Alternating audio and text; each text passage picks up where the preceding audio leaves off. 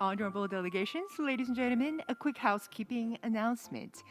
The inaugural ceremony will begin shortly. We would like to ask all honorable delegations to please be ready and be seated for the ceremony. We will be starting the inaugural ceremony very shortly. Thank you.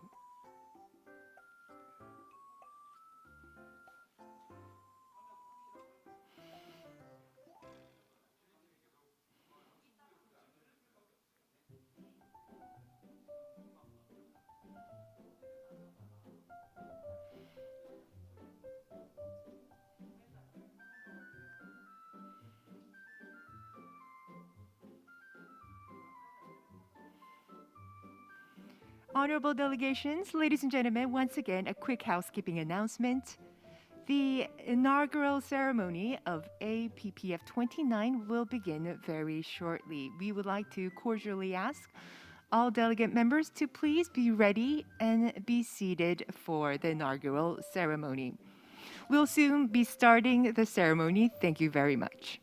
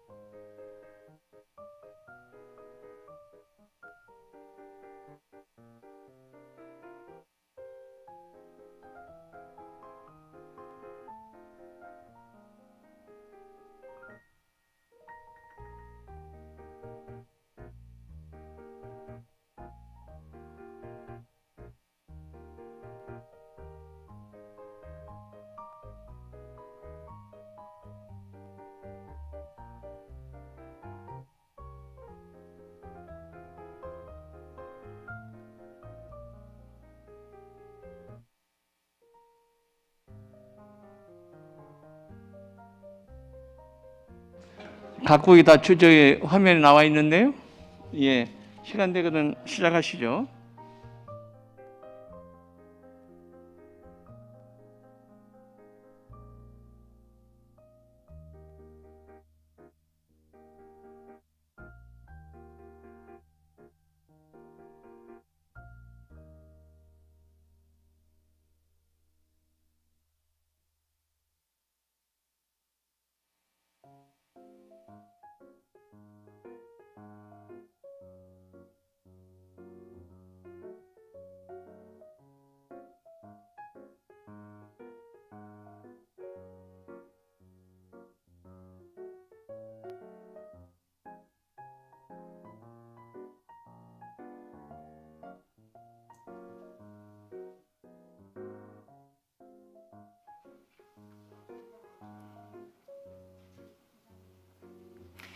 Good morning, good afternoon, and good evening, depending on where you are at this moment.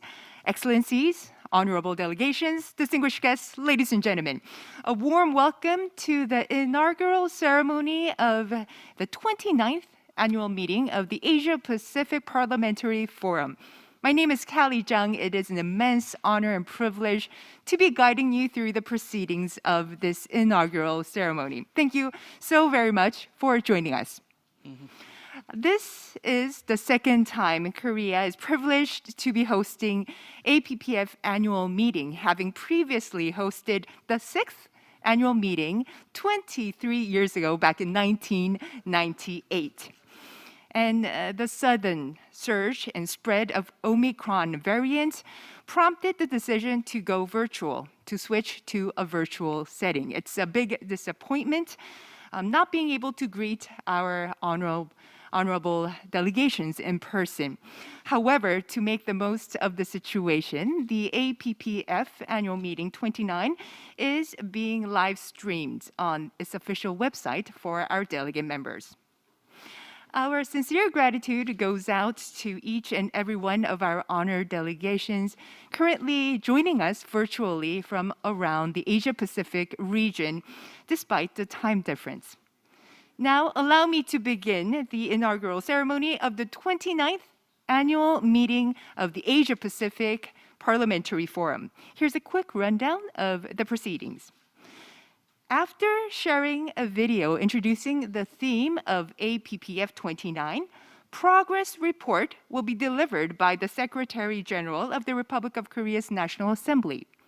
This will be followed by welcome remarks by President of the Republic of Korea and by President and Chair of GGGI, congratulatory remarks by the APPF President, and finally, opening remarks by the Speaker of the National Assembly of the host country. Once all remarks are made, we will proceed to a group photo session with all participating delegate members. So we cordially ask delegations to please remain seated for this group photo session, which is scheduled at the end of the inaugural ceremony. Now, Excellencies, honored parliamentarians and delegations, and ladies and gentlemen, I hope I could draw your attention to the screen for this video introducing the theme of APPF 29. Please have a look.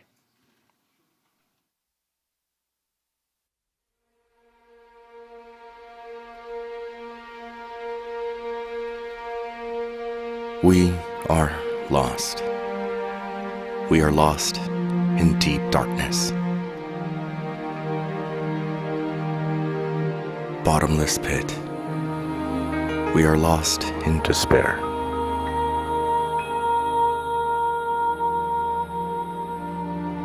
There is a way. Yet there is a way somewhere. Where the darkness ends, there is a way.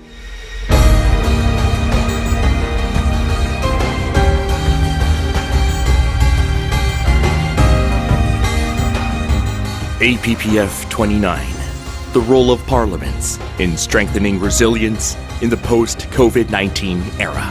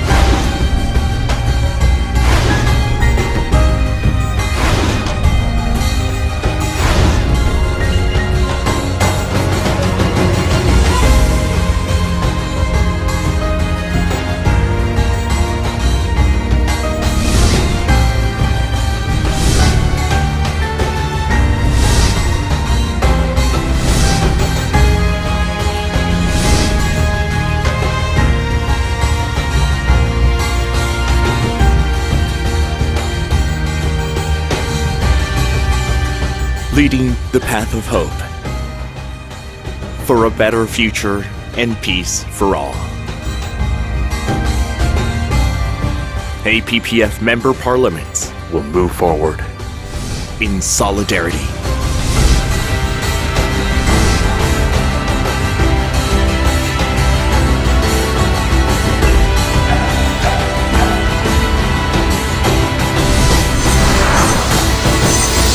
APPF 29, Korea 2021.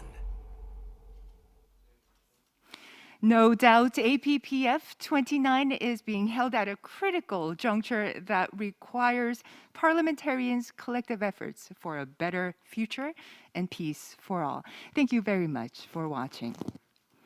Now, ladies and gentlemen, it is time to welcome Honorable Lee Chun-seok, Secretary General of the National Assembly of Republic of Korea, for the progress report of APPF 29. Please join me in welcoming Mr. Secretary General Lee Chun-seok with a big hand. 안녕하십니까? 제29차 Honorable delegates, I'm Lee Chun-seok, Secretary General of the Korean National Assembly and Chair of the Organizing Committee for the 29th Annual Meeting of the APPF. Let me brief you on the progress on this annual meeting. Korea was selected as the host of the APPF annual meeting, which was scheduled for January 2021 at the previous meeting held in Australia. However, we had to postpone the meeting due to the pandemic. In August 2021, with the approval of the Executive Committee, we decided to hold the 29th annual meeting in a hybrid format, providing options for the member countries to attend either in person or online. However, on December 1st, just 12 days before the meeting, we had to convert the meeting into a full virtual meeting given the rapid spread of the Omicron variant of COVID-19. It is very regretful that we cannot meet you in person because of the inevitable circumstances. Still, it is fortunate that we can discuss regional issues despite many restrictions caused by the pandemic. Under the theme of the role of parliaments for the strengthening of resilience in the post-COVID-19 era, we'll have 4 sessions on politics and security, economy, Asia-Pacific cooperation, and women parliamentarians meeting. And the drafting committee will finalize 13 draft resolutions that have been debated since November, and the joint communique, which will comprehensively describe our discussions. When we look into the list of participants, we can see 6 speakers of parliaments, 2 deputy speakers, and 113 MPs from 22 Asia-Pacific countries are with us. We appreciate such a high level of participation and hope that the meeting will provide a platform for dialogue to strengthen international solidarity and cooperation and share experiences to overcome current global crisis. Thank you very much for your attention. Thank you very much, Mr. Secretary General, for your dedication and for the progress report of APPF 29. Now, to commemorate the APPF 29 and to welcome our distinguished delegations, His Excellency Moon Jae-in, President of the Republic of Korea, offers his welcome remarks on the screen. Let's now welcome President Moon. 존경하는 박병석 국회의장님, 각 나라의 의원님과 대표단 여러분, 아태 의회 포럼 총회가 한국에서 개최되어 매우 기쁩니다. 아태 지역의 혁신을 이끌어온 23개국 대표단을 진심으로 환영합니다.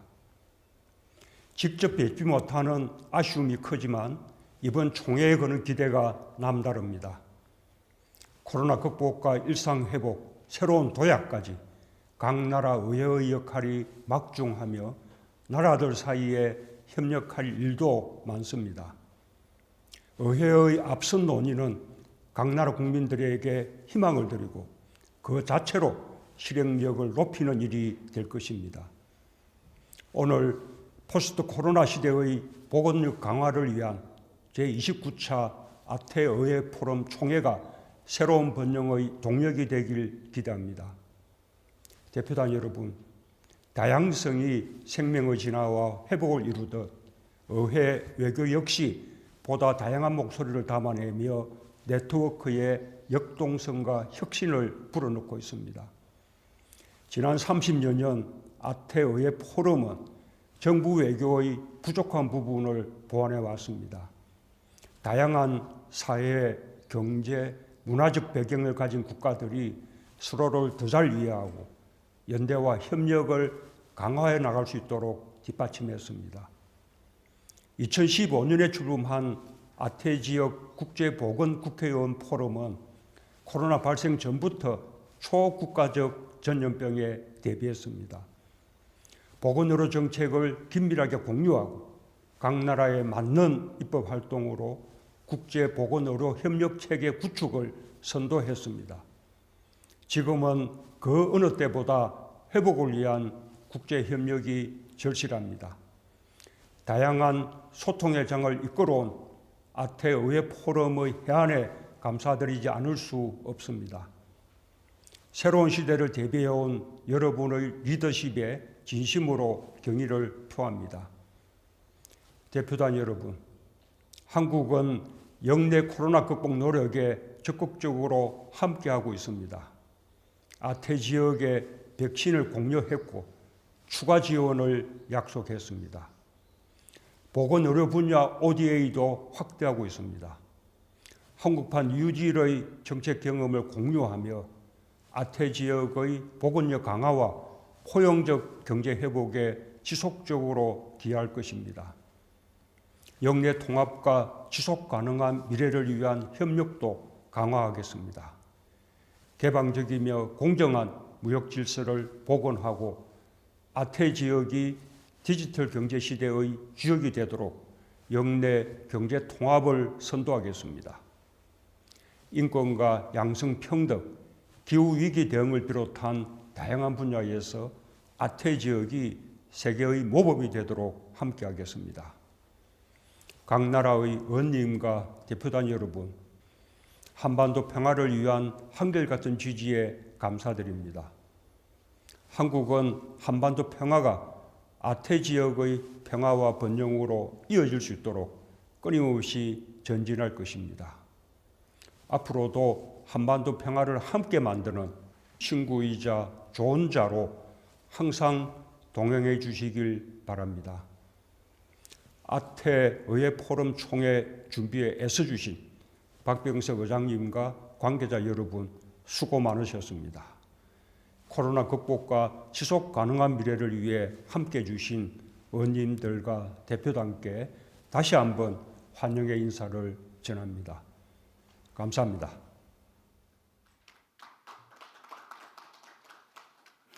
Thank you, Mr. President, for the sincere welcome address. Now, President Moon commended APPF for its insight in bracing for a possible outbreak of pandemic with his Forum on Global Health. He asked the forum to accompany Korea as a friend and advisor in establishing peace. Now, moving on, we will have welcome remarks by His Excellency Ban Ki-moon, President and Chair of Global Green Growth Institute. Please welcome His Excellency Ban with a big round of applause.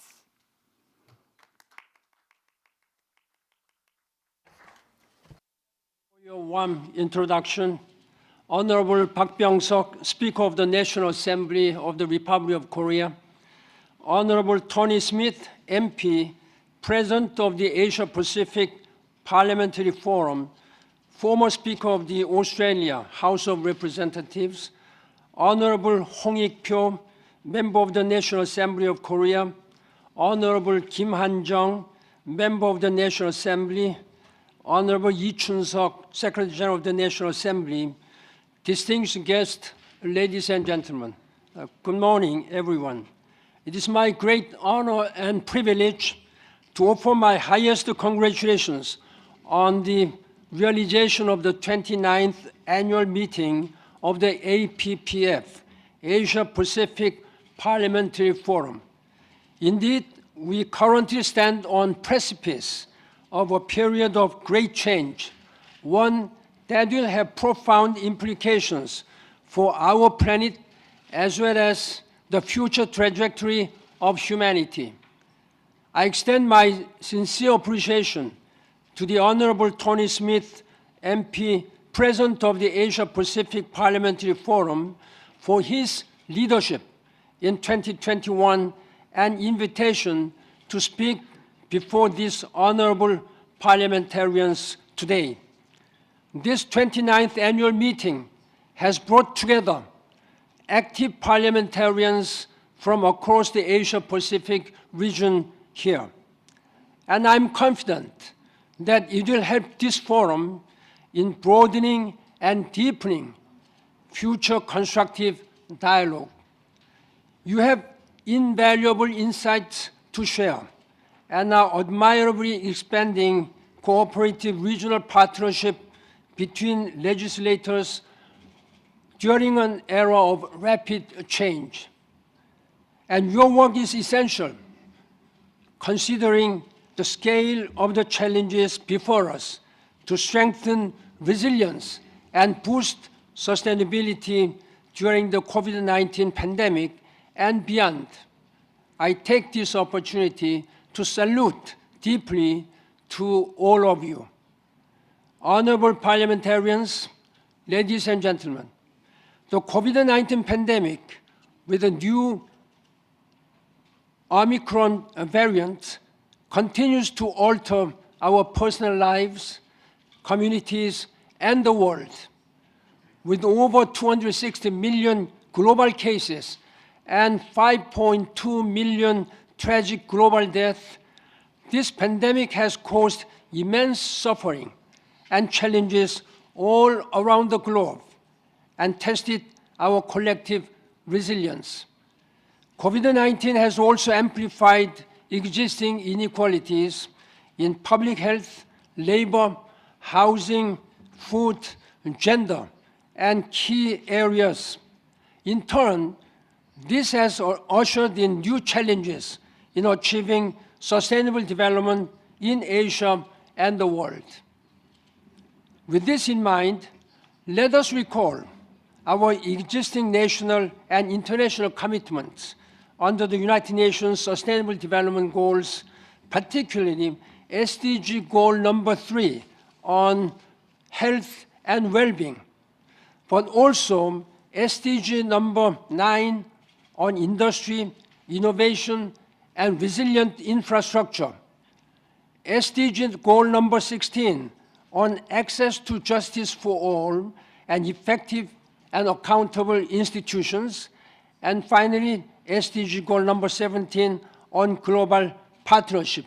I'd like to emphasize the importance of this global partnership because not a single country, individual, however powerful, however one may be, resourceful, one cannot do it alone. We have to put all our hands together on the deck. That is a sense of global partnership.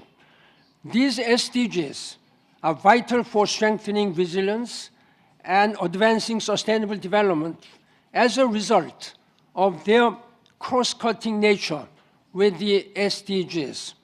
And there has never been a timelier juncture for parliamentarians like yourselves to elevate actions to achieve the United Nations vision of peace, security, health, resilience, and sustainable development for all people and our planet.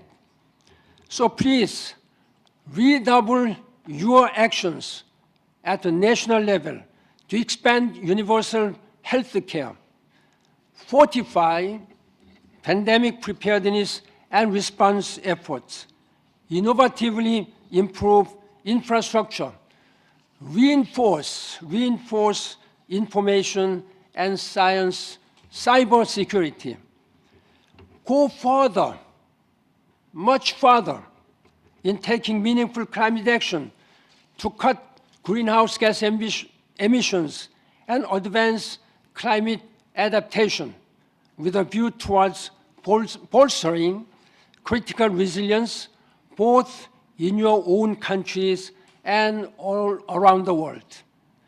As a former Secretary General of the United Nations, I firmly believe that resilient, sustainable, and inclusive countries and cities are the key to transform our world for the better future for all. And you are well positioned not only to fortify resilience and steer your countries, the region, and our world to new heights, but also to synergize the power of cooperative multi-stakeholder partnerships between governments, business communities, labor organizations, research institutions, and many others of our and your societies. Your role is essential. With your vision, I am confident that we can strengthen resilience, boost cooperation, and forge more peaceful and prosperous world.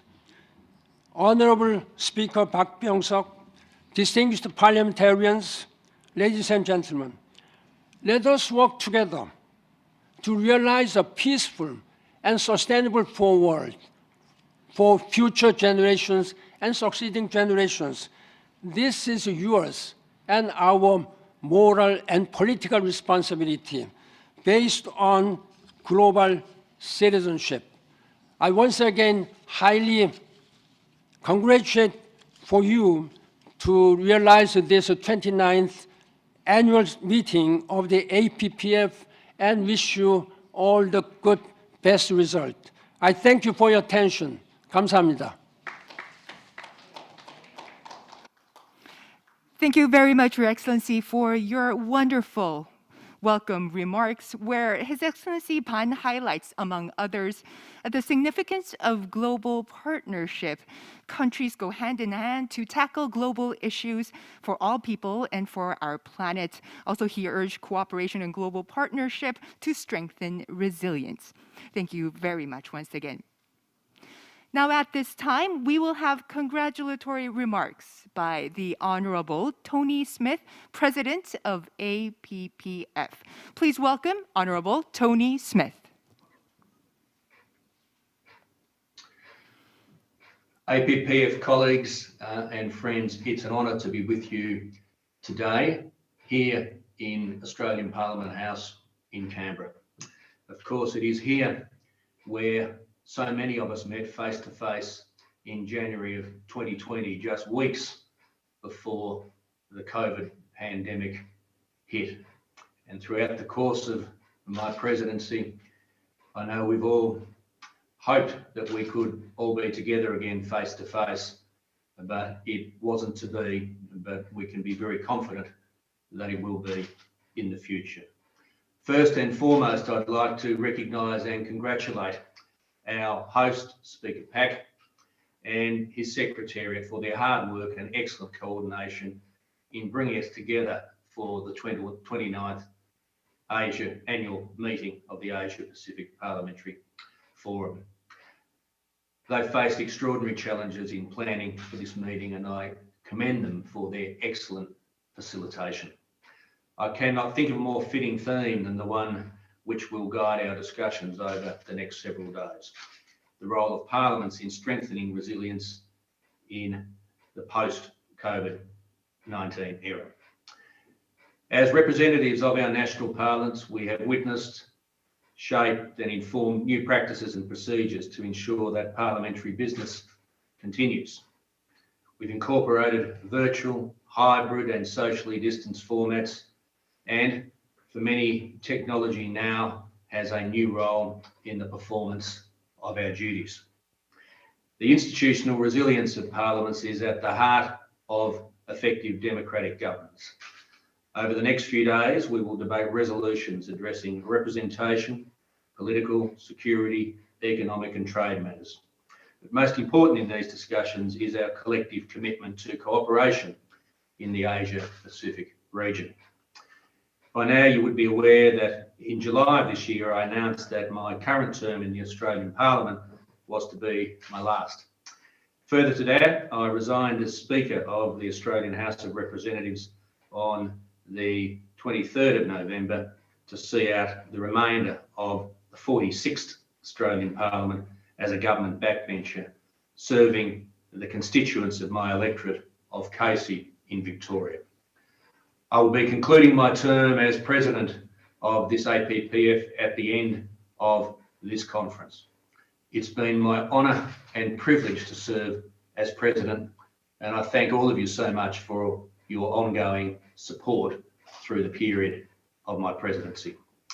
As was outlined in the correspondence from Speaker Pack, the Executive Committee has met to consider the future role of the President and formed the unanimous view that moving forward, the functions of the President will be best performed by the annual meeting chair. This matter has been given significant consideration, and the rule changes have been identified to ensure the good continuity of the organisation. In the final plenary, you will be asked to consider this proposal and adopt the rule changes.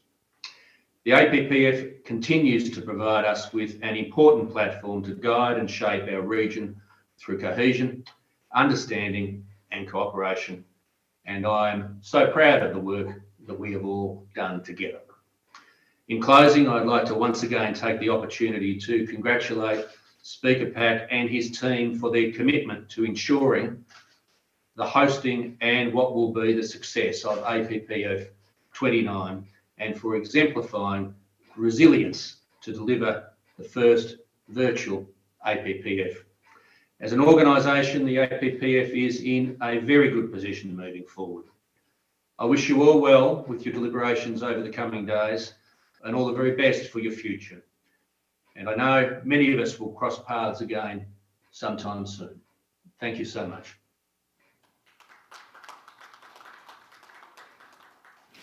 Thank you very much, Your Excellency, for your outstanding leadership and also for your congratulatory remarks. He has, in his remarks, set the tone for the discussion of APPF 29, also to beef up collective commitment. Thank you very much. Now, moving on to the final speaker of the inaugural ceremony, I am thrilled to introduce Honorable Park Byung-seok, Speaker of the National Assembly of the Republic of Korea, for his opening remarks. Please join me in welcoming Speaker Park with a big hand. Yeah. Distinguished delegates, a very warm welcome to you all. I am Park Byung-seok, Speaker of the Korean National Assembly and Chair of the 29th Annual Meeting of the APPF. Over the past 29 years since its inauguration, the APPF has not missed a single year to get together to promote peace, prosperity, democracy, and sustainable growth in the region through close communication and cooperation. Working in lockstep with the Asia-Pacific Economic Cooperation, APEC, we have spoken with one voice to encourage our governments to promote cooperation. Our solidarity has led to quite a few achievements, bringing our countries closer together. Esteemed delegates, as you're aware, the 29th annual meeting was supposed to be held in a hybrid format combining in-person and virtual meetings. However, due to the emergence of the Omicron variant, we had to change it to a full virtual event with the opening just around the corner. Even though we cannot be in the same room, we can still feel our unwavering passion and commitment to address common challenges.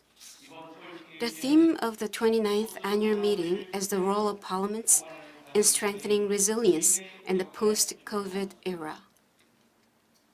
I hope that our intensive discussions will help us identify some possible solutions and future directions.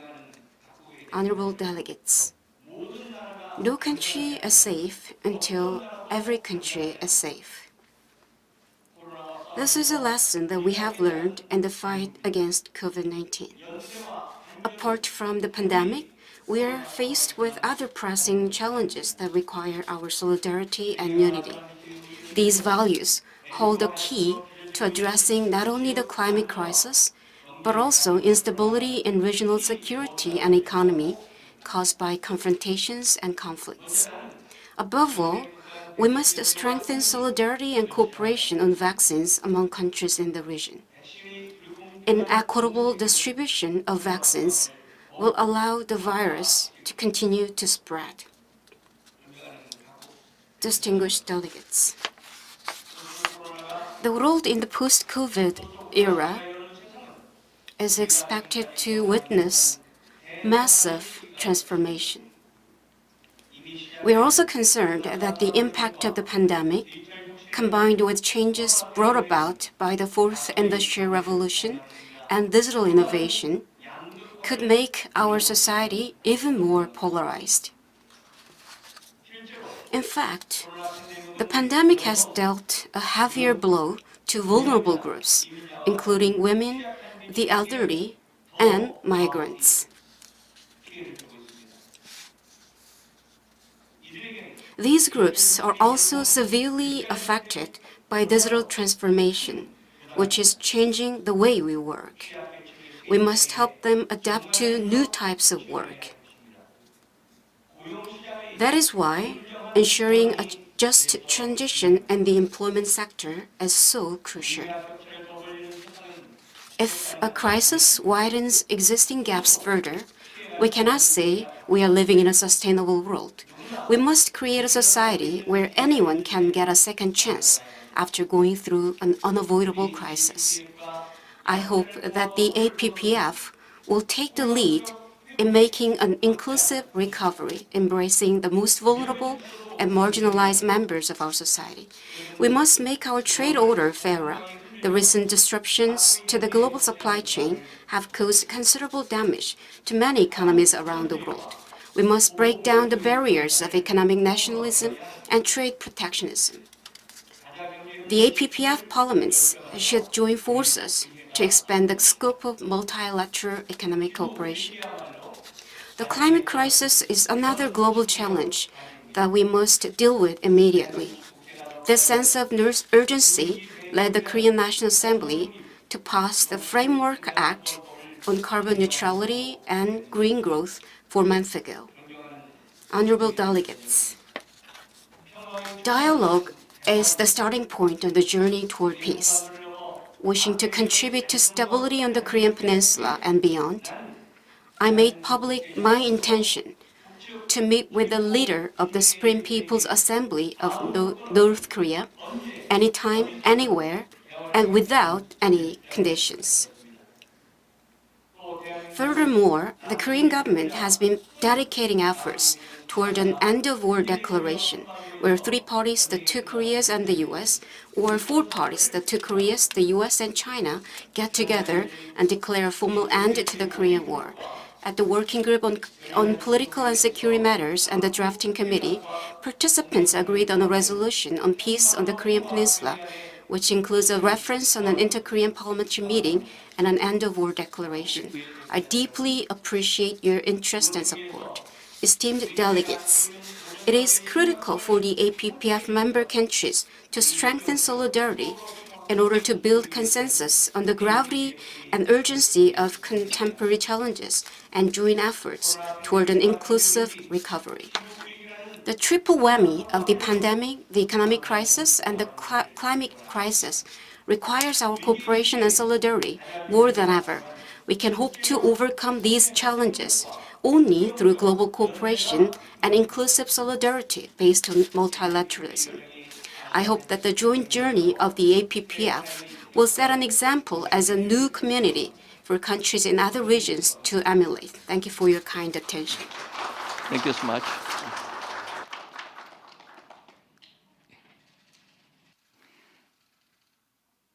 Thank you very much, Mr. Speaker Park Byung-seok, for your wonderful opening remarks.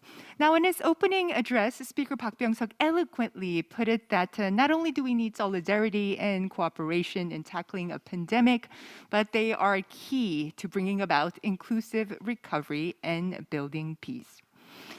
Thank you. And lastly, before we wrap up the ceremony, we will have a group photo session with all our delegation. And this is to preserve, of course, the special memory with a photo shoot.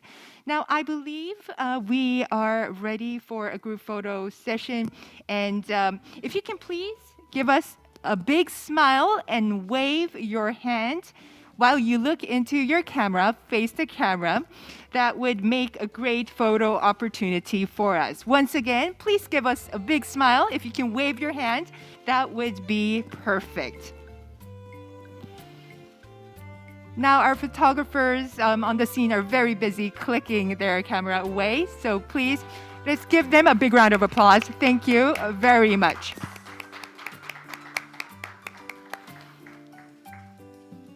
Now, ladies and gentlemen, thank you so very much. And once again, we would like to take a little bit more time to have this group photo session extended a little bit more. I believe that we do want to have a couple of more scenes or poses that you want to get. Once again, please give us another big smile, and we will be, and wave please. Wave your hand once again, and that will be a great pose for this group photo session. Thank you very much for your cooperation and patience. Now, this brings us to the close of the inaugural ceremony of APPF 29.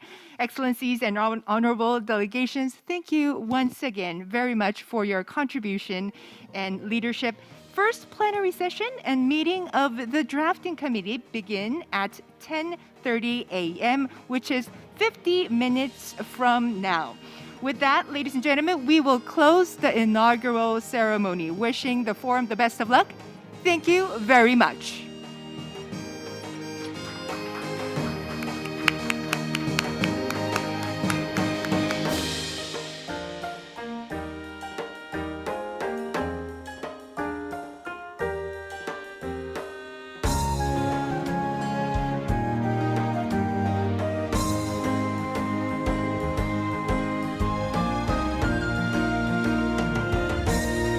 Quick housekeeping announcement. This concludes the inaugural ceremony. You can leave your seats. The forum, the first plenary session and meeting of drafting committee begins at 10:30 a.m. Korean local time, which is 50 minutes from now. Thank you very much.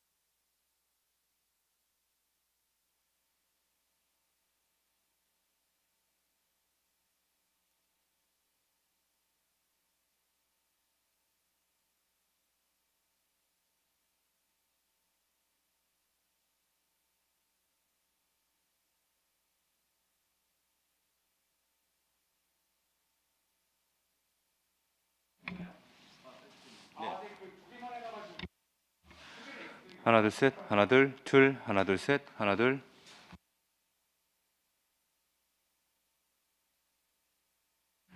하나 둘 셋, 하나 둘,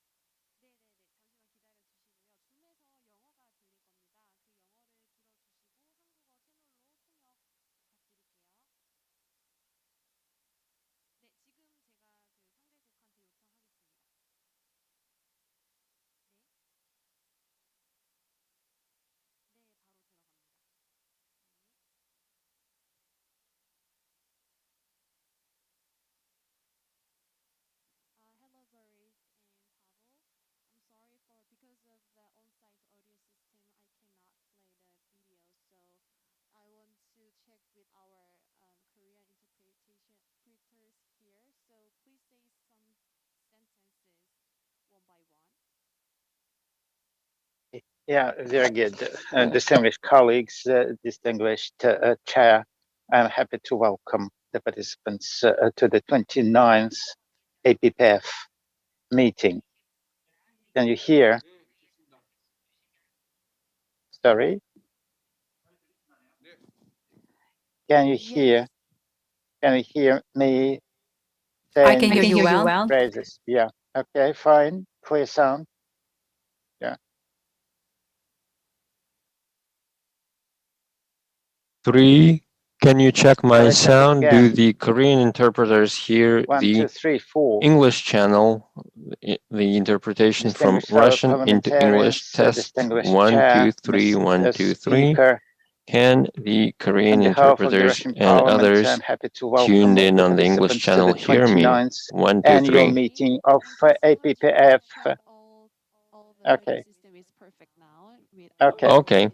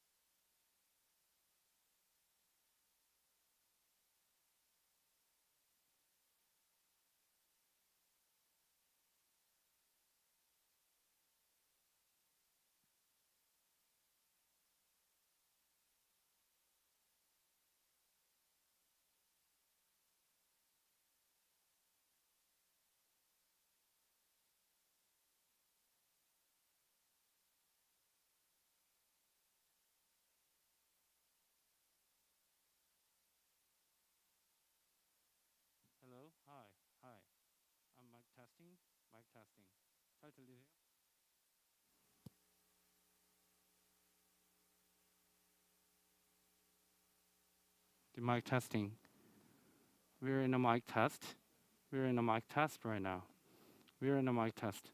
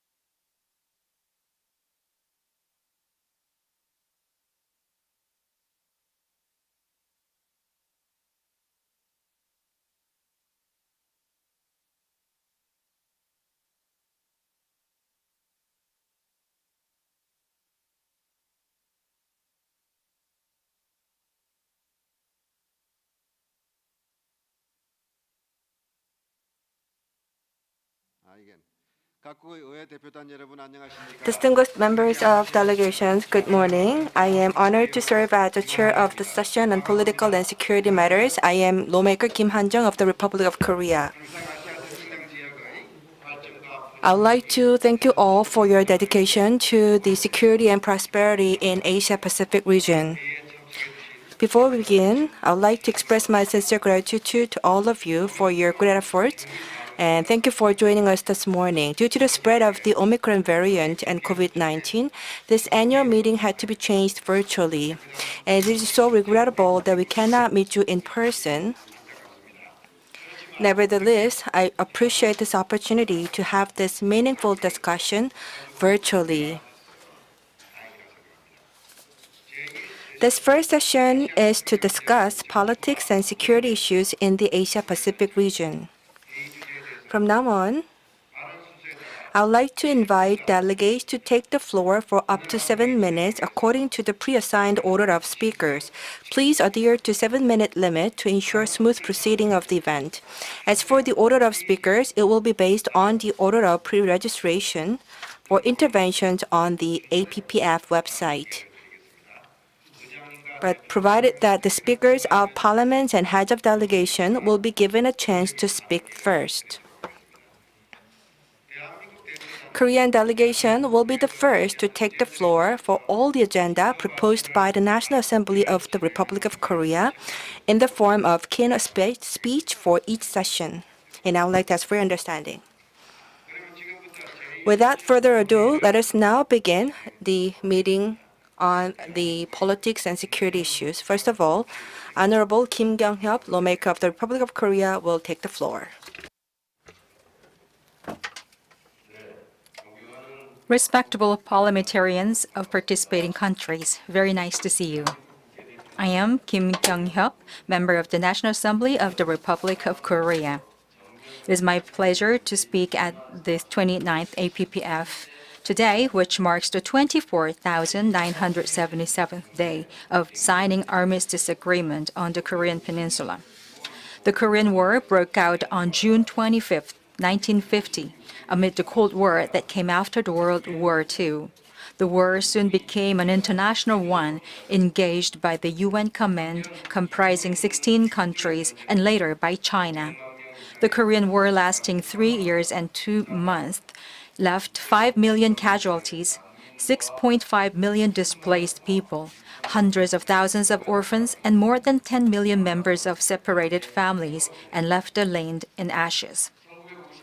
On July 27, 1953, United Nations Command, the Korean People's Army, and the Chinese People's Volunteers signed the Korean Armistice Agreement, agreeing to have a peace agreement to officially end the war.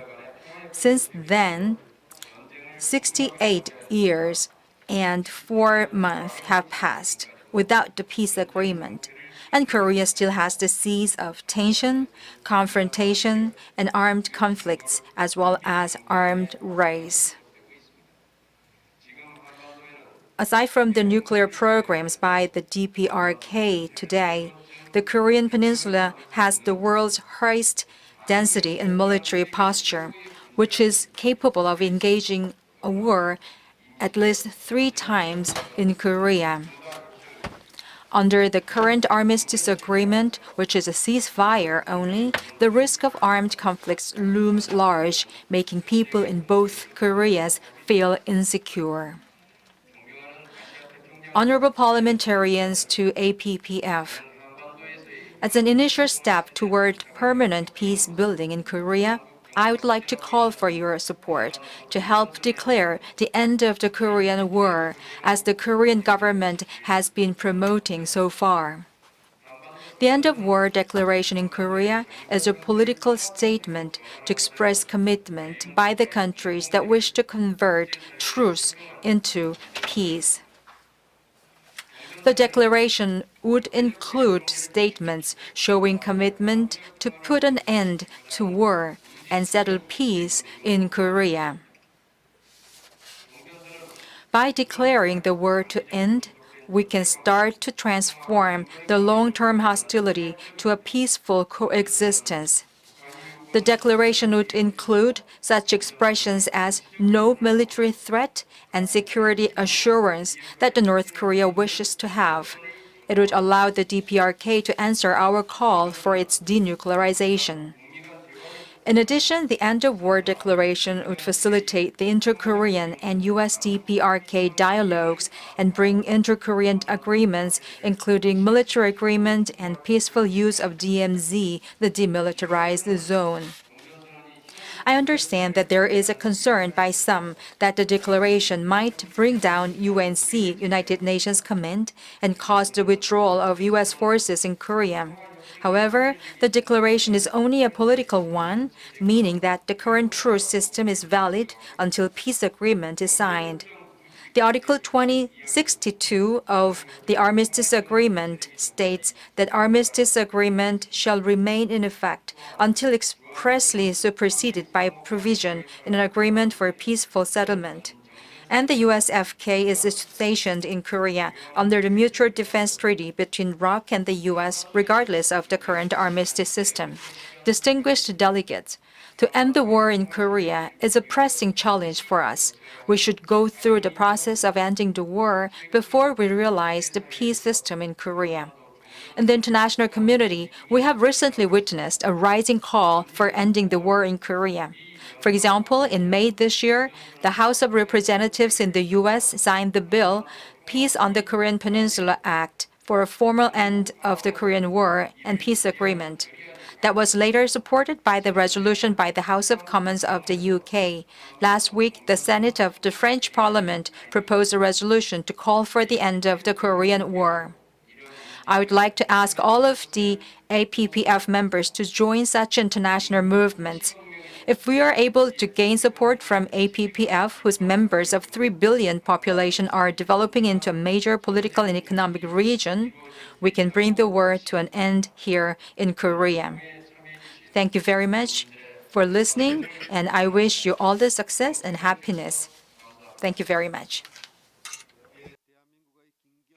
Thank you. That was the remark by the Honorable Kim Kyung-hyup from the Republic of Korea. Next, Honorable Bang Din-hue, head of the Vietnam delegation, will take the floor.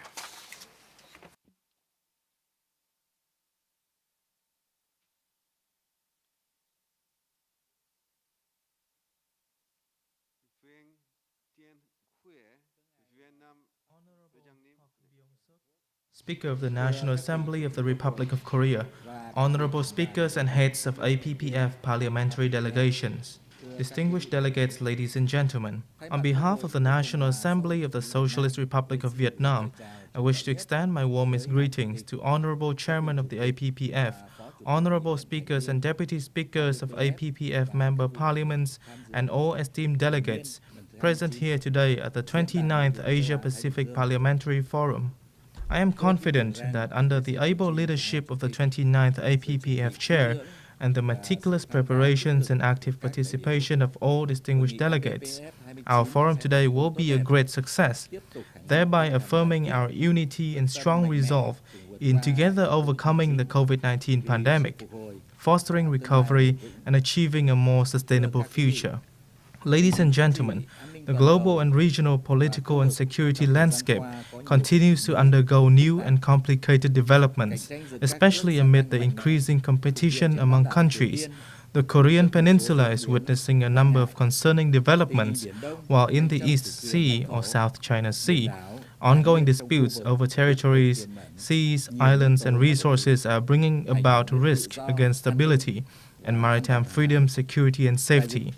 In addition, the COVID-19 pandemic is causing adverse medical, social, and economic impacts worldwide, resulting in multifaceted, far-reaching, and long-term consequences at a global scale. We are also facing other non-traditional security challenges, such as climate change, environmental pollution, water, food, and energy security, inequality, terrorism, and transnational crime. These issues are inflicting tremendous harm upon each country's stability and resilience, and threatening peace, security, and sustainable development of the region and beyond. Against this backdrop, countries and peoples in the Asia-Pacific have been working closely to promote dialogue and cooperation, build trust, engage in preventive diplomacy, and uphold international law and common norms. Such efforts are aimed at maintaining regional and international peace and stability. Parliamentary diplomacy, particularly through APPF's activities, plays a key role in ensuring the rule of law, strengthening collaboration, building necessary legal frameworks, and making relevant decisions. These endeavors also prove effective in overseeing government's implementation of international commitments and galvanizing the people's support in these fields. Thus, I welcome the overarching theme of the 29th APPF and the agenda items for the session on political and security matters. Such topics would help put forth measures to foster post-pandemic recovery and enhance preparedness for similar future challenges, with a view to achieving sustainable and inclusive development. As an active and responsible member of the international community, Vietnam continues to uphold the foreign policy of independence, self-reliance, multilateralization, and diversification of its relations. Vietnam also strives to step up its contributions to multilateral cooperation towards the common goal of peace, stability, and development. The Vietnamese National Assembly will continue to exercise its responsibility at the APPF and other multilateral parliamentary forums, and will work closely with parliaments of other countries to strengthen the multilateral system and enhance cooperation so as to build a peaceful, stable, resilient, and prosperous Asia-Pacific. To this end, I wish to raise the following points. First, we need to step up parliamentary activities and strengthen oversight of the policy implementation efforts of APPF governments in maintaining peace, stability, and security in the region and the world. Only then can we realize our plans and visions, particularly the vision for Asia-Pacific Parliamentary Partnership towards 2030, which was adopted in 2018. It is also necessary to voice our strong support for APEC cooperation and for the implementation of the APEC Puchajaya Vision 2040, so as to ensure an open, robust, resilient, and peaceful Asia-Pacific community for the prosperity of present and future generations. Second, we need to strengthen multilateral cooperation to prevent potential conflict, address security issues and disputes through peaceful means, step up dialogues, build trust, prevent unilateral actions, and uphold international law. We should promote cooperation among APPF member parliaments to maintain peace, stability, and the rule of law at seas and oceans. In such efforts, it is necessary to transform the South China Sea into a sea of peace, friendship, and cooperation, and maintain security, safety, and freedom of navigation and overflight. Each and every country should uphold responsibility, refrain from actions that may complicate the situation or escalate tensions, and settle disputes in line with international law. especially the 1982 United Nations Convention on the Law of the Sea, the UNCLOS.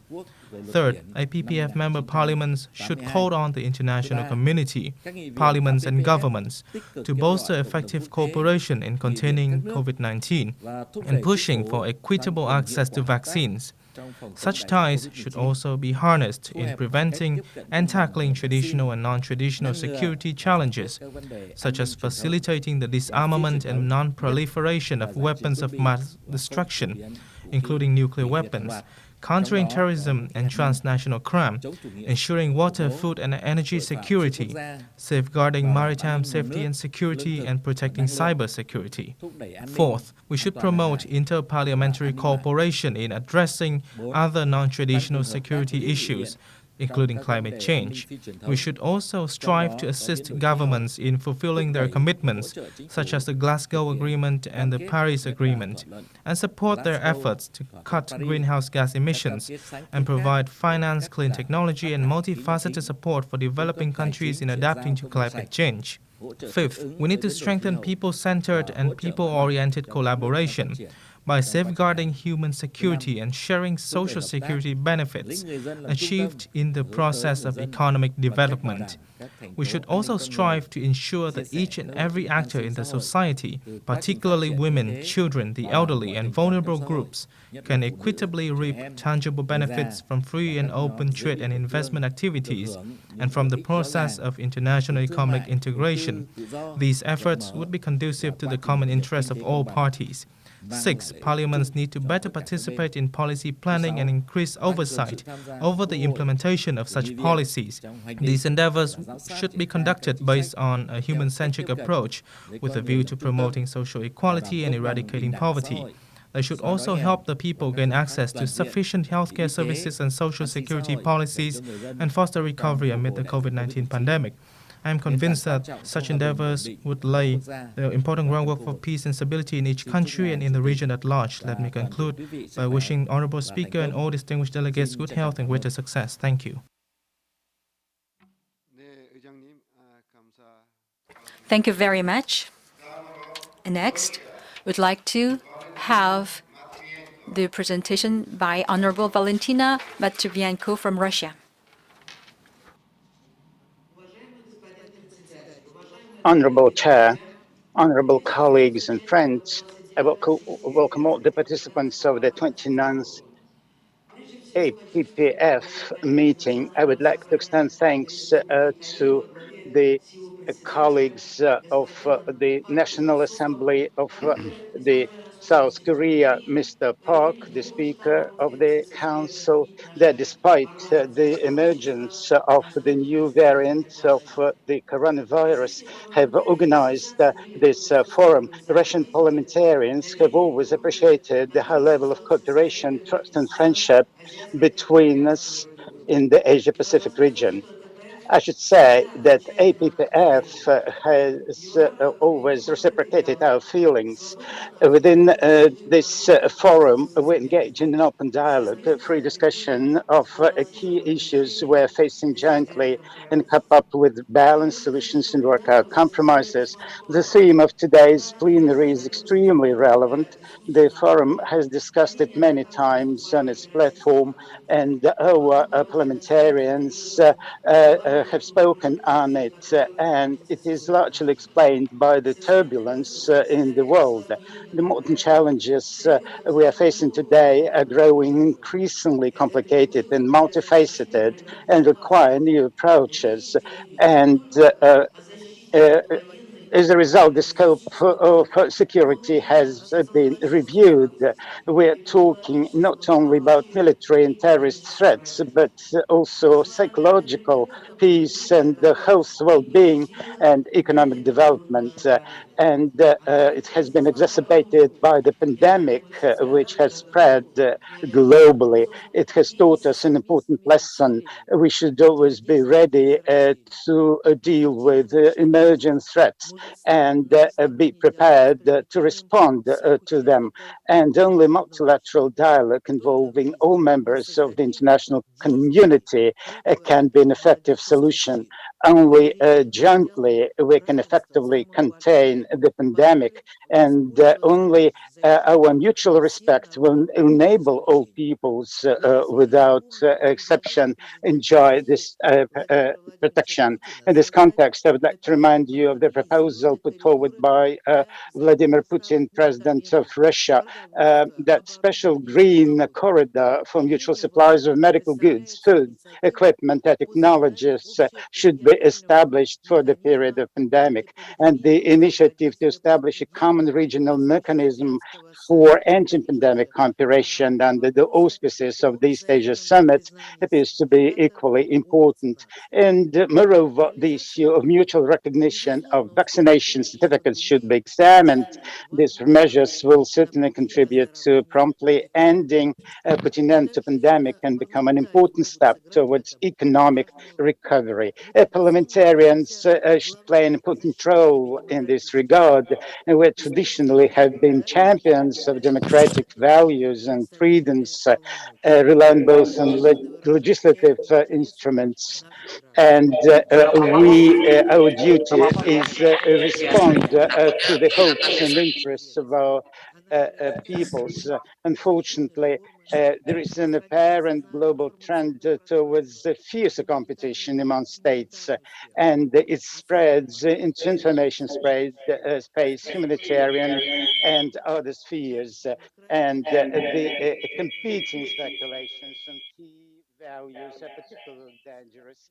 The understanding of democracy as a benchmark in a particular historical context has long been invalid for most of the world's population. And the world-based order, the rules-based order is no longer the concept to be imposed on people. And this is a false approach because it is based on somebody's vested interests, and it runs counter to the 21st century reality. And imposing these rules on peoples depending on their vested interests the echoes of colonialism and bloc politics. More and more often, interaction between states takes the form of opportunistic coalitions and alliances, and it leads to further tension in the world. The world is beautiful in its diversity, and indeed, here in Asia Pacific, we can see it apparently. And I'm convinced that cultural differences do not prevent us from seeking the same fundamental values, including preserving health of our citizens and ensuring their prosperity. Of course, on your own, you can't do it, and fragmentation only exacerbates the situation. The world's future depends on developing a common constructive agenda. It is important to fill this agenda with substantive and specific proposals in line with new global realities.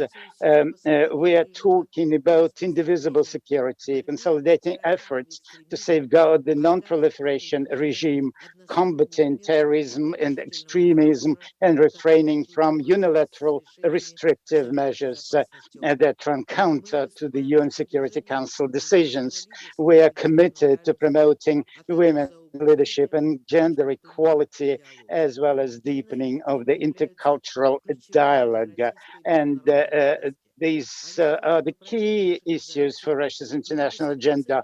They're embodied in our draft resolutions, and we appreciate that at a PPF platform, we find support for them. I hope that during this session, most of our proposals, including those on security issue, will be adequately reflected in the APPF outcome documents. we must also engage a young generation in solving all these issues. Despite the pandemic, it is important to continue promoting international youth exchanges to create conditions for strengthening ties between future leaders in politics, economy, science, sports, and the arts. And the parliamentary community should provide for such platforms as APPF. And I believe that today's discussion will traditionally be held in an open and friendly atmosphere and contribute to strengthening security, sustainable development, and prosperity of the region and the world in general.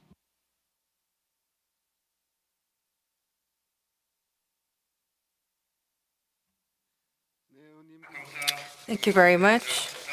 Next, Zhang Chunshan, delegate from China, will take the floor. 尊敬的朴炳熙议长，各位同事，很高兴出席亚太议会论坛第29届年会。我谨代表中国全国人大对韩国国会为会议所做的精心安排表示感谢。当前，新冠疫情仍在全球肆虐，世界经济复苏艰难曲折，亚太地区正在经历深刻变革。亚太合作未来的路怎么走，关乎地区稳定，关乎人民福祉，关乎世界未来。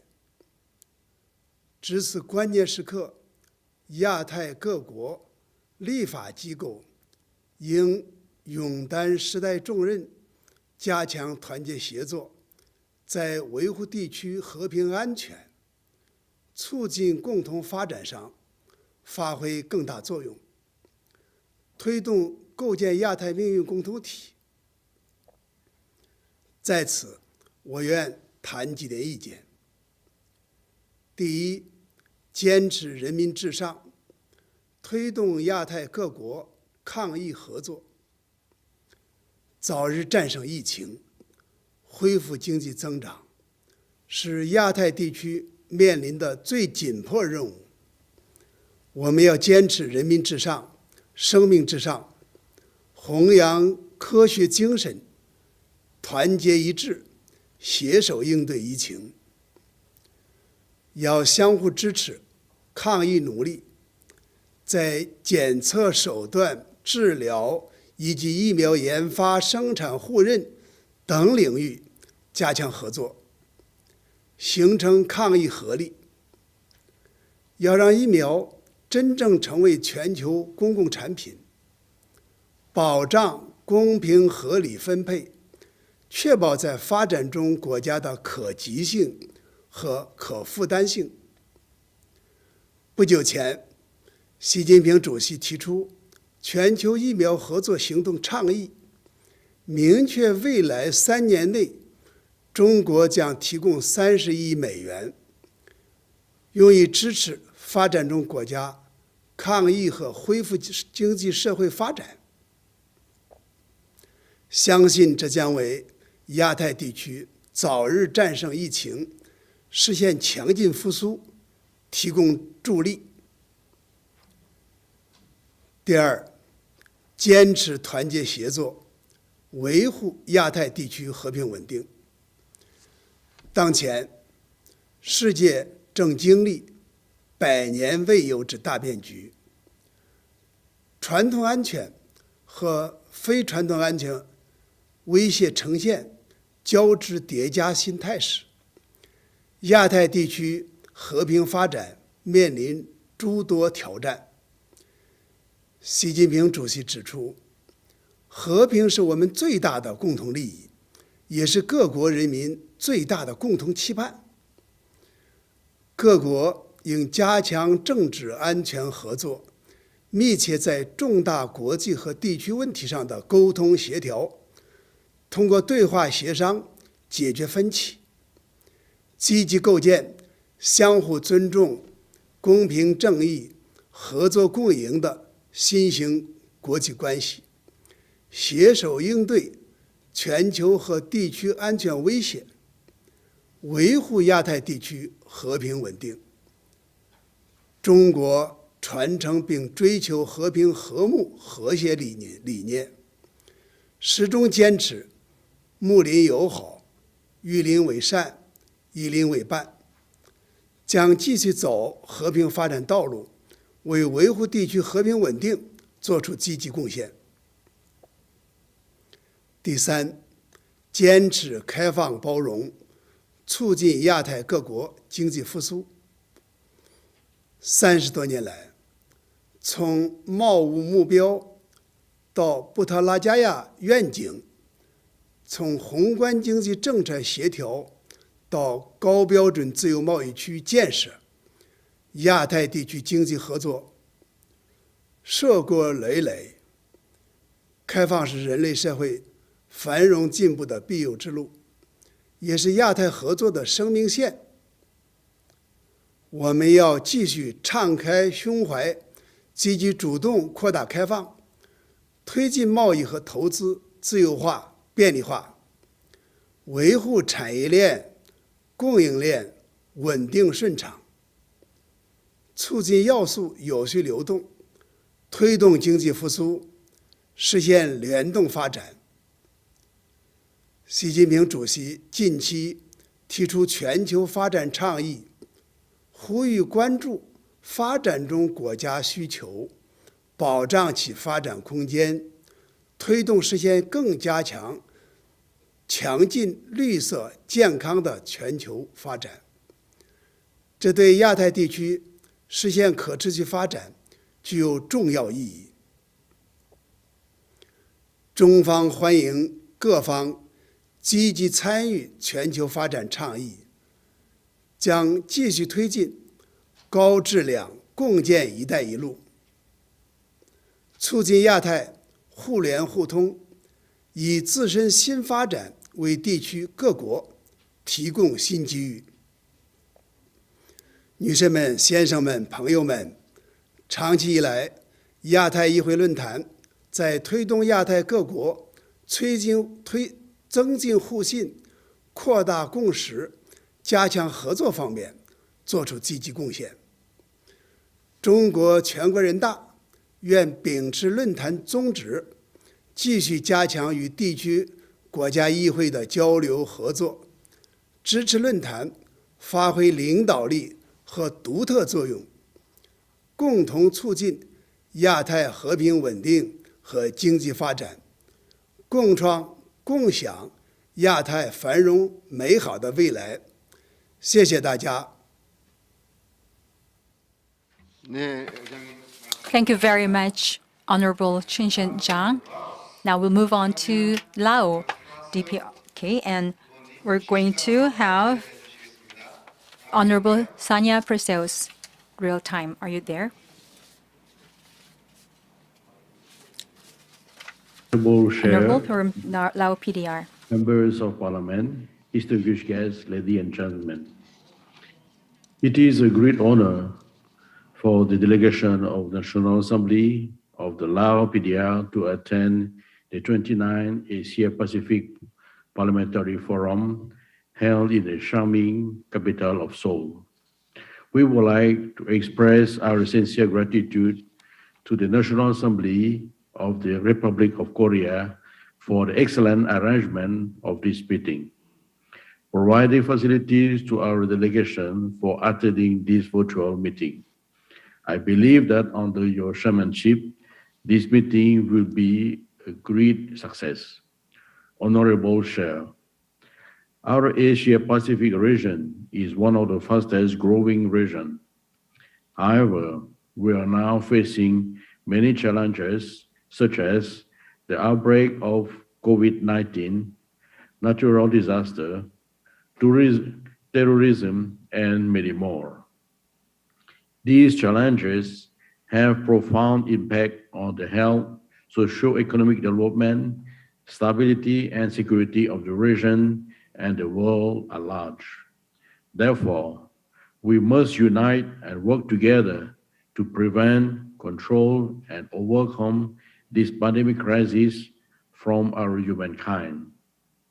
As this forum will open up door to opportunities to all of us to discuss how legislative body enhance the people-centered cooperation process in order to protect all form of rights, interests, and against of all form of threat to the people.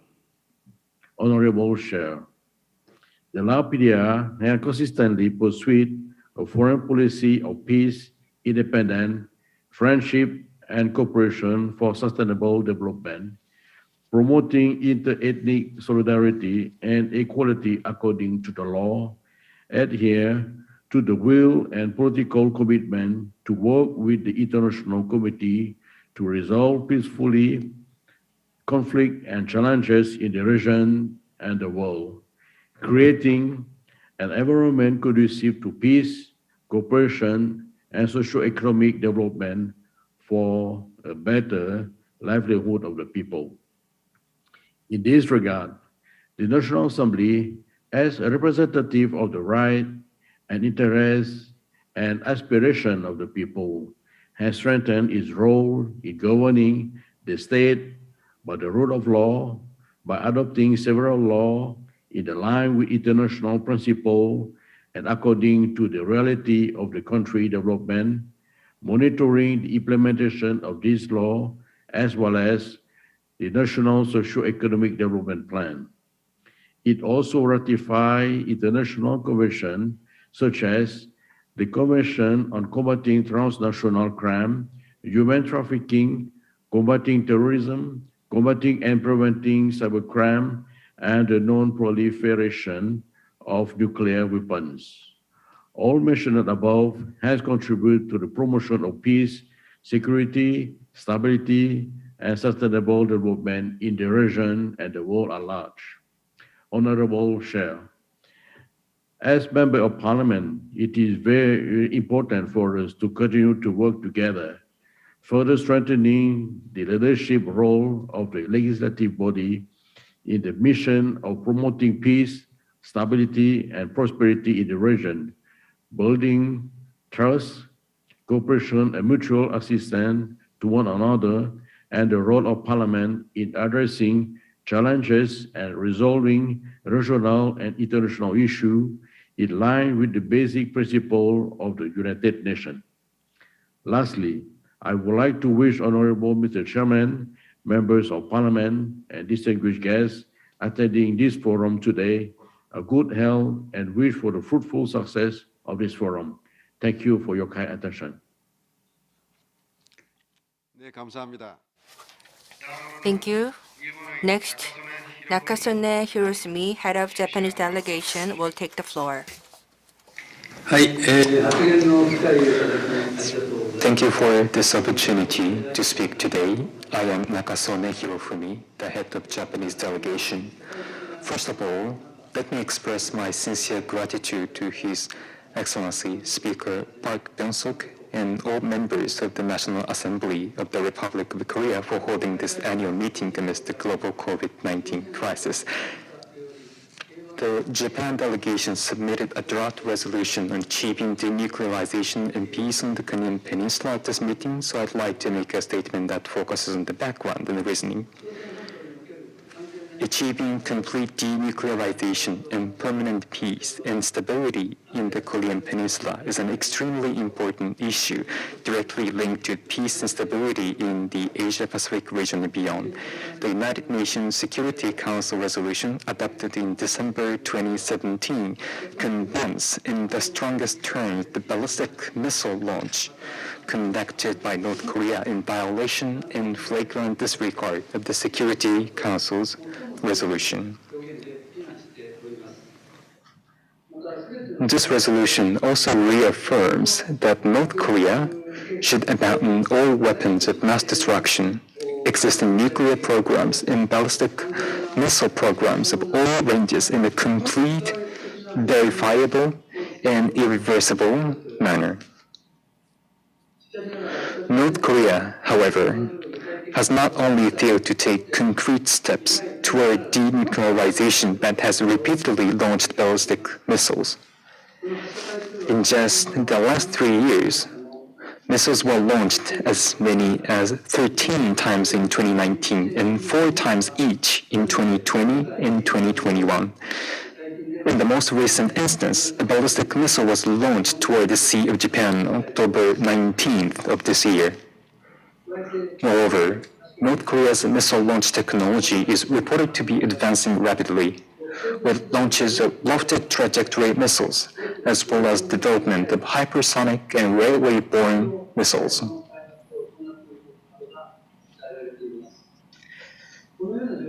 These circumstances pose a grave and serious threat, not just to Japan's security, but to that of the whole of the global community, including Asia.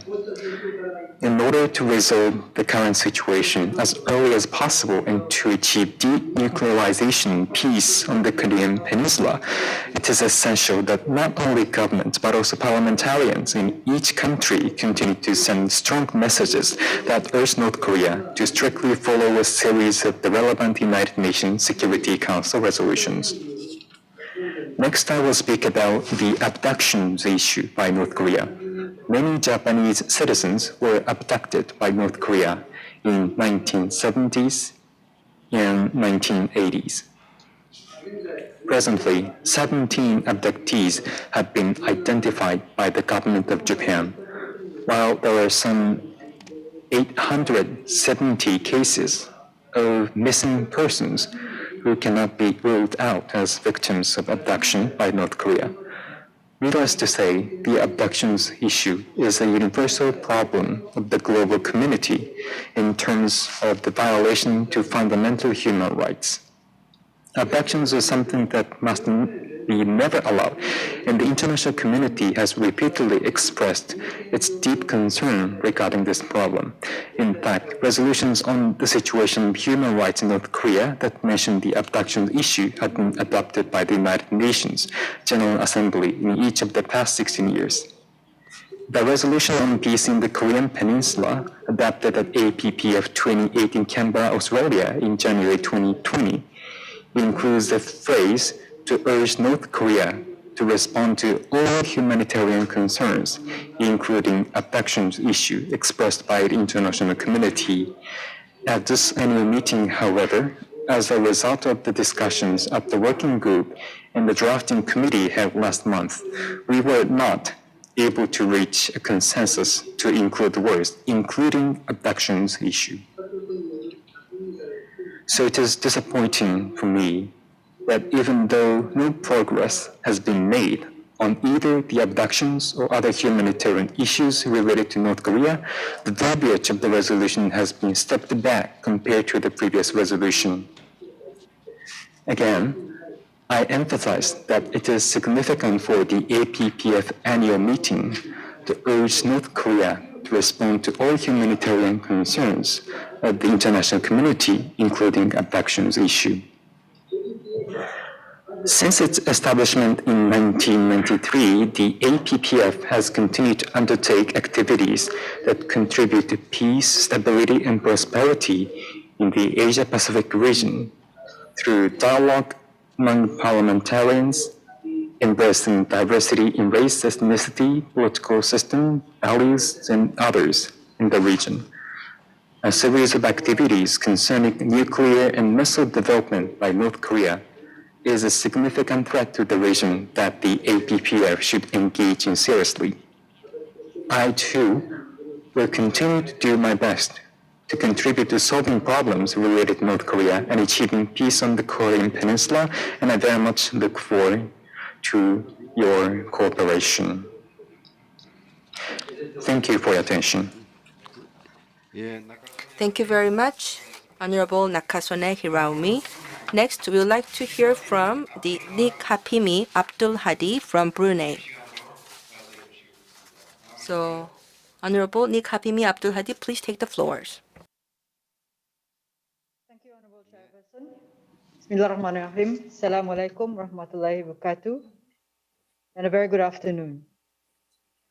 Honorable Chairman Kim, distinguished delegates, ladies and gentlemen, Brunei Darussalam is firmly committed to supporting efforts made by the international community and organizations in ensuring peace, security, and prosperity within the Asia-Pacific region and beyond, as well as to uphold the principles and provisions of the ASEAN Charter, United Nations Charter, related United Nations Security Council's resolution, Treaty of Amity and Cooperation, and internationally accepted laws and conventions. With regards to the resolution on parliamentary leadership for peace and security in the Asia-Pacific and beyond, we are fully supportive of the concept of parliamentary diplomacy and leadership as an alternative tool to addressing our current global and regional issues, particularly in maintaining and ensuring sustainable peace and security in the Asia-Pacific region and beyond.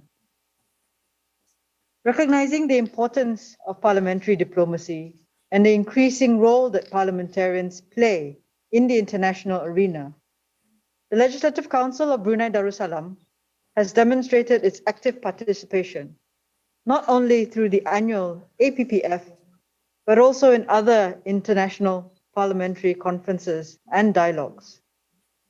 This reflects our commitment in addressing issues and challenges which face the region, as well as globally, through parliamentary diplomacy.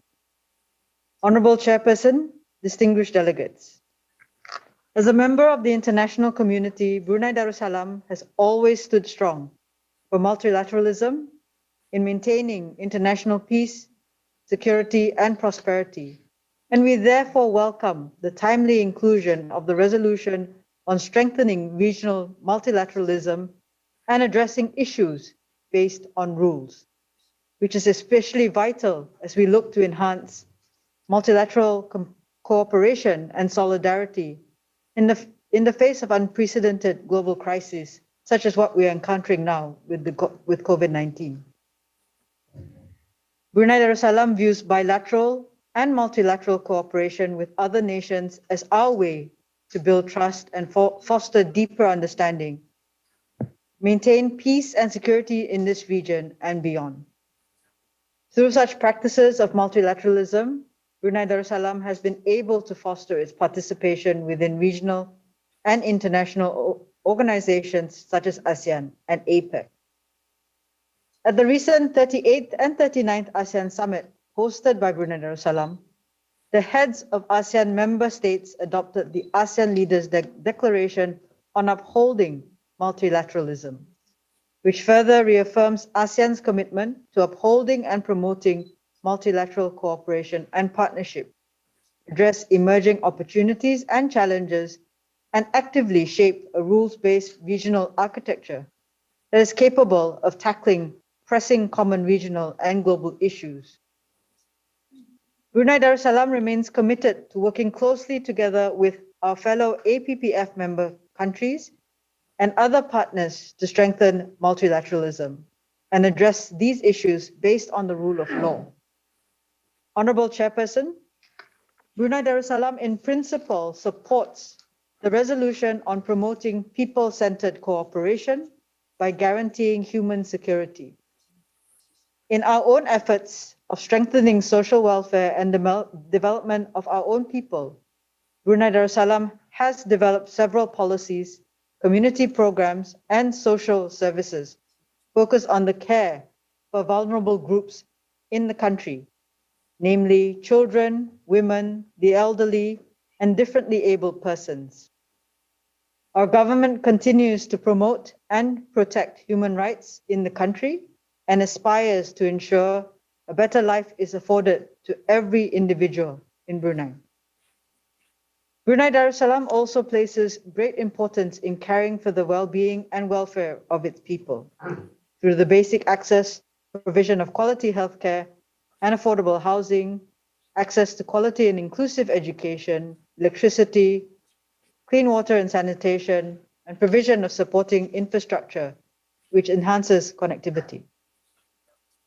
As part of our efforts toward eradicating poverty in all its forms, the National Council on Security Issues, established in 2008, is mandated to address challenges arising from these efforts. And it focuses on 12 social issues, which are poverty, social security, unemployment, affordable housing for the poor, the mental health, immoral behavior, crime prevention, family institution, persons with different abilities, the elderly, women, and children. In terms of our current social security system, the government has provided both financial and non-financial assistance to those in need. One of our recent efforts is the digitalization of our national welfare system, which was launched on His Majesty's birthday on the 15th of July, 2020, which aims to lift welfare recipients out of poverty and ensures that those who truly need assistance receive it. These initiatives are complemented by ongoing efforts by the government's strategic partners, such as NGOs, to provide support and assistance in various forms to vulnerable groups. On this note, Brunei Darussalam remains committed to protecting and enhancing the basic rights and security of its people, as well as providing access to basic needs, including healthcare, education, food, and shelter. Thank you very much for your time, Chairperson. Thank you so much, Honorable Nikhafimi Abdul Hadi from Brunei. Now we're going to have Honorable Yara Suos from the Kingdom of Cambodia. The floor is yours.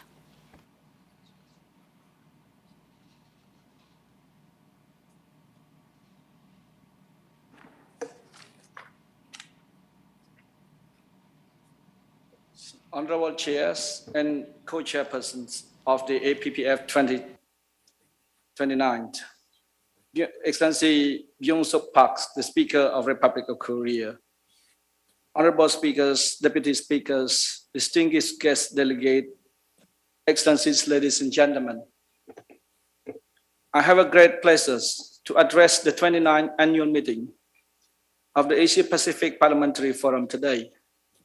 On behalf of the National Assembly and the Senate of the Kingdom of Cambodia, I sincerely thank the organizing committee of the APPF member parliaments for organizing, hosting, and participating in this forum. Sadly, we are facing global challenges unprecedented both in scope and scale. With disregard to the emergence of the Cold War mentality, international political instabilities, and the COVID-19 pandemic, natural and man-made disasters, the decline of multilateralism, and the human insecurity caused by the conflict and the civil war. Together, with the intensifying geopolitical rivalry, these challenges have posed mounting pressures on the global peace, stability, and prosperity. As a result of the evolving situation has become increasingly fluid, unpredictable, and dangerous, especially in Asia-Pacific region. Besides, the peace effort on the Korean Peninsula and the Myanmar and Afghanistan have so far been futile. These political and security challenges need our strong solidarity to address them. In the spirit which the parliamentarians shall play our pivotal role, may I share my perspective as follows. First, on promoting parliamentarian leadership for peace and security in Asia-Pacific region and beyond, enhancing and deepening international interparliamentarian cooperation is essential, and expanding the regional parliamentary leadership in addressing peace and security challenge for our time.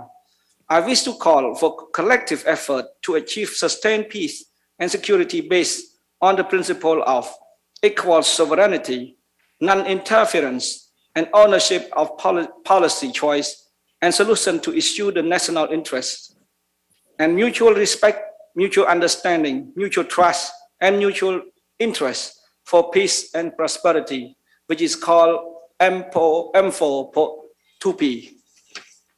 Second, on the strengthening multilateralism and addressing issues based on the rule, it is one of crucial than ever before for us to uphold and safeguard an open, inclusive, and sustainable multilateralism based on international law. To this end, I wish to call for immediate action to revitalize a rule-based trade system that guarantees inclusive participation of workers and micro, small, and medium enterprise in the good in the global value chain, as raised by our distinguished delegate from other countries.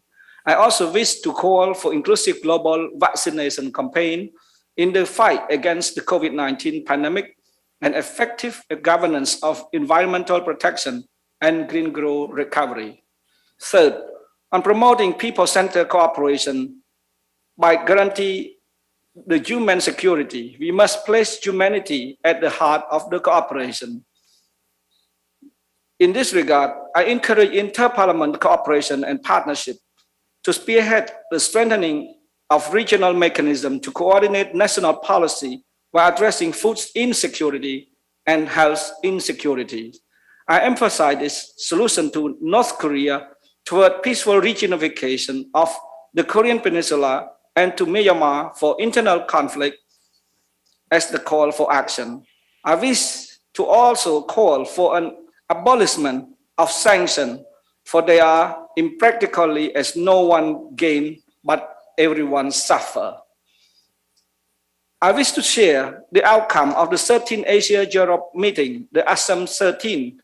Cambodia hosted under the theme of strengthening multilateralism for shared growth, and the 11th Asia-Europe Parliamentary Partnership, ASEP 11, under the theme of strengthening parliamentary partnership for peace and sustainable development in the era of COVID and beyond, held in November 2021. The two major meetings were successfully concluded with adopted statement and declaration calling for the strengthening of rule-based multilateralism for socio-economic recovery, inclusive and sustainable development, and partnership in security for peace, while promoting people connectivity through the cultural corridor of the East and the West, and putting the sustainable of the planet at the center of cooperation. Importantly, in the ASEP 11 declaration, the Daicho, technology, education, cooperation, humanity, and ownership of 100 village project concept was adopted, sustaining international cooperation for peace, development, inclusive growth, and prosperity for the humanity. As ASEAN chair in 2022, Cambodia will further advance the ASEAN community building by strengthening ASEAN unity and centralities. This aligns well with Prime Minister Hun Sen's vision for a peaceful, harmonious, and prosperous region for the 10 ASEAN members, not 9, not 8, not 7. ASEAN 10 is unity.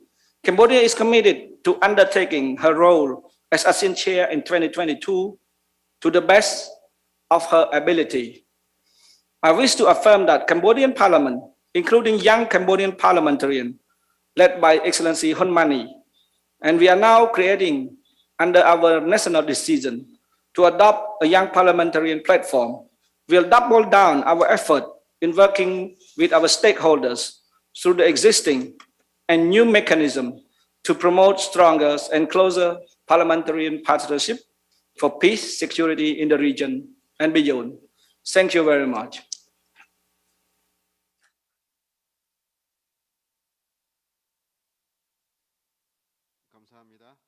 Thank you very much. Next, Honorable Korai Prisananta Chakol from Thailand delegation will take the floor. Honorable Chairperson, distinguished parliamentarians, on behalf of the Thai National Assembly, it is a great honor to have an opportunity to engage in the discussion on strengthening regional multilateralism and addressing issues based on rules. Over the past years, the spirit as well as the practice of multilateralism have suffered from significant setbacks and further downgrade by issues of national security and trade protectionist measures. The effectiveness of global governance have been questioned, while isolationism becomes a recurrent trend for making foreign policies to protect national interests.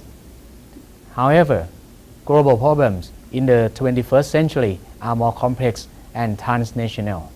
Therefore, international cooperation remains a pivot to sustain global peace and stability, and it must be embraced to respond to the current global crisis of COVID-19 pandemic.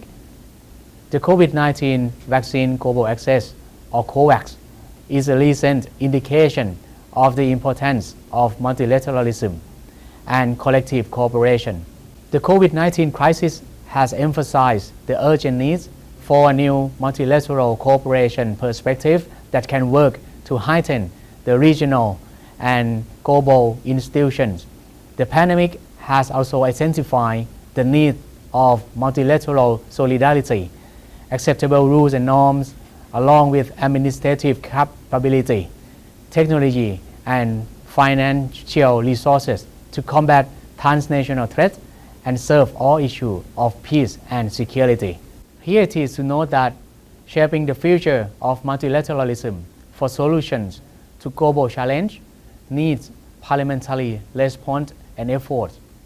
We parliamentarians can help our government build international solidarity and implement national policies in accordance with international agreements through parliamentary diplomacy and functions, especially enactment of law to make government operations more resilient to combat new threats and to support the development of intelligence, as well as sharing of information among lawmakers, law enforcement agencies, institutions of justice, and overseas partners in prevention of crimes.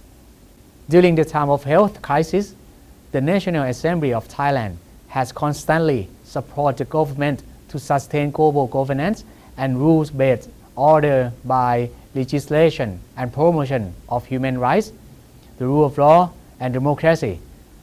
In September, the House of Representatives unanimously approved the bill on prevention and suppression of torture and enforces disappearance in its first reading. This is just the first step to fulfill our ratification of the Convention Against Torture and Other Cruel, Inhuman or Degrading Treatment or Punishment (CAT) and the International Convention for the Protection of All Persons from Enforced Disappearance (CED). However, it is important towards outlawing torture and enforced disappearance in the country and also securing international human rights. Despite the COVID-19 hardship, we continue working with government to ensure that this long-awaited law is drafted in line with international standards and adopted soon, since we recognize that human rights violations are at the root of many conflicts and threats to international peace and security. I would like to take this opportunity to encourage all members of the APPF to strengthen multilateral cooperation in both regional and global levels to tackle cross-border problems and shaping the future of multilateralism. Moreover, developing the capacity of Parliament to be more effectively and broadly engaged citizens, taking a further step to facilitate the effective translation of the Sustainable Development Policies into concrete actions, particularly SDG 16, that directly targets the rules of Parliament and lies at the core of progress on all other sustainable development goals. We must not allow the effects of COVID-19 to undermine the development and stability of our region and the world. Thank you. 네, 감사합니다. Thank you very much. Moving on, we will invite Honorable Surapong Swanaath from Thailand. Please. Mr. Chairman, distinguished parliamentarians, a famous military man by the name of Napoleon Bonaparte once said, "A leader is a purveyor of hopes." As parliamentarians, all of us are here because of the hopes and dreams of our people who we represent. They hope for the well-being for themselves and their families, and a bright future for their children and grandchildren. They all dream of a good and stable life in peace, prosperity, and happiness.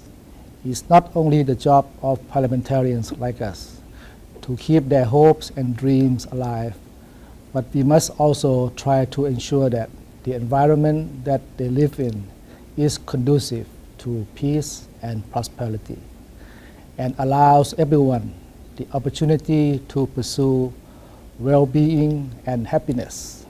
And this is why all of us here have an important role to play in securing peace, harmonies, and security in our nations, as well as in the geographical region that we reside.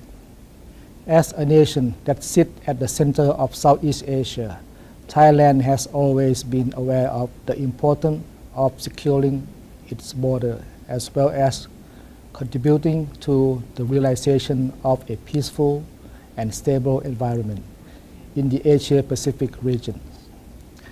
To this end, the National Assembly of Thailand have an important responsibility that goes beyond deliberating and approving the national security policies and the budgets proposed by the government. Aside from approving policies and budget, we parliamentarians in Thailand are reviewing, evaluating, and offering recommendations on the implementation of such policies and spending. We believe that this is the leadership role that our people expected from us, and it is the responsibility that we take very seriously. Mr. Chairman, what I have described above are by no means unique to Thailand. As parliamentarians, our responsibility and leadership role in the realm of national security are quite universal. But the key is how to ensure that there is a connectivity among us and to make sure that such connectivity grows even stronger in the future. And this is why regional and global networks of parliamentarians, particularly the IPU and the APPF, are important and relevant. Through the years, the IPU and APPF meetings, we have discussed regional and global issues of concern, both traditional and non-traditional in nature. Through our deliberations, we issue statements and resolutions. And although such statements and resolutions are non-binding, they nevertheless represent the sentiment and desire of our people across the region and across the globe. Such statements and resolutions are stark reminders to everyone on how the world should be and what kind of a world we should strive for. Mr. Chairman, we are now seeing many recent developments on peace and security in the Asia-Pacific region, ranging from the political, economic, and social impact from the pandemics to the increasingly tense competition to gain geostrategic advantages in the region. In between, there are security issues that need to be dealt with, such as transnational crimes, drug trafficking, people trafficking, climate change, management of scarce natural resources, terrorism, cyber attacks, and the list goes on. This is why we need to remain vigilant. This is why we should continue to play a leadership role in ensuring that the voice of our people continue to be heard through our statements and resolutions. It is for this reason that Thailand is particularly proud to be the host of the 30th APPF in 2022 in Bangkok. It will be a great honor and an excellent opportunity for Thailand to help strengthen the continuity of the important role that the APPF plays to promote dialogue, cooperation, peace and security in the Asia-Pacific region in a sustainable manner. Mr. Chairman, I truly believe that as leaders and purveyors of hope, we parliamentarians can work together to help turn the hopes and dreams of our people into reality. And we can do this through our deliberations and actions in the APPF. Thank you very much for your kind attention. 네, 감사합니다. Thank you very much. So the Thailand will be the host to the 30th APPF annual meeting. He also mentioned that COVID-19 should be overcome as soon as possible and subsided so that we can have face-to-face meeting during the 30th APPF annual meeting. Next, from the Philippines, Honorable Michael Romero will take the floor. Very nice to see you. Greetings to the President of the APPF, Honorable Tony Smith, Speaker of the National Assembly of the Republic of Korea, Honorable Park Byung-sub, Chair Kim Han-jung, fellow parliamentarians across the region, distinguished guests, my warmest greetings to all of you. In behalf of the Republic of the Philippines, it is of our honor and privilege to be part of this Asia-Pacific Parliamentary Forum. The Asia-Pacific region today faces a host of peace and security challenges which fall under the categories of traditional and non-traditional concerns. Traditional concerns comprise those associated with military threats and armed conflicts, while non-traditional ones are related to, among others, economic security, environmental security, and human security trafficking. Indeed, the threat and potential for wider conflict in certain parts of the region exist, alongside challenges which go beyond borders such as climate change, transnational crimes, and mass involuntary migration. The overall theme of this meeting, the role of parliaments in strengthening resilience in the post-COVID-19 era, is to my mind timely and appropriate, as I believe there is much that parliaments across the region can accomplish in working together. During this forum, we will be discussing the following agenda under political and security matters, namely parliamentary leadership for peace and security in the Asia-Pacific and beyond, strengthening regional multilateralism and addressing issues based on rules, promoting people-centered cooperation by guaranteeing human security, peace on the Korean Peninsula, and last but definitely not the least, countering terrorism and extremism in the Asia-Pacific region. While this representation recognizes the importance of the other agendas before us, allow me to share with you the experience of my country, the Republic of the Philippines, in dealing with terrorism and extremism and put emphasis on the urgency of cooperation in this particular area. Last May 23, 2017, radical militants affiliated with the Islamic State of Iraq and Levant, or ISIL, specifically the terrorist group, Maoti Group, and the Abu Sayyaf terrorist group, started to lay siege on one of the Philippines' own city, Marawi City in Mindanao. Philippines was able to capture and control the city after 5 months through the valiant efforts of the brave men and women of our armed forces of the Philippines and support of our international partners, the United States, Australia, China, Russia, and Israel. Marawi City was fully liberated last October 23, 2017, or after 5 months after that siege.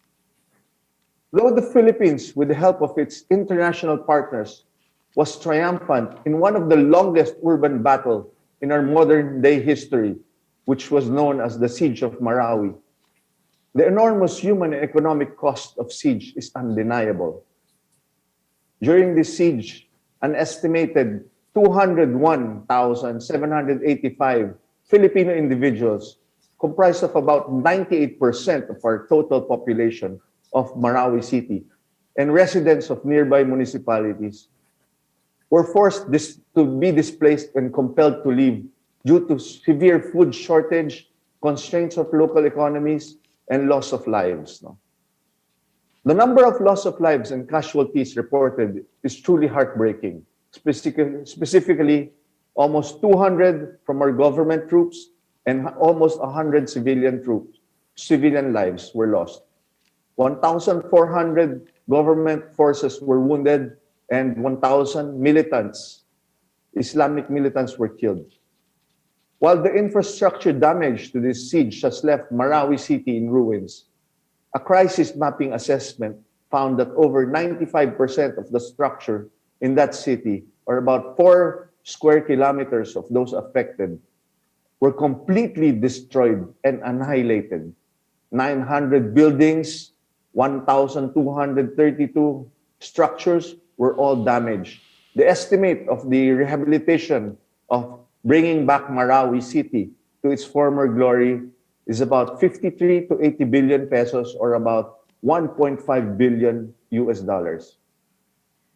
In this day and age, it is imperative that parliaments work to enhance security sector governance through its normal functions, such as its power to enact laws relating to defense, security, and sovereignty, its power to allocate budget resources for military and counterterrorism purposes, and its power of oversight to ensure that resources meant to enhance and promote security are utilized well.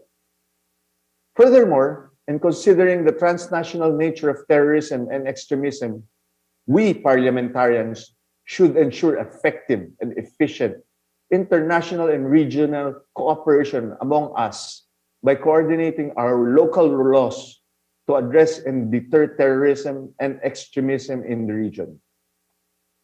Last 2022, the Republic of the Philippines has enacted Republic Act number 11479, or the Anti-Terrorism Law of 2020, which I am one of the principal authors, as a proactive measure against terrorism by providing mechanisms to prevent and deter any and all possible terrorists, threats to the Filipino people, and save for 2 of its provisions. It was upheld by our Republic of the Philippines Supreme Court only last December 7, 2021. Among the specific mechanism placed by the Anti-Terrorism Act of 2020 to swiftly address terrorism and extremism is the creation of the Anti-Terrorism Council in the Philippines, which has the power, among others, to classify an individual groups of persons, organizations, or associations as a designated person for being a terrorist or one who finances terrorism. Once designated, such Philippine Anti-Money Laundering Council can then freeze the assets of these individuals, ensuring funding for terrorism or terrorist activities will be stopped from the very beginning. It is my earnest belief that this particular law can serve as a framework or basis of local laws of other countries against terrorism to ensure that the enormous human and economic cost of the Marawi siege will never be again experienced, not only by the Philippines, but other countries as well. To show my commitment to our goal of international and regional cooperation, I am more than willing to consult and provide pertinent documents in relation to this law to my esteemed colleagues in this APPF for your respective research and drafting of local anti-terrorism laws in your respective jurisdiction. Here in APPF, we should help each other, in particular by sharing any or all information that produce successful strategies in dealing threats to human security. In doing so, we can all pursue more innovative ways of addressing the challenges before us. With this in mind, I would like to express my full support in the resolution sponsored by our colleagues from the Russian Federation on countering terrorism and extremism in Asia-Pacific region, and I urge my fellow delegates to support the same. In closing, this 29th meeting of the APPF provides us with great opportunity to establish a framework of cooperation through which we can better promote sustained and lasting peace and security in this region. Let us therefore work together and help achieve the noble ends for which the APPF was founded. Thank you. Mabuhay kayo lahat. Thank you very much. And then we are going to move on to the presentation by Honorable David Van from Australia. Thank you, Chair. It is a great honour to be speaking to you today on behalf of the Australian delegation to the 29th Asia Pacific Parliamentary Forum. First, I'd like to acknowledge the traditional owners on the land on which our Parliament House sits, where I am today, and where we hosted the APPF last year. And so I'd like to acknowledge the Ngunnawal and Ngambri people here in Canberra, the traditional owners of the land in Canberra. I have valued the opportunity to participate in the working group sessions focused on political and security matters in this forum this year. While I was unable to meet with you all in person, I've enjoyed the productive and informative discussions the delegates had through the virtual meetings. I'd also like to thank our Korean hosts for facilitating such a successful meetings in the midst of the challenges rising from COVID-19 pandemic. And while you've been wonderful hosts to us, it is wonderful to have your president being hosted by our Prime Minister here at the moment. And you would have seen the tremendous announcements made yesterday. The APPF 29 Working Group meetings on political and security matters were an opportunity to examine the issue of strengthening regional multilateralism and addressing issues based on rules. Our examination of these issues can be informed by recalling the APPF resolution Building an Asia-Pacific Regional Community from the 16th annual meeting in Auckland. This resolution recognised that the building of an Asia-Pacific regional community will contribute to peace in the region as well as further economic and cultural prosperity. It is vital to affirm the crucial role of strong institutions in enhancing adherence to international law and human rights obligations. Strong institutions can also contribute to ensuring international peace and security in line with agreed rules and norms. These rules and norms have ensured the Asia-Pacific has remained peaceful and prosperous for decades, so we can have faith that they should continue to serve us well. Multilateralism can also help to address global challenges through creating improved channels of communication and coordination between regions and international institutions. In addition, regional cooperation can facilitate the strengthening of economic ties, which will in turn contribute to greater prosperity. Regional institutions can also advocate for the specific interests of their member states, resolve issues which affect their regions. Other pivotal roles of regional institutions relate to the maintenance of international peace and security, the promotion and protection of human rights, strengthening the rule of law, gender equality, combating climate change, and the response to the COVID-19 pandemic.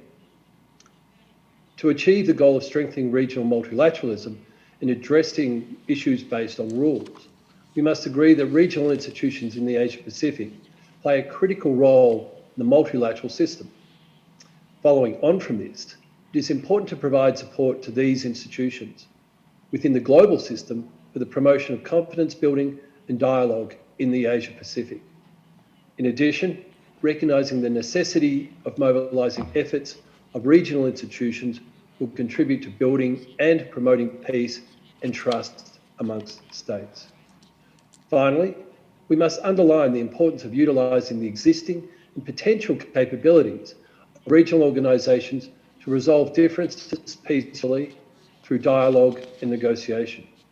Open and meaningful communication is a cornerstone of a stable and secure region.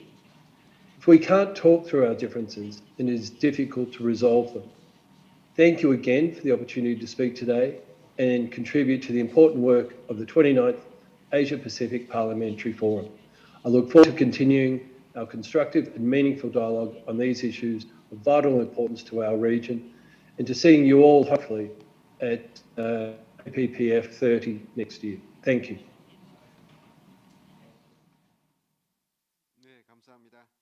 Thank you very much, Honorable David Van. Now we're moving to the next presentation, which will be done by Honorable Justino Eugenio Arriaga Rojas from Mexico. please. Honorable delegates at the 29th annual meeting of the Asia-Pacific Parliamentary Forum. On behalf of the Mexican delegation, I would like to present this draft resolution aiming to promote parliamentarians to strengthen their attention and legislative measures to promote the energy transition from renewable sources as mandatory presumption to prevent governance risk, security and political crises caused by major natural disasters and economic effects. My regards and respect to all the legislators in Seoul, Republic of Korea. Before the COVID-19 pandemic, as a Mexican legislator, I have worked to prevent environmental degradation as a situation that was becoming more and more security risk for the most vulnerable nations to climate change. After the outbreak of the SARS-CoV-2 virus, the impact of climate change has worsened around the world. Since natural disasters are joined by the economic crisis, medicines shortage like here in Mexico, mobility restrictions, and the lack of material, financial, and human resources to face these emergencies. According to UNHCR figures, each year, more than 20 million people leave their homes and move to other regions in their own countries due to danger caused by the increasing intensity and frequency of extreme weather events, such as hurricanes, heavy rains, drought, desertification, environmental degradation, cyclones, overflowing rivers, floods, or rise in sea level. As we have seen in several regions of the world, the effects of climate change can trigger forced internal displacement and making living conditions even more difficult for millions of people, preventing them from returning to their native places. The pressure that this causes on governments, especially those in less developed countries, is growing, and more human and financial resources will be required to deal with these social movements, which can cause political instability or even risk in terms of public safety or national security. The scarcity of resources such as drinking water, sanitization, medicines, food, among others, is increasing in many regions of the world where refugees have been welcomed. The large caravans that cross our country are inserted in this scenario.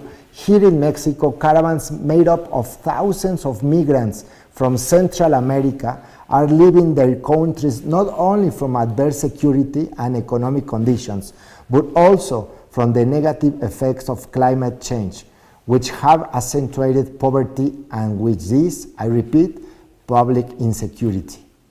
From this vision, this meeting has very special features since it is being held at a time when the world holds renewed hope about overcoming the pandemic.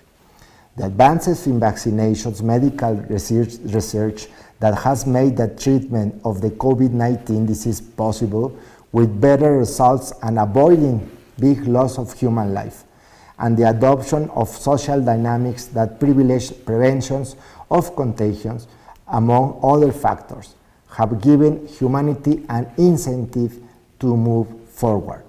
It has been 2 years of huge suffering, huge uncertainty, huge pain and loss, but we are also on the threshold of hope from we will look to the future with enthusiasm and hope that soon we can completely overcome this historical tragedy that has mourned all of us in the world.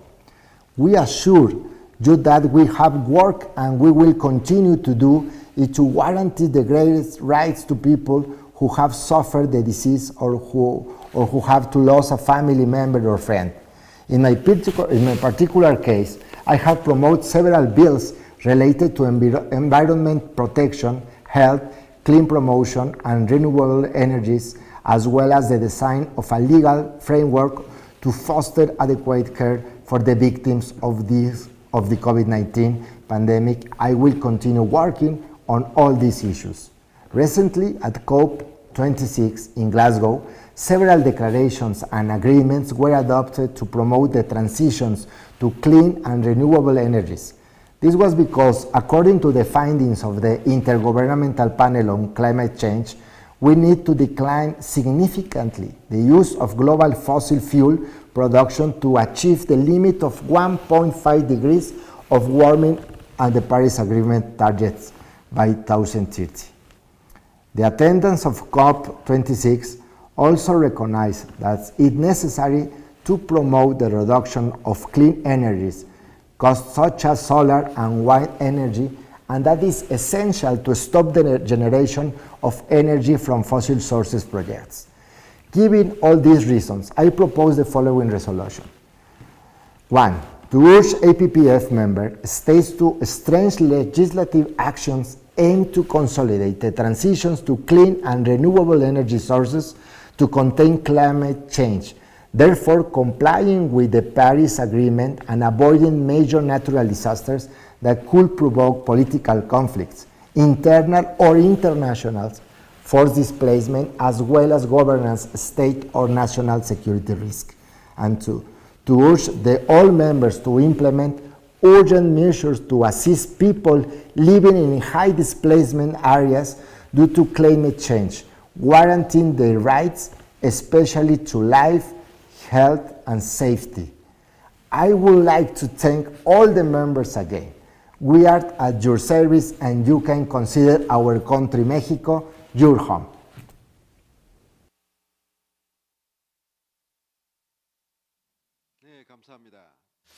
Thank you very much. Last but not least, from Indonesia, Honorable Fadhan will take the floor.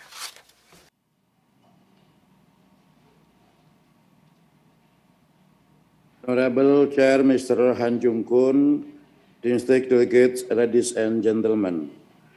It is an honor to share our view on the subject discussion today on parliamentary leadership for peace and security in Asia Pacific and beyond. This is important, especially given to the nature of global challenges today and in the future. That tends to be more complex and will have direct impact on peace and security. Peace and security are essential factors of human life. A peaceful and secure environment is critical to every society in affect all aspects of economic and social development, not only in a country, but also in context of region. Both peace and security are meant to other end. A secure and peaceful region will create an enabling environment for the fundamental of progress, such as human capital formation, infrastructure development, market subject to the rule of law, and so on. Hence, maintaining peace and security in the Asia-Pacific region is essential. However, as the world's most dynamic region with the fastest economic growth rate, the peace and security challenge in Asia-Pacific are also high. This region has been dealing with major security issues for quite some time, and as the world that we are living in become increasingly more complex with new security challenges, there are also impending non-traditional security issues that become challenges to the survival and well-being of the people of Asia-Pacific. Issues such as climate change, resources security, infectious disease, natural disaster, irregular migration, food shortage, and transnational crimes. Change such challenge if we are about to maintain the security and peace in the region. Then cooperation, peace, and mutual trust and dialogue, it is must. This is where we parliamentarians qualify an important part as the representative of the people and as elected member of national parliament. We have a crucial role in influencing a policy priority, holding government accountable and providing a firmer democratic foundation to the advance of security, peace, cooperation, and development across the Asia-Pacific region. Further, through Parliament Assembly organization, Parliament shall be able to encourage the strengthening of multilateralism by upholding international law and United Nations Charter principle. It can also be strengthened through dialogues, consensus, inclusiveness, and cooperation. It is only in this way that Parliament can have a significant role in maintaining peace and security in our highly dynamic region. Thank you. Thank you very much, Honorable Phaethon. So far, we have been listening to the speeches by 14 parliamentarians. We are very much grateful for them. We're now in the session number 1 on political and security matters of 29th APPF. We have spent a lot of time. Last but not least, I would like to ask the parliamentarians for their speech. If you want to make a comment, please put the screen on the button of the hand. So we're waiting for the additional comments. Anybody? I see no hands up. So this is the time to wrap up. So it has been a great pleasure today to be able to exchange insightful opinion with parliamentarians of many countries on political and security matters in the Asian Pacific region. In particular, despite such a wide-ranging time differences and many inconveniences, you have made active participation in this session, for which I would like to express my deepest appreciation. And as a part of the 29th APPF annual meeting, we are able to discuss the matters on the politics and security, especially what has been commonly expressed is about the cooperation of the public health and the vaccine issues because of the COVID-19. So we heard many suggestions about such cooperation. Also, we heard the suggestions on opening up the doors for trade activation for the economic development in this region. So I'd like to thank very much for your very constructive ideas. Also, I heard the ideas of the commitment of using the conflict as an opportunity for peacemaking. We've been also hearing the issues of assisting the vulnerable group of the people. Climate change was also another factor that we discussed, which requires international collaboration. All these matters and ideas require international cooperation. In the center of such collaboration at the international level, parliamentarians and the national assemblies in the Asia-Pacific region are located. So I'd like to thank very much for all the parliamentarians to APPF today, and I wish all the best and success to you all. Once again, I am very grateful to the delegations, and I wish the best of your health and happiness. Especially, I hope that all the actions can be taken in the future for the peace building in the Korean Peninsula, and thank you very much for your support so far. Thank you.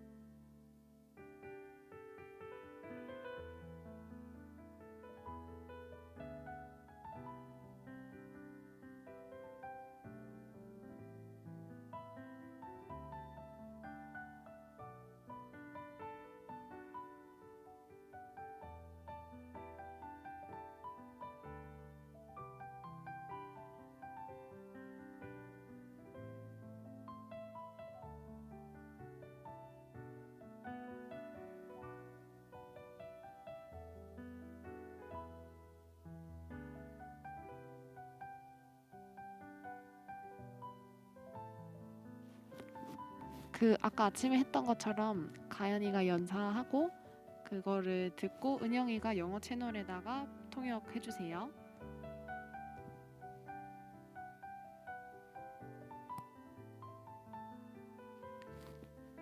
가현 해주세요. 테스트.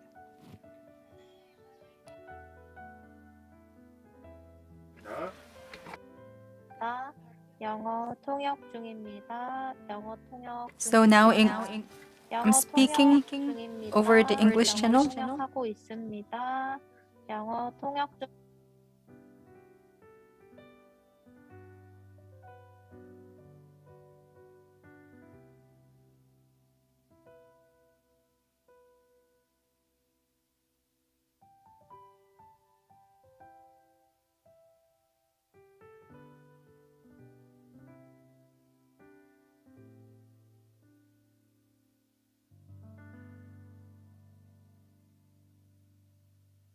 중입니다. 영어 통역 중입니다. 영어 네, 통역 됐습니다. 중입니다. 한 번만 더 바꿔서 해볼게요. 가연이가 연사 그대로 하고 윤지가 은영이가 한 것처럼 해주세요. 시작. 연사 발표하고 있습니다. 영어 채널로 말하고 있습니다. 통역 영어 채널로 하고 있습니다. 통역을 영어로 하고 있습니다. Speaker is speaking and I'm speaking in English channel. Speaker is speaking and I'm in English channel. I'm in 네, English channel. 됐습니다. 감사합니다.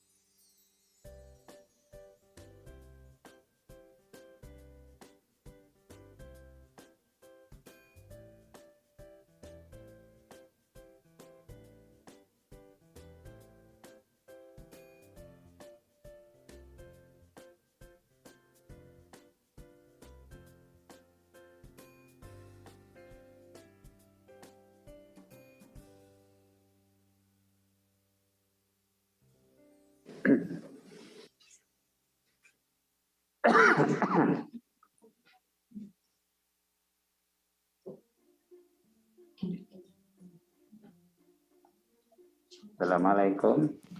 Hello, delegates from the Brunei. Can you hear me? Gimana Pihim? Anu kan Bapak dah. Yeah, I can hear you, but Usulnya hari Sabtu itu tidak dapat ini temborong untuk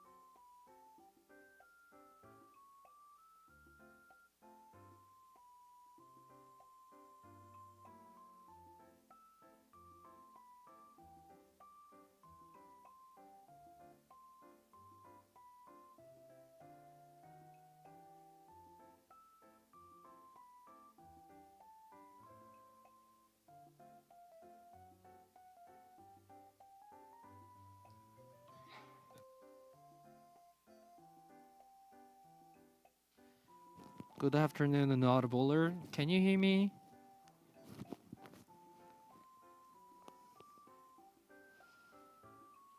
Hello, Mongolian delegates.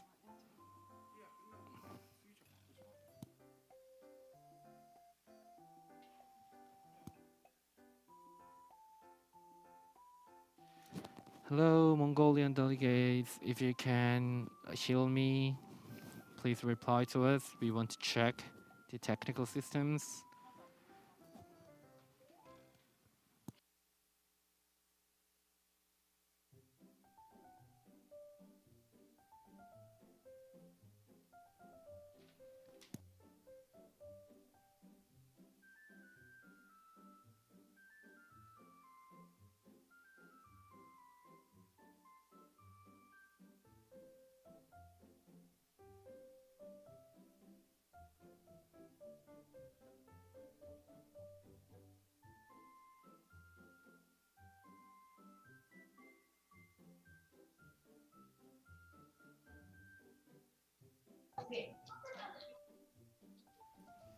Hello, China delegates. Can you hear me?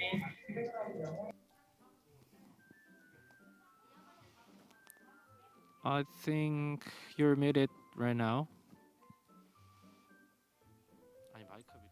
Okay, can you hear me? I can hear you, but 소리 조금만 키워주시겠어요, 감독님? I can hear you. Okay, sure. So this session, the Mr. Siren will be speak for this session, right? Yes, Mr. Liu Shouwen will speak. Okay, I got it. Thank you. Thank you very much.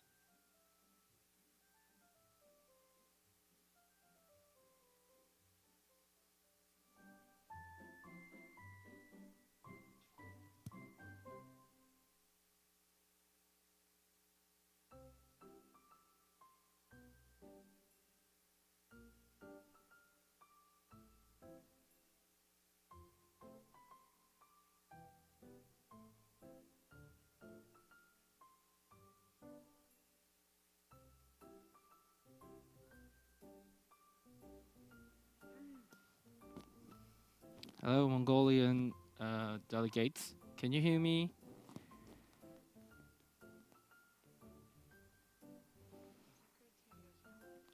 Hello, Mongolian Secretariat. Can you hear me?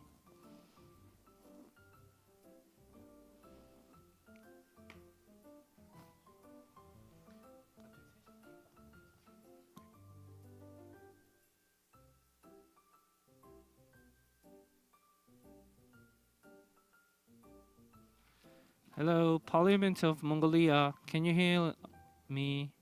Please reply if you can hear.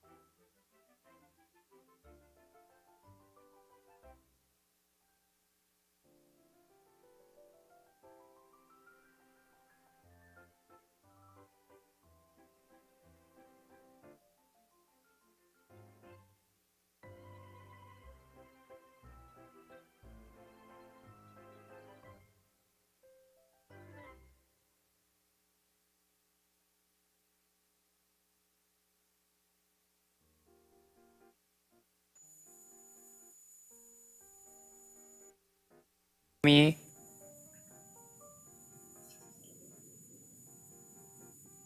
Hello, Japan delegates. Can you hear me? Yes, I can hear you. Thank you. Yeah, I can hear you very well. Thank you. Thank you.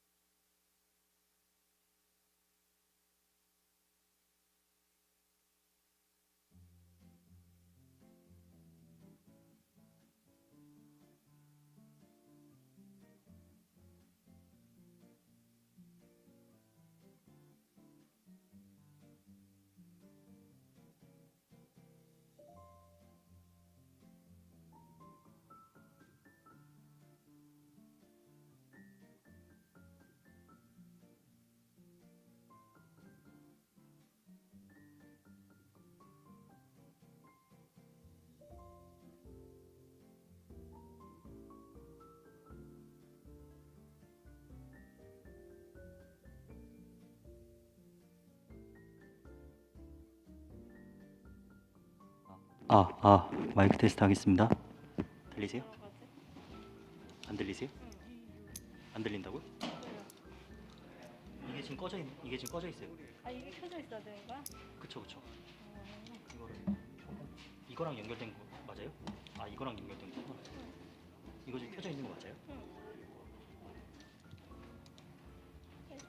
1분? 0분? 아. 0분으로 해야 되네.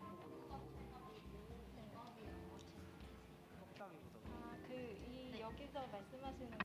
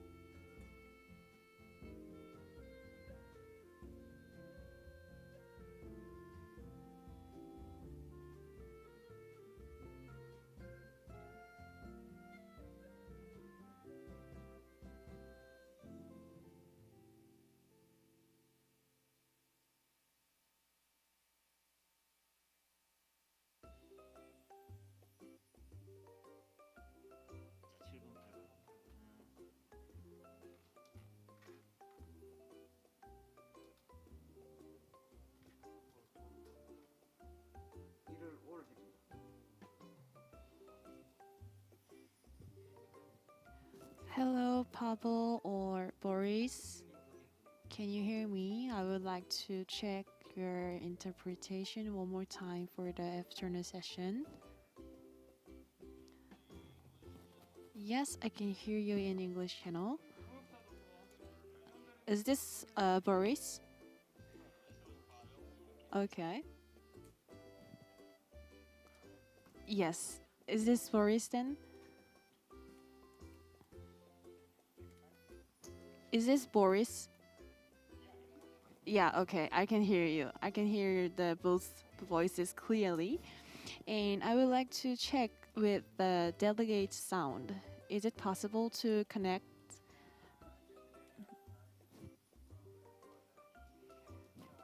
Mm-hmm. Okay. Mm-hmm. Okay. Okay. So if you are possible to check the system in 10 minutes, please let me know. Okay, thank you.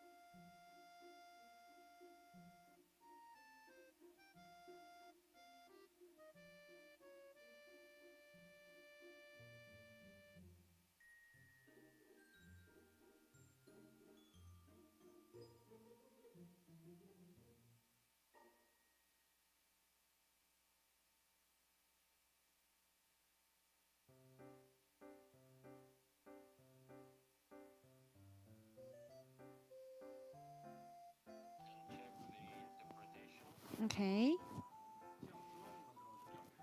Can we start now? If you are ready, please, say something, both the delegate side and in English channel.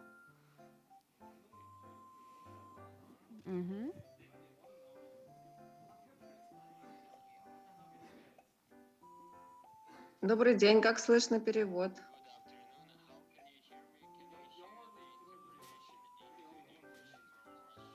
English channel. English. Hello. The speaking versus speaking. The interpretation. Слышно ли перевод с русского на Can you английский? hear the interpretation? The interpretation into English. Hello. I can hear the two voices in English channel. Okay, so both you guys did the interpretation, right?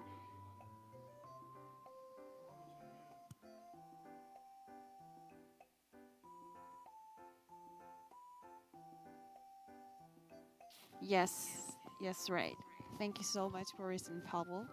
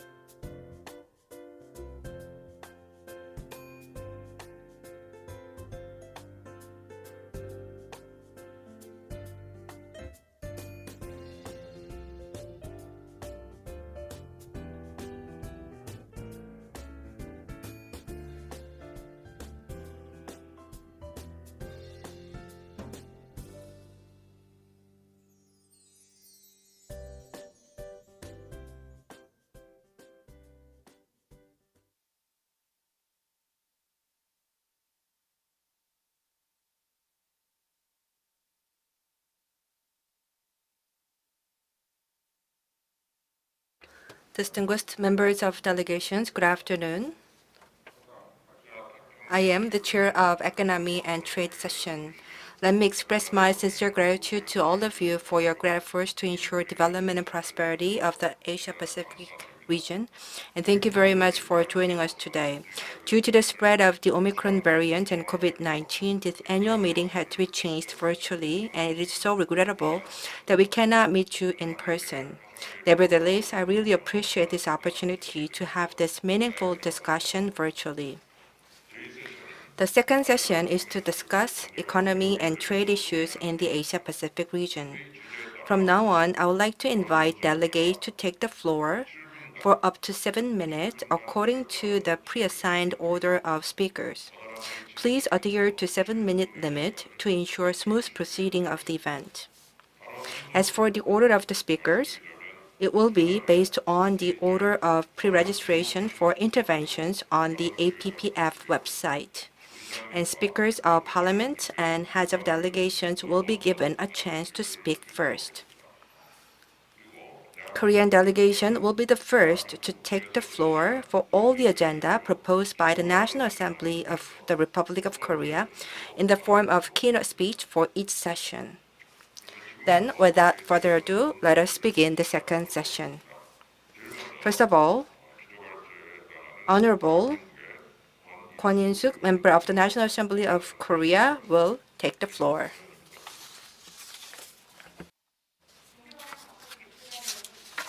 Good afternoon, honorable members of delegation. I am lawmaker Kwon In-suk, a member of the Korean delegation. It has taken us 2 full years to meet again here in Seoul since we came together in Canberra for the last 28th Asia-Pacific Parliamentary Forum. With the rollout of COVID vaccine program, we are gradually returning to normalcy, yet the path to recovery seems pretty uneven, as some people are still struggling and even mired in a deep trouble with almost no possibility to return to pre-pandemic situation. While the COVID-19 has affected us all, regardless of age, gender, ethnicity, and economic status, this indiscriminate virus has also revealed deep divides in our society as the speed of economic recovery plays out differently by age, gender, ethnicity, and social echelons.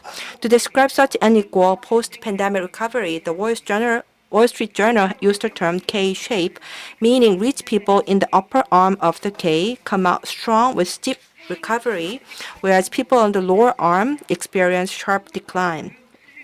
Those are well-off and highly educated see their income growing by working or investing in booming digital and bio industries. Government measures to respond to COVID-19 have dealt a disproportionately serious blow to certain industries, and as a result, the crisis weighs heavily on small business and the self-employed, particularly those in tourism, hospitality, and restaurant industries, whereas the consumption of durable goods grow rapidly and online service providers enjoy robust sales. Economists predict that the COVID-19 will continue to contract economic activities of the vulnerable, restrict the growth of sectors with historic disadvantages, and slow down the recovery of overall economy. What's worse, COVID-19 will impose irreparable damage in the long term to the vulnerable, exacerbate inequality, and eventually lead to extreme bipolarization between the haves and the have-not. Distinguished members of delegations, against this backdrop, it is our mission to address poverty and inequality, to pursue inclusive economic recovery, and to create sustainable growth where the fruits of growth can be shared by everyone. We need to intensify support for those who are excessively hit by COVID-19, including the vulnerable and traditional brick-and-mortar sectors, to deal with asymmetric impact of the COVID pandemic. In order to alleviate economic inequality, support should be delivered fast to help them regain financial stability and recover from the crisis. To overcome ongoing unemployment crisis, ALMP, or active labor market policy, has to be strengthened.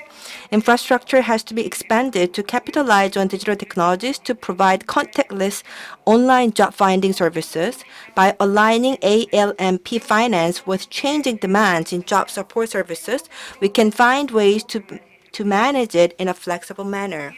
All of them will help those who lost their jobs due to COVID crisis find a new career. In the long term, As COVID-19 facilitates the process of digital transformation, we have to build a strong safety net for those who may be left behind.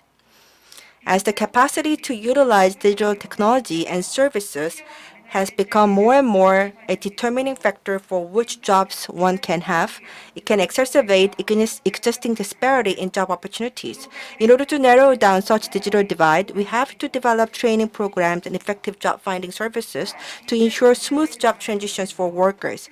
As we move on to the era of digital transformation, new labor relationships emerge, such as growing number of gig workers with platform economy. Existing legal frameworks based on traditional employer-labor relationships should be updated accordingly. Honorable members of delegation, economic recovery that leaves no one behind will promote inclusive growth and sustainable economy. It will lead us to a new path to a more resilient economy in the post-COVID world. COVID-19 has certainly brought us unprecedented challenges, yet solidarity and cooperation will be our weapons to tide over the crisis to open a new prosperous chapter for all. Thank you. Thank you very much, Honorable Kwon. Now we'd like to ask Honorable Vuong Dinh from Vietnam, please.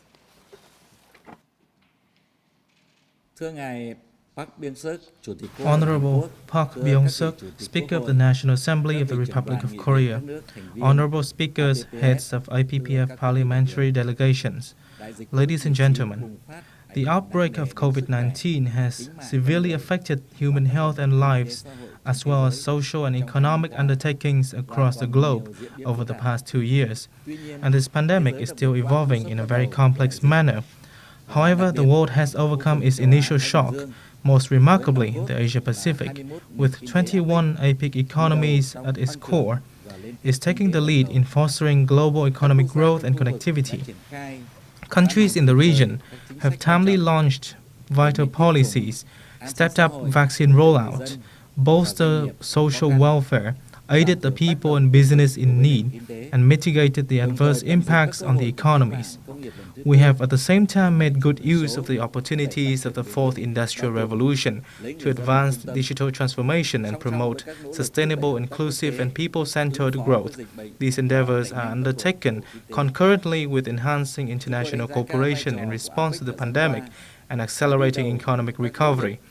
I very much appreciate the role of APEC thus far in pioneering efforts to secure a free, open, non-discriminatory, transparent business and investment environment. I also commend the APEC's endeavors to strengthen economic and value chain connectivity, promote cooperation on the digital economy, innovation, and structural reform in order to create new drivers for economic recovery and sustainable and inclusive growth. In these areas, the parliamentary channel plays an important role in promoting solutions for extensive recovery through its legislative and oversight functions and as the maker of important national decisions. Bearing this in mind and fully concur with the agenda on economic and trade matters at the 29th APPF, this is a clear demonstration of the commitment to action by APPF member parliaments in advancing cooperation and promoting post-pandemic sustainable economic recovery. Ladies and gentlemen, Vietnam's consistent position, both in pursuing socio-economic development targets until 2030 and in the fight against the pandemic, is to maximize the human factor, identifying humans as the centerpiece, the subject, the most important asset, and the goal of development. On behalf of the National Assembly and the people of Vietnam, I would like to express my thanks for the assistance and cooperation by governments, parliaments, and peoples of Asia-Pacific countries extended to Vietnam in our fight against COVID-19 and post-pandemic recovery efforts. Vietnam pledges to make all efforts alongside other APPF members in promoting comprehensive and effective cooperation, advancing sustainable and inclusive economic recovery, and leaving no one behind in the interest of the development and progress for all countries and peoples in the Asia-Pacific. Vietnam has identified digital economy and e-commerce as one of the drivers and priorities in our strategy and policy for growth recovery and COVID-19 adaptability, alongside green growth, circular growth, and environmentally friendly and sustainable development. In this connection, let me take this opportunity to make the following proposals. First, APPF member parliaments need to further improve their national legal and institutional frameworks to hasten measures for adaptation and transformation of development model focusing on sustainability and effectiveness, foster comprehensive digital transformation, develop the digital economy, improve digital infrastructure, strengthen connectivity and e-commerce and e-payment, ensure confidentiality of transaction information, protect personal data and cyber safety, and bolster digital trust, and assist SMEs, startups, and innovative entrepreneurs in order to build a fully connected Asia-Pacific as an innovation and technological hub. Second, APPF members should also step up mutual exchanges and assistance to narrow the development gap, including the digital divide between and within countries, support the Putrajaya Vision 2040 implementation plan and other APEC commitments in order to overcome adversities together and bring our economies back to a sustainable and robust growth trajectory for the prosperity of our present and future generations. Third, we should support and conduct oversight over our governments in their implementation of international pledges towards a green and circular economy to bring about a more sustainable, resilient, and inclusive economy. We also need to advance efforts to implement commitments to a multilateral trading system in line with the fundamental principles of international law that is free, open, transparent, inclusive, and non-discriminatory, and upholds the role of the WTO. To this end, it is also important to avoid the disruption of the supply chain and promote mutually beneficial trade relations in order to seize opportunities from the fourth industrial revolution and take the initiative in post-COVID adaptation and recovery. Fourth, APPF members are encouraged to cooperate and share experience in legislation and oversight in e-commerce in accordance with their respective national laws and policies and international commitments in this area.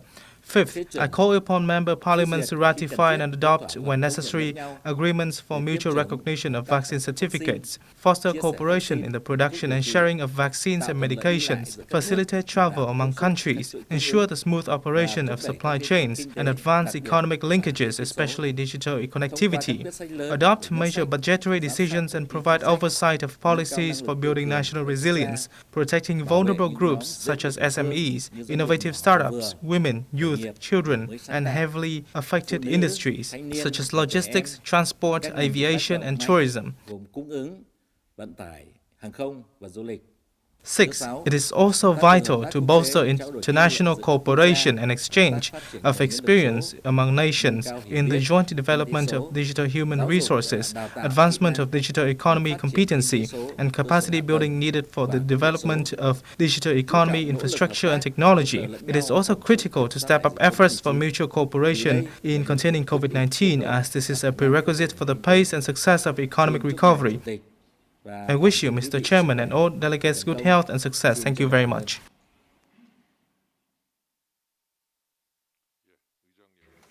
Thank you, Speaker.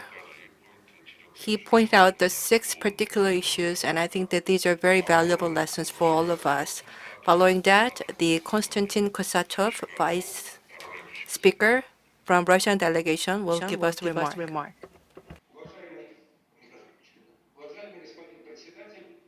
Honorable Speaker, Honorable Chair, honorable colleagues, I'm happy to see you all again, my friends from Asia Pacific. The pandemic is to be beaten, but we have much to do in order to overcome the risks with the economic consequences of the pandemic and the improvement of the quality of life of people. We should take the opportunity for a constructive dialogue. An APPF platform has always taken efficient decisions. Over the 2 years from Canberra has reaffirmed the rightness of the adoption of the resolution on trade and economic cooperation in Asia Pacific. I would like to remind you that this resolution reaffirms the importance and universality of the fair, non-discriminational trade system based on the WTO rules. The spread of COVID-19 has led to volatility in the mercantile and financial markets and outflow of capitals from developing countries to great unemployment and poverty. And mostly the crisis has impacted the developing countries and its vulnerable populations. There is a loss of momentum in the achieving of SDGs. And against this background, it is very much important to share knowledge and best practices in developing trade and commerce. And a pandemic has been the litmus paper for us. Some countries who has got used to dominance are trying to undermine the current situation and spiral off isolationism. Such policy proves to be inefficient. These countries who think in terms of block systems try to introduce new restrictions and stick to isolationism. And we have to restore supply chains, value chains, trade turnover, and coming back to the trajectory of sustainable growth. So we have to remove all the barriers. And it is very much important for us parliamentarians to make the contribution. And this is our strength to stick to the key values of democracy and economic growth. We have got used to conduct multilateral consultations and any other actions can only exacerbate the problems. We realize the complexity of all the challenges that we're facing, and we should think about the drivers of economic growth. And this is to engage integrational regional mechanisms and the establishment of a greater Eurasian partnership. It means the realignment of our strategies and its strategies with the strategy of the European Asian Union. And very much important aspect for establishing such partnership is a dialogue of international associations such as EAEU, SOC, and of course APPF, and parliamentarians representing these associations. We should also get focused on green transformation while avoiding the use of political instruments and avoiding vested interests. A climate agenda shouldn't be used for getting market advantages and resort to protectionism is not allowed, particularly on the WTO platform. Only together we should work out the principles and standards of trade and fair competition. And it shouldn't be so that some countries can prevent us from developing of trade. Also, we should pay due attention to the development of digital platforms and take advantage of state-of-the-art technologies.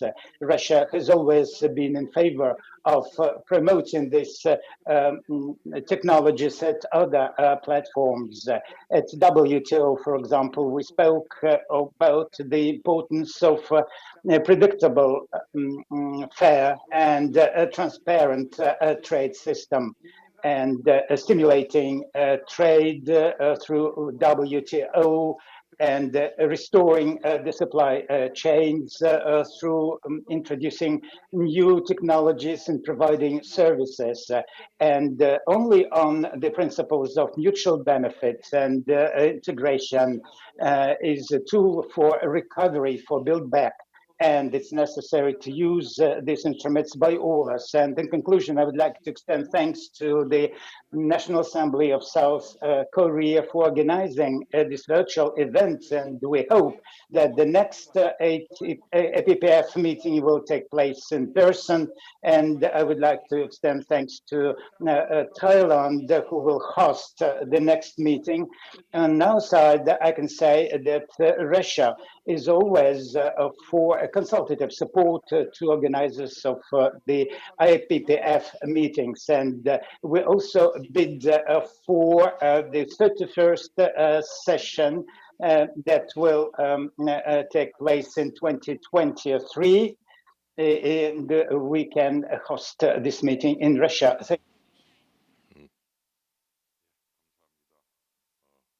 Well, thank you very much. Now I'd like to invite Honorable Krista Dantedit from Thailand. Honorable Chair, distinguished delegates, ladies and gentlemen. Once again, we are here gathered in this Asia-Pacific Parliamentary Forum, coming from all parts of the world with our ideas, problems, and especially inspiration. It is a practice for parliamentarians who participate in the APPF to review the global situation since the last APPF adjourned. The spread of the COVID-19 pandemic has not only triggered the Great Recession over the past few years, but it's also affected humankind in many aspects. To clarify, we have experienced grief and loss during the pandemic. People have lost their jobs and struggled to make a living.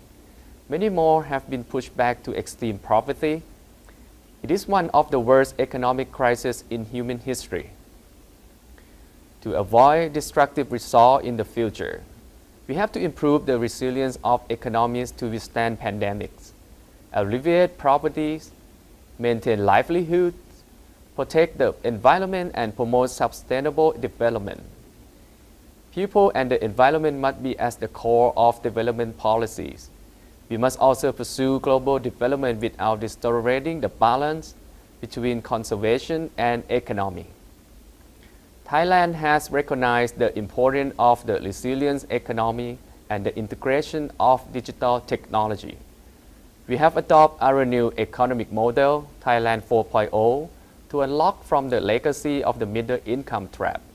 We have also used digital technology to improve operational efficiency and productivity to move towards smart factory in the age of Industry 4.0.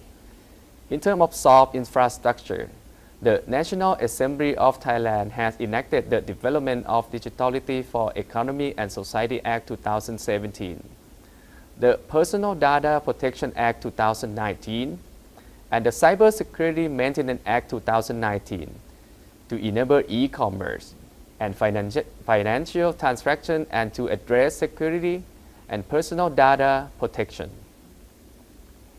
Honorable Chair, digital technology is no longer a tool supporting works as in the past, but is truly integrated into people's life, production processes, trades and services, and social interactions. It has also played a critical role in promoting competitiveness, building up capacity, and creating more opportunity for national development on the positive side. We must take this momentum into maximize the use of digital technology and its potential to enhance connectivity by developing physical, institutional, and people-to-people linkages to achieve economic development. Cyber threats, as you know, evolve rapidly as well as new technologies. It causes negative impact on many areas of social life, cyberbullying and conflict. Addressing these challenges require all stakeholders to create a holistic understanding of cybersecurity and find a way to reduce the impacts. More importantly, it requires legal frameworks that ensure cybersecurity and an enabling environment for the digital economy. The APPF is a platform for the parliamentary community that brings us together to exchange views, create a network, and identify concrete actions to solve problems. Colleagues, I urge you to take a closer look and rethink the active role to enhance connectivity, harness the digital economy while taking care of cyber threats into consideration to make our world more resilient. Honorable Chair, I wish to express my sincere hope for the successful outcomes of the discussion. I do hope that the participation and engagement with everyone during the meeting would be meaningful and constructive. Thank you. Thank you very much. Now, we'd like to invite Honorable Supradich Akashariksia from Thailand, please. Chairperson, distinguished guests, ladies and gentlemen. In years gone by, the world witnessed not only several economic crises, but also other challenges affecting the global economies and people's well-being. Instability of economics interdependence has become the concern issue once unpredictable challenge or crisis occur. Since the first outbreak of COVID-19, we have encountered its adverse effect in various dimensions, including health, economy, and development at all levels, economic and industrial interdependence globally, the spread of COVID-19 and stringent containment measures have resulted in an economic recession, mass unemployment, associated collapse of global GDP, and even a reversal of SDGs progress. As the second report country encountering the novel coronavirus, Thailand has been hit severely and thus attempted to deal with the pandemic-related outcome in both healthcare and economies. To mitigate the impact on economy and increase liquidity for business and household nationwide, Thailand has imported many stimulus and relief packages, such as soft loan for business and employment, interest deduction loan for SME, low interest loan to individual, and project to maintain the level of consumption, namely the project of older government welfare card and co-payment scheme. For a sustainable recovery, Thailand promotes green industry and has thus introduced the biocircular and green economic, or the BCG economics, since 2019 as a green economic recovery strategy to drive sustainable, equitable, and resilient economies.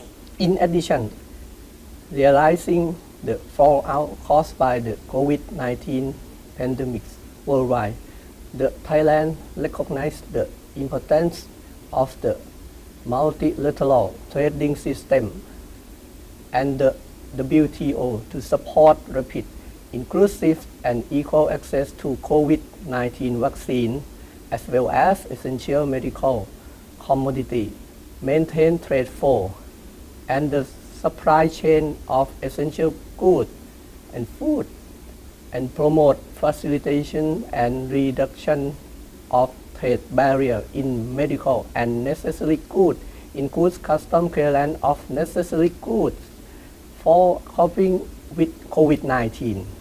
Concerning its legislative law, the Thai National Assembly endorsed several emergency decrees to alleviate the impact of the COVID-19, allow relevant authority to provide special allowance to those affected by the pandemic, stabilize the financial system, and rehabilitate the economies.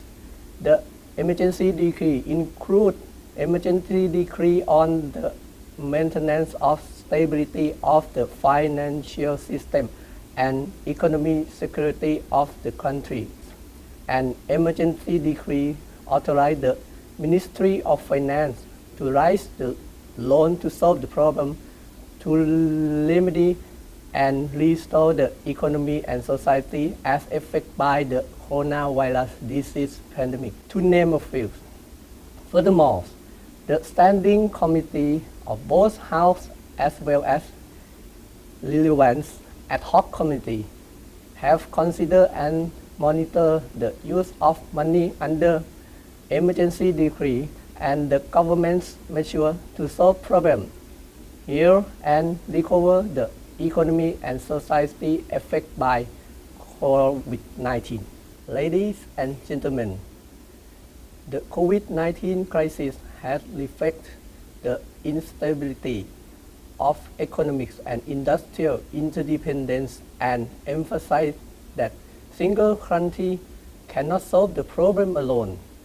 The novel coronavirus also demonstrates the need of human security, resilient capacity for long-term economics and development, as well as better response to future unexpected challenges.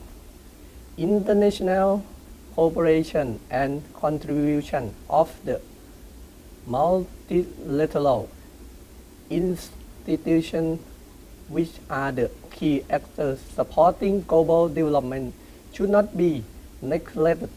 Thailand views that the commitment of states to multilateralism, global unity, and cooperation of all stakeholders is the important force to battle not only other novel virus, but also unprecedented incidents in the future. And we parliamentarians should take our legislative role to monitor state policy and commitment in order to ensure the sustainable benefit of our people and community, with all effort to do believe that our country can enhance our capacity toward a more sustainable and resilient future. Thank you very much for your attention. Thank you very much. Next, Honorable Stella Luz Kimball from Philippines will take the floor. Congratulations to the President of the APPF, Honorable Tony Smith, to the Chairman of the 29th APPF Annual Meeting and Speaker of the National Assembly of the Republic of Korea, Honorable Park Byung-seug, Honorable Yoon Chang-hyun, Chair of the Session on Economic and Trade Matters, for the excellent preparations for the hosting of the 29th APPF meeting. This forum affords us the opportunity to discuss matters relevant to the growth of the region amidst the ongoing COVID-19 pandemic. In its World Economic Outlook, the IMF recently trimmed its 2021 global growth forecast to 5.9%, from the 6% forecast it made in July 2021. For the ASEAN 5 grouping of Indonesia, Malaysia, the Philippines, Singapore, and Thailand, the IMF also cut its forecast by 1.4%, from 4.3% in July 2021 to 2.9% in October 2021. Similarly, the World Bank pointed out that the East Asia and the Pacific region, which has recorded uneven rates of recovery in 2020, is now facing a setback due to the impact of the Delta and other variants. Although overall regional growth is projected at 7.5%, reflecting the scale of China's economy, the rest of the region, however, is anticipated to grow by only 2.5%, compared to 4.4% forecast in the World Bank's April update, with the majority rebounding only in 2022 and remain below pre-pandemic levels of output, even in 2023. The downgrade of global growth prospects, particularly in the East Asia and the Pacific region, stems from the multilaterals' concern on the worsening pandemic dynamics with the emergence of the highly infectious variants affecting low-income developing economies and the uneven and relatively slow vaccine rollout. Moreover, both advanced and emerging economies are struggling with vaccine supply disruptions and inflation pressures. While the risks of another resurgence remain, regional solidarity and cooperation is vital to help build back better a resilient and sustainable Asia-Pacific community. The APPF represents an effective platform for dialogue on interparliamentary concerns and diplomacy based on equal partnership, mutual respect, and mutual benefit. In the 29th APPF meeting, we will have an opportunity to take stock of the gains achieved in the past years and to look ahead on how to sustain the relevance of the Asia-Pacific relations in the post-pandemic era.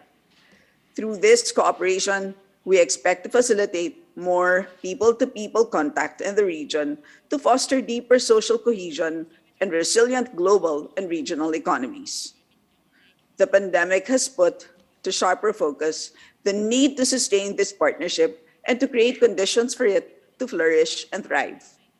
Existing norms and normative structures are being called into question, making it difficult to achieve cooperative solutions. More often than not, organizations of global governance are not always able to step in to bridge those gaps. That is why regional forums such as APPF are so important.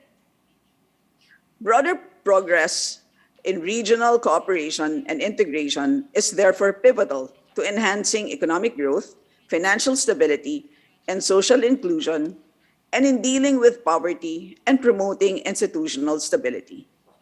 Also, deeper regional integration can facilitate access to markets and improve resource allocation and regional productivity, especially during this crisis. Notably, our parliaments play unique, crucial roles in enabling these to happen. In the short term, we can pursue the following. First, coordinate policies at the regional level to attract investments and the production of vaccines to cope with sustained high demand and unreliable imported supply. And second, reduce trade costs by establishing trade agreements with partner economies.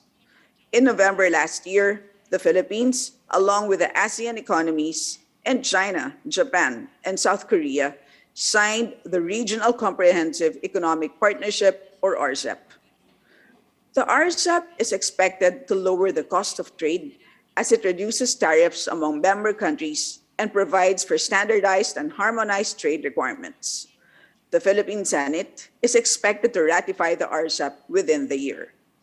It is likewise expected to forge agreements which can facilitate international mobility of tourists and temporary workers, such as the adoption of a mutually recognized digital vaccine passport, as well as credible testing certificates. Even as we look forward to deepen regional partnership and integration, we have to sustain our efforts in promoting growth at the domestic front.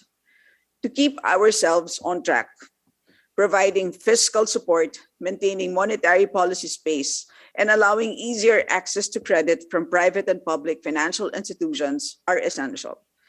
These are key to reviving enterprises, especially MSMEs affected by the pandemic.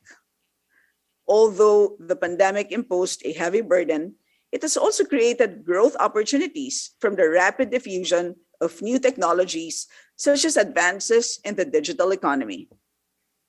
Prior to the pandemic, the domestic digital economy of a country makes up between 2% and 9% of GDP, based on a World Bank study of 16 economies across Asia and the Pacific, Europe, and North America. For a digitally dependent economy, however, the digital economy's contribution ranges from 17% to 35% of GDP per economy, with the services sectors being more digitized than other sectors. However, for economies to reap the benefits of the digital economy, much of the groundwork rests on the reforms that will be done at the country level. Digital technologies and platforms can lead to better outcomes, and its benefits spread more widely if governments pursue the following. 1, formulate plans for utilizing digitization, facilitating innovation, and developing a digital business startup ecosystem. 2, adopt a flexible policy and regulatory environment that can nurture growth and innovation.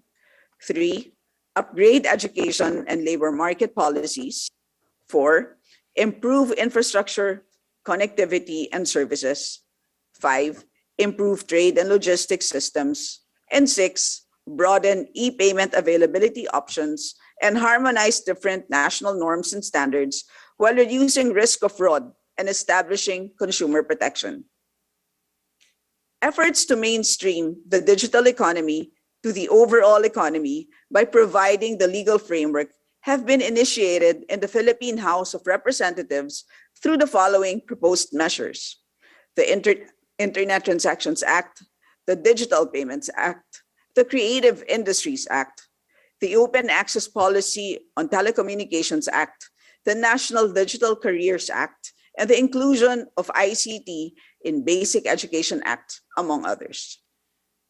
Key areas wherein greater coordination of policies and efforts is needed, including enhancing economic integration and promoting trade within the region, pursuing joint parliamentary action in response to climate change, establishing an international standard for pandemic response strategy, improving understanding of cultural diversity in the Asia Pacific, and promoting greater space, greater peace, stability, and human security in the region, all of which are covered by this meeting's agenda.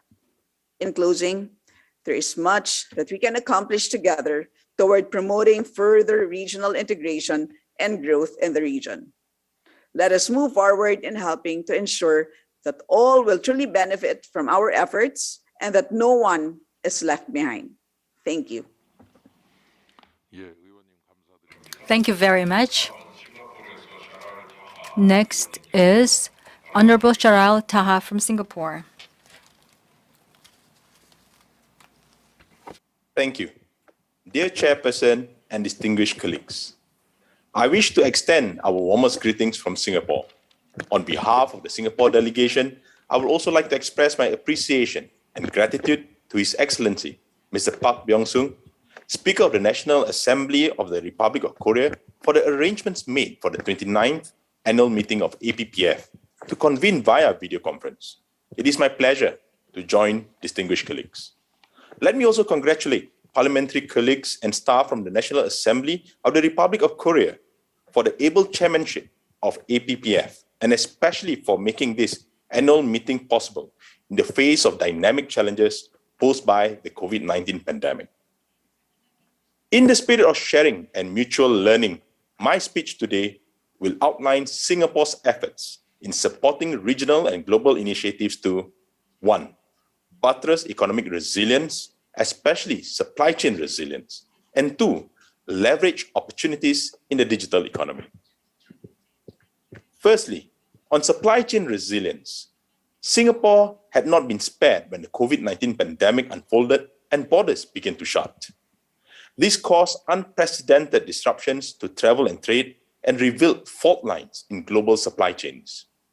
The situation was further compounded by the Suez Canal blockage in the first quarter of this year, when global shipping was severely affected. Such experiences are poignant reminders that in our interconnected world, trade and supply chain disruptions can happen at any time and from any source. It is therefore important for us to prepare ourselves for a more uncertain operating environment and to enhance supply chain resilience. Singapore has consistently affirmed our commitment to maintain supply chain connectivity. Transportation nodes like Singapore play an important role in global connectivity, and we take our responsibility as a trusted logistics, transportation, and energy hub very seriously. Singapore's air and sea ports stayed open throughout the pandemic to ensure uninterrupted flow of critical supplies. We hope that such efforts will have a positive, demonstrative effect and bolster overall global efforts for trade flows to continue unimpeded, especially for essential supplies. We also worked with trading partners and ASEAN member states on a number of statements and initiatives to express political commitments to preserve the flow of essential goods. For example, last year, Singapore, together with New Zealand, jointly announced a declaration of trade in essential goods for combating COVID-19 pandemic. With this declaration, Singapore committed not to impose tariffs and other trade barriers, including export restrictions. And within ASEAN, Singapore strongly supported efforts to ensure that trade lines remain open. For example, in June 2020, the ASEAN economic ministers adopted the Hanoi Plan for Action on strengthening ASEAN economic cooperation and supply chain connectivity in response to the COVID-19 pandemic. The plan includes a memorandum of understanding on non-tariff measures on essential goods and signifies ASEAN's commitment to eliminate non-tariff measures that would unnecessarily impede intra-ASEAN trade flows. Under the MOU, ASEAN has developed a list of essential goods containing 259 products such as food, medicine, medical equipment, and other essential supplies, and is working to further expand this list in the upcoming year. Furthermore, in June this year, the Singapore Parliament hosted the 12th caucus meeting of the ASEAN Inter-Parliamentary Assembly, where ASEAN parliamentarians reaffirmed their commitment to the importance of supply chain resilience and trade connectivity. These affirmations for supply chain resilience remain important even as trade starts to pick up and economic activity progressively normalizes with the reopening of our respective borders and economies. Demands on global supply chain capacity will increase, and so supply chain resilience in the COVID as endemic stage will also mean the ability to scale up supply chain capacity quicker as trade rebounds. Within Singapore, we have been working closely with the industry to seize opportunities as economic activity resumes. In our debates in the Singapore Parliament, we have talked about how COVID-19 has unveiled new business opportunities. For example, the desire to build more robust supply chains to minimize disruptions will create new demand for our logistics companies. And the increased focus on health and wellness would open up new opportunities for healthcare and biomedical companies as demand for related products increase. There are also new areas of growth in agri-tech as Singapore strengthens our food resilience. With key enablers such as technology and innovation, the way we produce food has transformed. It allowed us to increase land and labor productivity, to increase yield and produce higher quality food with more resource-efficient systems. This presents increasing opportunities for R&D, co-innovation, and partnerships to grow our sustainable food production model for both Singapore and the region. Earlier this year, we also launched the Singapore Green Plan 2030 to advance our national agenda on sustainable development. It is an expensive and a multi-sectoral effort to advance towards a low-carbon future, covering how we live, how we play, how we work, commute, and even more. From the economic perspective, sustainability can be a new source of competitive advantage and create new opportunities for growth and job creation. Hence, we are helping our enterprises and workforce to harness sustainability as a competitive advantage and to develop innovative solutions for the green economy in areas such as carbon trading and related services, low carbon solutions, and green financing.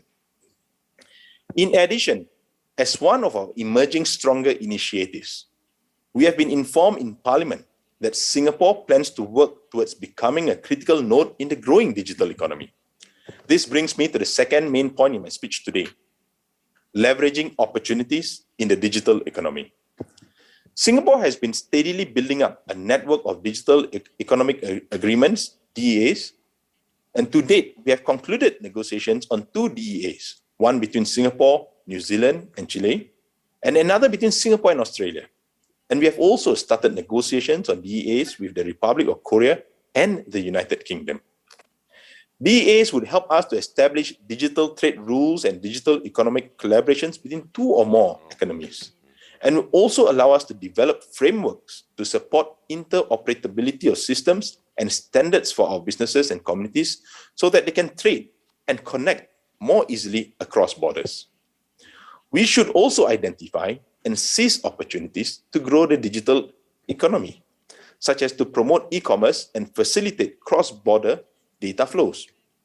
To this end, Singapore parliamentarians were happy to note that in September this year, the ASEAN economic ministers at the 53rd ASEAN economic ministers meeting agreed to launch negotiations on the region-wide ASEAN Digital Economy Framework Agreement by 2025.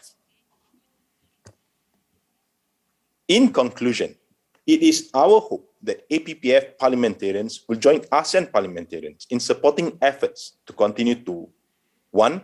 Enable unimpeded cross-border trade, 2.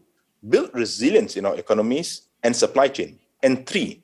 Leverage opportunities in the fast-growing digital economy. Such collaborations will strengthen our ability to effectively address common economic and trade challenges and enable our economies to emerge stronger together through this pandemic. Let us support one another on this collective journey. Thank you. Thank you very much. Next, we would like to invite Honorable Saponin from Cambodian delegation.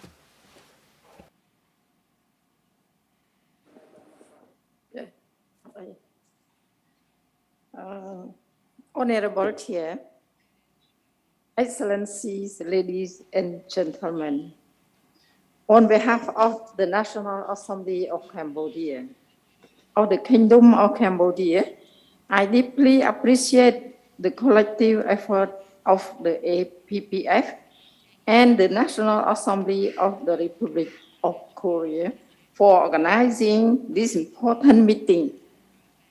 For almost 2 years, humanity has faced unprecedented challenges, including the humanity has faced unprecedented challenges, including the COVID-19 pandemic, growing geopolitical tension, trade and technology wars, and climate change. These affect the development of all sectors, especially socio-economic development, both regionally and globally. Given the circumstances, I find the topic of the role of parliaments in enhancing economic integration and promoting trade in the region is very important to accelerate the promotion of cooperation, strengthen solidarity, and prioritize the interests of the people through multilateral mechanism to address issues in all areas and socio-economic connectivity to ensure better social, economic, and trade development in order to promote our agenda of inclusive and sustainable development. International trade is the major driving force for economic growth and job creation.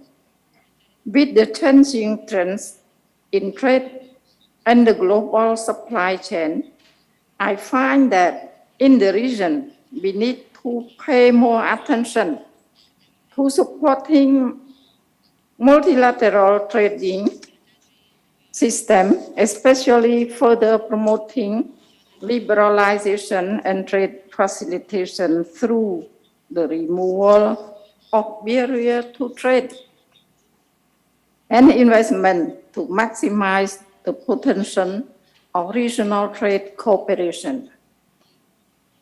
Excellencies, ladies and gentlemen, Cambodia, like other countries in the region and the world, has striven to develop a post-COVID-19 economic recovery plan.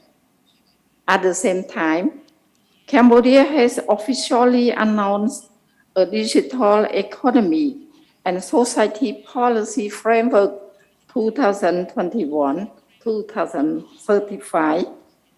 The framework set out a long-term vision to build a vibrant digital economy and society. It also lays the foundation for promoting digital adoption and transformation in all sectors of society. The state, citizen, and business people to promote new sources of economic growth and improve social welfare in the new normal. For Cambodia, the digital transformation is about harnessing and maximizing the benefit of advances in information and communication technology and digital technology to increase productivity and economic efficiency, as well as boosting economic growth and building a civilized society where citizens can benefit from using digital services with high level of inclusiveness, reliability, and security, while preserving our national identity and culture. With the aim of further expanding export markets, the Cambodian Parliament has ratified many free trade agreements, including a regional comprehensive economic partnership agreement, bilateral and multilateral free trade agreement. Overall, these positive developments have been turning Cambodia into a more important and potential production, business, and investment destination in the region with a larger, more competitive export market for investors from all walks of life. Excellencies, ladies and gentlemen, Cambodia is committed to further strengthening friendly relations and close partnerships that are mutually beneficial for member countries to help promote world peace and security and achieve the UN Sustainable Development Goal for 2030. Finally, we should encourage all APPF members to promote regional cooperation to accelerate the digital economic development and trade while strengthening connectivity among our countries by exchanging digital technology and skill to support developing countries. Thank you for your attention. Thank you so much. Now, moving on, we have Honorable Melissa McIntosh from Australia. The floor is yours. Thank you, and good evening from Western Sydney, Australia. It is a great pleasure to address you today on the topic of economic and trade matters, with a focus on accelerating the digital economy and enhancing productivity. The Australian delegation has valued the opportunity to contribute to the 29th Asia Pacific Parliamentary Forum. I would like to extend my thanks on behalf of the Australian Parliament to our Korean hosts who have facilitated the productive and important discussions across the APPF sessions. I would also like to acknowledge His Excellency, Mr. Moon Jae-in, President of the Republic of Korea, who is currently visiting Australia. The digital age presents a range of opportunities to support economic growth. In this context, it is important to reaffirm our commitment to the resolutions previously adopted by the APPF relating to the growth of the digital economy in the Asia Pacific. These include a 2020 resolution adopted in Australia on improving participation in the digital economy and enhancing connectivity throughout the region. A 2019 resolution adopted in Cambodia on enhancing connectivity in the Asia Pacific through e-commerce. A 2017 resolution adopted in Fiji on promoting sustainable economic growth in the Asia Pacific region through the digital economy. And a 2016 resolution adopted in Canada on fostering innovation and connectivity. The COVID-19 pandemic and its associated social distancing requirements and travel restrictions have contributed to a rapid acceleration of digitisation by businesses across the globe, including in the Asia Pacific region. Technology will continue to be important as we look to boost businesses' resilience in a post-COVID environment, particularly in driving sustainable economic growth. Emerging technologies such as artificial intelligence, blockchain, and quantum will have an important role in the digital economy and connectivity going forward. It is important that these technologies are deployed in a trusted, secure, and responsible way. Connectivity is fundamental to supporting greater participation in and growth of the digital economy right across the region. Security and trust in institutions and infrastructure are also an essential part of a well-functioning digital economy. In addition, we must acknowledge the impact of the regulatory environment in shaping the level of digital innovation and access to digital services. Digital technology has become inextricably linked to the competitiveness of economies, particularly through supporting productivity and innovation and expanding trade opportunities.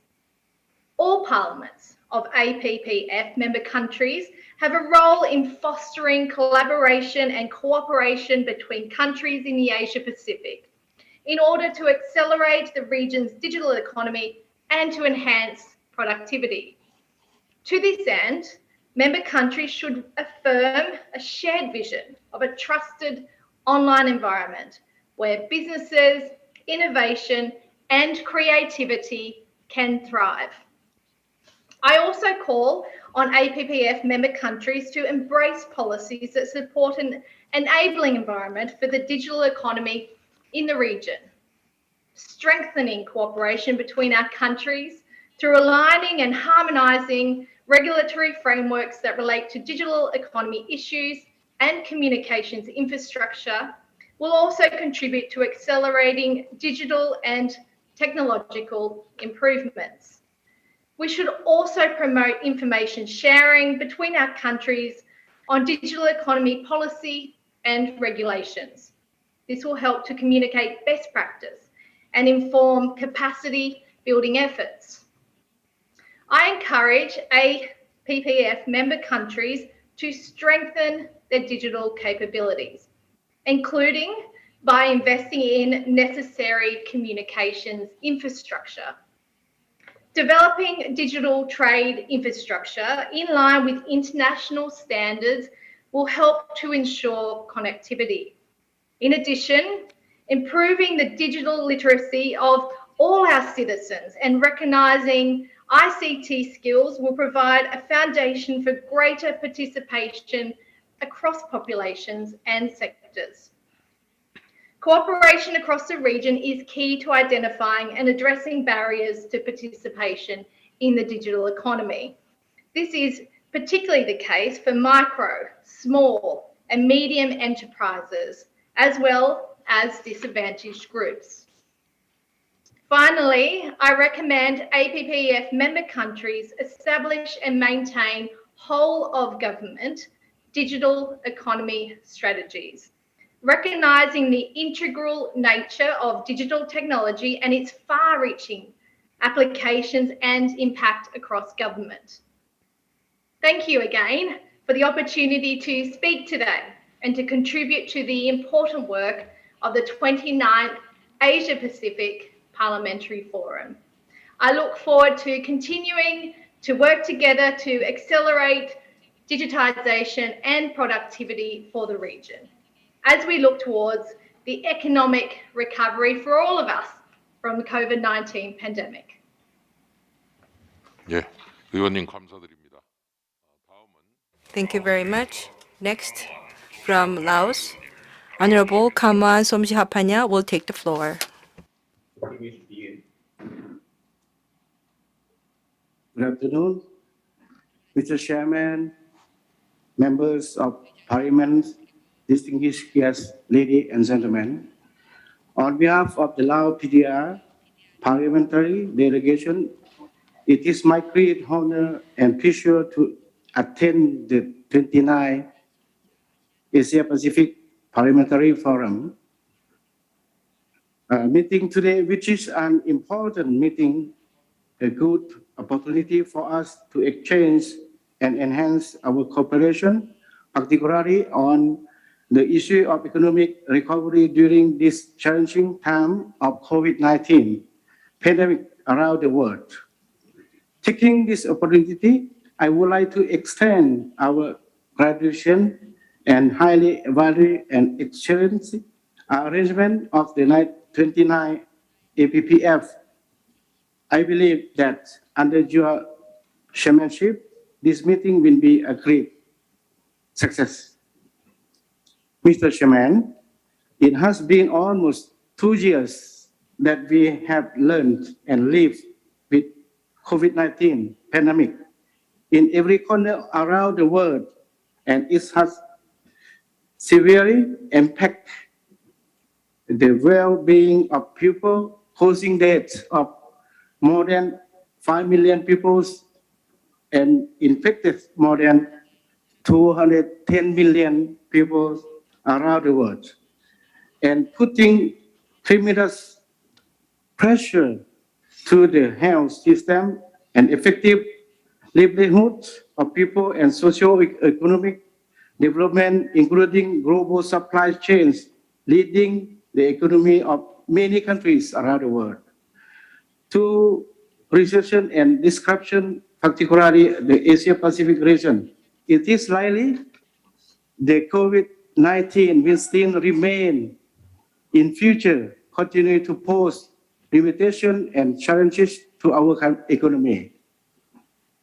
To address this issue, many countries have implemented various control and preventive measures following the World Health Organization guidelines and according to its national context and situation. Some countries have implemented district control measures to reduce the infection rate, while others have adopted economic mitigation measures balancing between control measures and well as economic recovery measures, underlining the normal lifestyle before the COVID-19 pandemic to the new normal lifestyle under the COVID-19 condition, together with the COVID-19 vaccination effort with the aim to support and sustain its nation economy, especially in the service sectors. Distinguished guests, ladies and gentlemen, the Lao PDR has attached a great importance and actively implemented the United Nations Sustainable Development Agenda by integrating the Sustainable Development Goals into the National Socio-Economic Development Plan with the aim to lead the country to graduate from the least developed country status. And recently, at the second ordinary session of the 9th legislature of the Lao National Assembly, the National Digital Economy Development Strategy from 2021 to 2030 and National Digital Economy Development Plan from 2001 to 2025 were adopted. All of these undertakings are aimed at supporting and promoting effective and sustainable economic development, particularly facilitating and strengthening on the micro, small, and medium enterprises. Lao PDR has officially launched the Lao-China high-speed rail on the 3rd of December 2021, which will provide a conducive environment for the economic recovery of efforts. We have introduced the new directive to respond to the COVID-19 and transform our society to the new normal under the COVID-19 condition. Mr. Honorable Delegates, in this regard, I would like to take this opportunity to express our sincere appreciation to all members of Asia Pacific countries and the international organization for assistance extended to the Lao PDR, particularly the support in terms of medical equipment and vaccines to Lao PDR in responding to COVID-19. And we do hope that members of Asia Pacific countries will continue to support Lao PDR. We would also like to call upon the members of the Asia Pacific parliaments to enhance cooperation, provide support and assistance to each other for greater economic resilience and inclusive economic recovery, as well as enhancing economic integration and promoting trade in the region.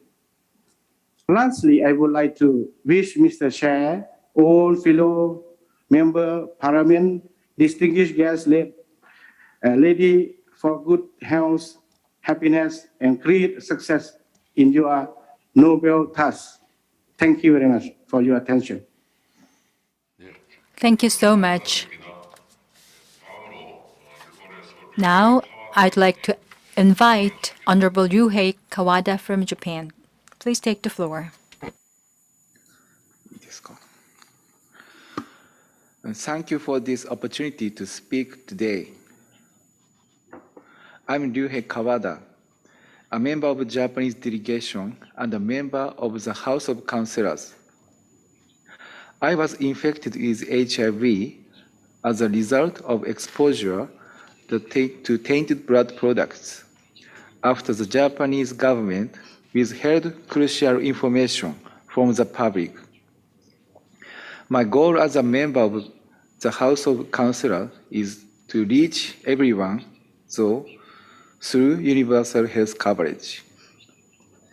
However, providing health care is not enough. It is also necessary to guarantee people's livelihood as a part of a measure to prevent illness. Although agriculture is particularly important to world health, in Japan, conventional farming methods are still used. I would like to help to restore the health of children around the world through organic school lunches. The Japanese delegation submitted a draft resolution on economy and trade at this meeting. So I would like to make a statement that focuses on the background and reasoning. The COVID-19 pandemic has had a devastating impact on the global economy. Countries around the world are making tremendous efforts toward powerful and prompt economic recovery, which includes the promotion of effective vaccination and implementation of economic measures on an unprecedented scale. International cooperation and coordination are needed more than ever to restore the world economy while addressing new threats, such as the COVID-19 pandemic, as well as other urgent challenges like climate change and ecosystem protection. In effecting recovery of the world economy, emphasis is placed on the importance of trade liberalization and regional economic integration. In addition to this, however, we must also consider aspects such as improving trade rules, related to intellectual property rights and investment. Implementing good regulatory practice, achieving food security, and protecting the environment. In this context, I consider food and environmental protection to be worthy of particular emphasis. You are all well aware of the paramount importance of food as a source of life, and there are significant regional differences in consumed foods, production methods, and dietary culture. To protect such diversity, we must also take into account regional communities so that we can preserve an environment in which people can consume their own local agricultural produce.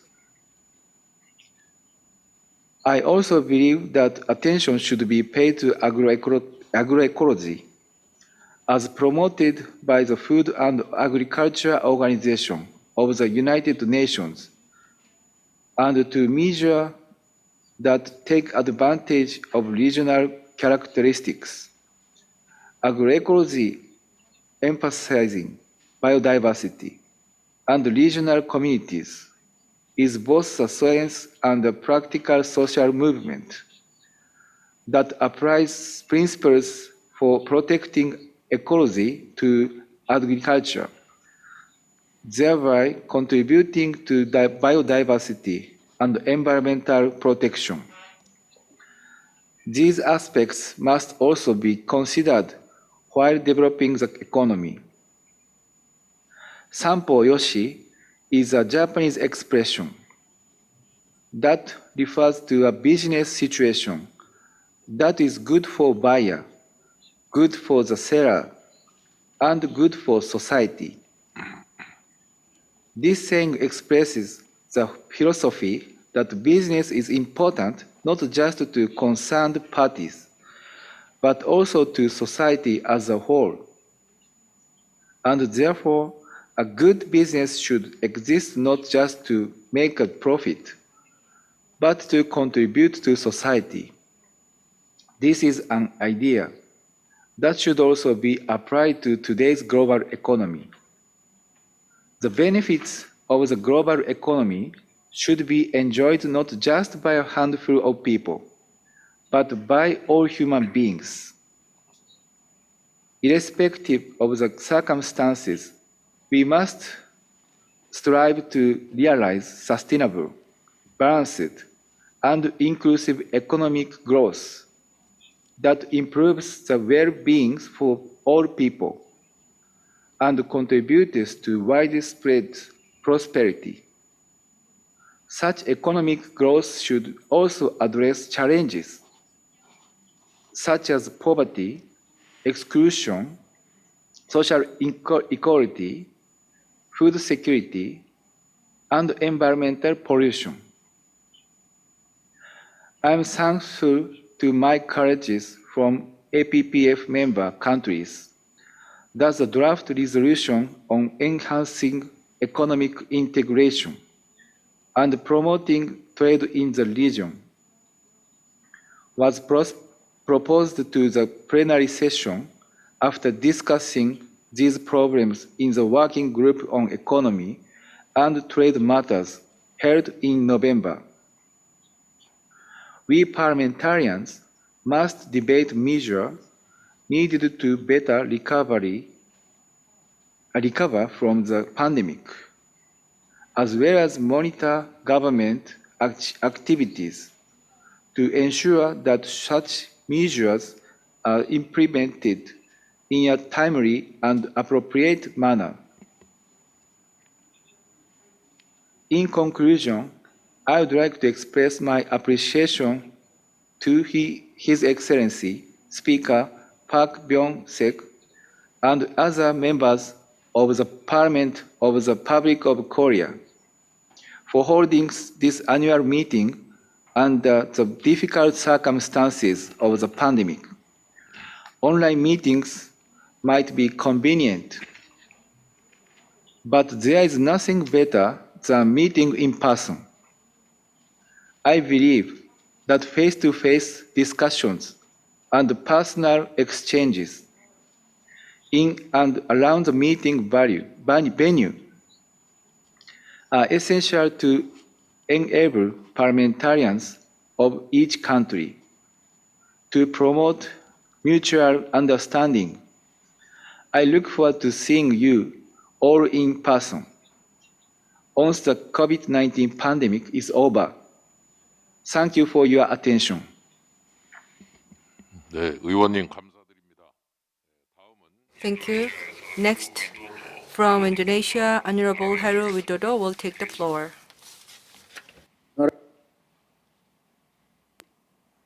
Distinguished delegates, ladies and gentlemen, year 2021 almost overshone, and the COVID-19 pandemic continues to impact the lives and livelihood for our people. Aside from the detrimental impact, we see the need to turn the pandemic into the real opportunity. It presents us with the opportunity to do the right thing for the future. It gives momentum for countries in the APPF to make the recovery package environmentally friendly. Thus, we can leave a legacy of what that are clean, green, healthy, safe, and more resilient to the next generation. In order to save that idea, we believe that it's important to strengthen global unity, solidarity, and cooperation. Only through working together, we will see our economic recover, strengthen, and flourish. Indonesia, in this sense, is always in the forefront of multilateralism advancement and cooperation at regional and international fora. We believe that an effective and inclusive multilateral system combined with strengthened global collaboration to upscale timely and equitable production and distribution of safe and efficacious diagnostic, therapeutic, and vaccine is the key to mitigate the COVID-19 pandemic. On domestic economic recovery, we believe in the importance of having umbrella legislation that support the acceleration of domestic economic recovery. Indonesians also put on importance to the urgency of national government to strengthen national social safety net mechanism. We also believe in the necessity strengthen parliamentary oversight mechanism of fiscal stimulus allocation and this delivery. An omnibus law has also been enacted. In this a crucial step to improve business climates, provide legal certainty and incentive to attract investment, particularly for labor-intensive industries and digital economy. Since we are choosing the credo of Build Back Better, our recovery shall be enclosed in the greater purpose of saving the SDGs and leaving no one behind. Parliament is part of key players to establish sustainable, immediate, and long-term recovery through our constitutional mandate of legislation, budgeting, and oversight. At the same time, Parliament shall also promote partnership and cooperation with and between all countries and with different stakeholders. We believe cooperation in this case to strengthen global recovery, create resilience, and build prosperity for all. Thank you. Thank you very much. We will now have Honorable Pekin Dato Haj Abdul Ghani Haj Abdul Rahim from Brunei.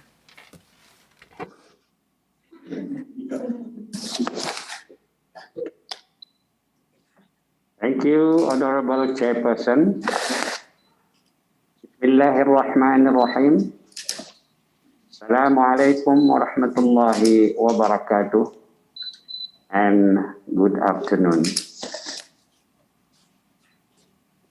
Brunei Darussalam concurs to the agenda topic on international cooperation for greater economic resilience and inclusive growth after the COVID-19 crisis.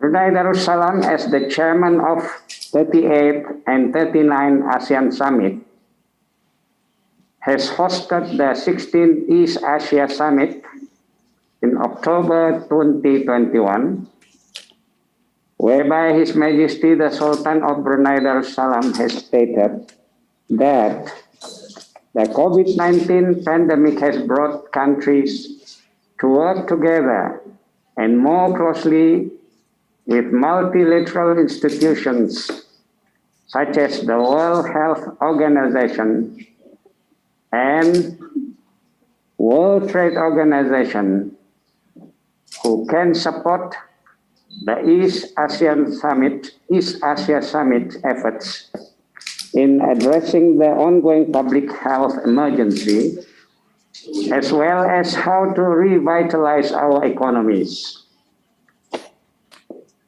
Brunei Darussalam believes that in moving forward from the COVID-19 pandemic, the promotion of inclusivity and economic growth and recovery of the region by strengthening cooperation in public health, mental health, cybersecurity, circular economy, climate change, and tourism.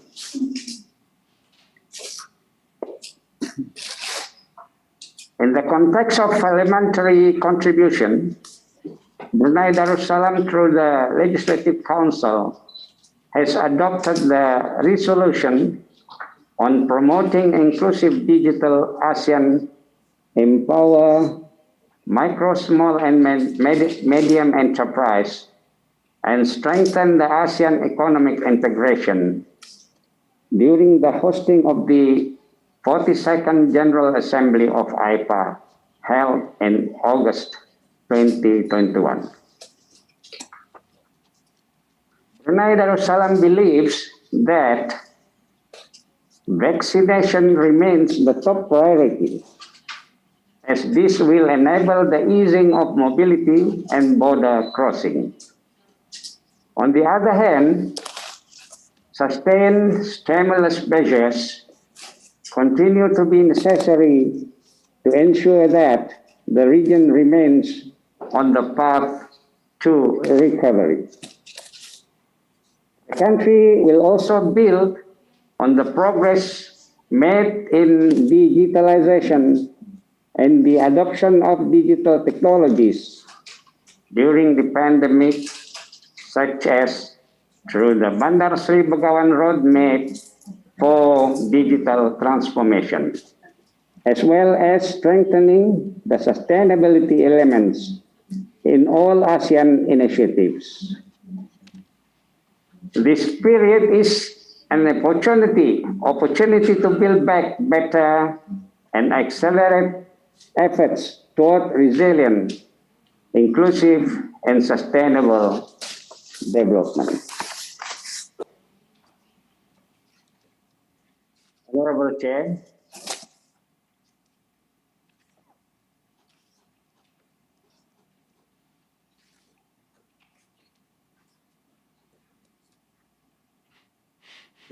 Tujuh minit.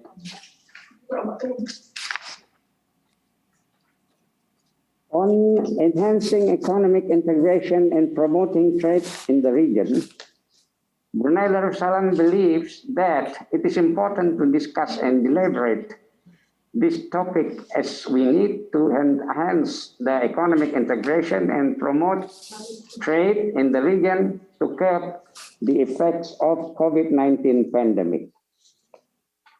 Brunei Darussalam views free trade agreements as a vital part of its foreign trade policy to maximize the potential of free and open trade for its people in an ever globalizing world. With a relatively free and open trading regime, as well as small but highly educated workforce, Brunei Darussalam sees engagement on FTA as an important step in ensuring that its people, goods, services, and investment have continued access to wider markets around the world. Brunei Darussalam, which is largely seen in the international community as a producer of oil and gas, is currently undertaking a number of projects in a bid to further diversify its economy. In this regard, the government of Brunei Darussalam strongly believes that active engagement of FTA with a number of key strategic partners will open up markets for Brunei's exports and services, as well as help facilitate the flow of foreign direct investment into Brunei Darussalam. Honorable Chair, when it comes to the involvement of Brunei Darussalam in Regional Comprehensive Economic Partnership, RCEP, Brunei has ratified the agreement upon depositing its instrument of ratification with the Secretary General of ASEAN on 11 October 2021. Brunei Darussalam's timely ratification of the RCEP agreement signals our strong commitment to support the region's post-pandemic recovery efforts, strengthening our economic and trade linkage, creating new opportunities for our businesses, as well as support for an open, inclusive, rule-based multilateral trading system. Being the world's largest regional FTA comprising about 30% of global GDP and about a third of the world's population, Brunei Darussalam is expected to benefit from the RCEP as it will broaden and deepen our economic ties between the members and provide new opportunities for our producers and businesses, especially in terms of market access given to the level of liberalization for trade in goods, services, and investment. Brunei Darussalam also gives its full support to the United Nations Commission on International Trade Law, UNICITRAL, and recognizes the work by UNICITRAL towards achieving modernization and harmonization in the field of international law. It is no doubt in today's situation, it is of a prominent time that we further deepen regional economic integration and that we promote the liberalization and facilitation of trade and investment and uphold the multilateral trading system. It is also important for us to remove barriers as it is more crucial to make economic globalization more open, inclusive, balanced, and beneficial for all. Thank you, Honorable Chair. Thank you for your attention. Thank you very much. Next, Honorable Si-Wen Liu from Chinese delegation will take the floor. Thank you. Dear distinguished Chair, distinguished parliamentary friends, dear colleagues, it gives me great honor to attend today's meeting. According to the agenda, I would make some brief remarks on strengthening international cooperation for greater economic resilience and inclusive economic recovery. This is my first time to speak in English in international conference. It's a big challenge, but I will do my best. As we speak, COVID-19 is still raging in the world, and the road to world economic recovery is hard and tortuous. At this year's UN General Assembly in September, President Xi Jinping put forward a global development initiative that aims at steering global development toward a new stage of balanced, coordinated, and inclusive growth.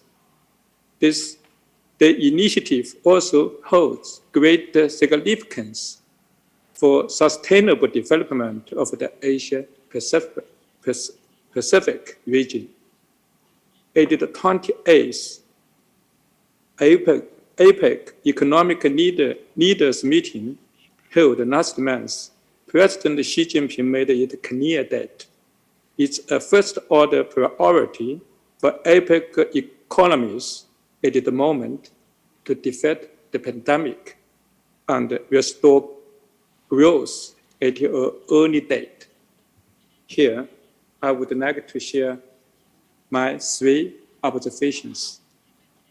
First, we should fight the pandemic with solidarity and cooperation. We need to follow a science-based approach in pandemic response, deepen international cooperation, promote the research, development, production, and fair distribution of vaccines, and ensure their accessibility and affordability in developing countries so as to put in place a global line of defense.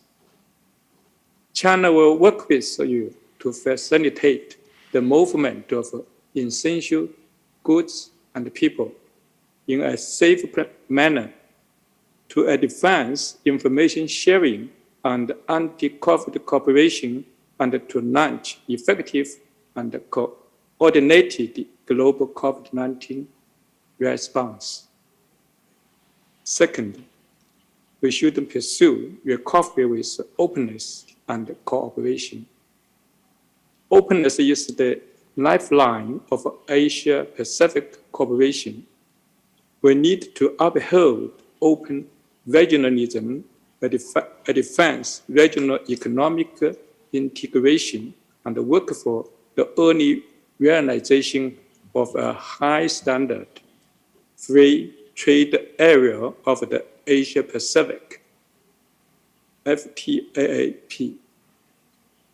We need to practice true multilateralism, stick to dialogue rather than confrontation, inclusiveness rather than exclusion, and integration rather than decoupling, and be resolute in safeguarding the multilateral trading regime with the WTO as its core.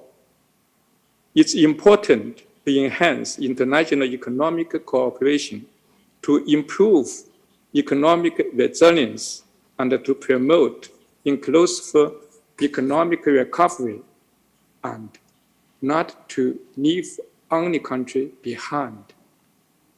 Third, we should seek common development with innovation and cooperation.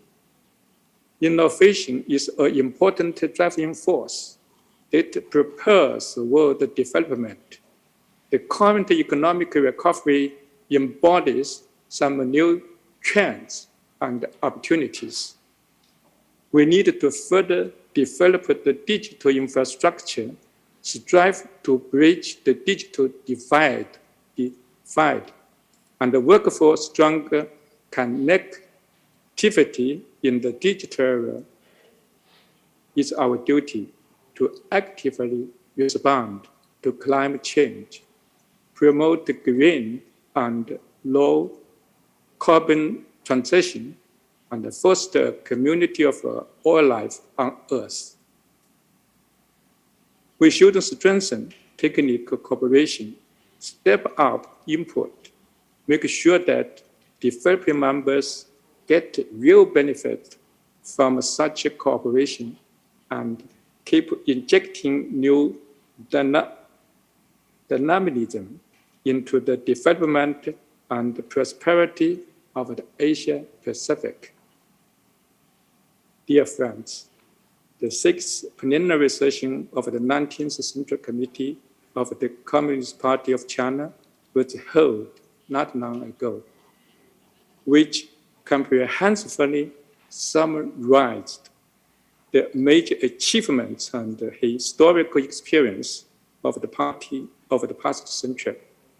The Chinese people is embarked on the new journey toward fully building China into a modern socialist country with full confidence.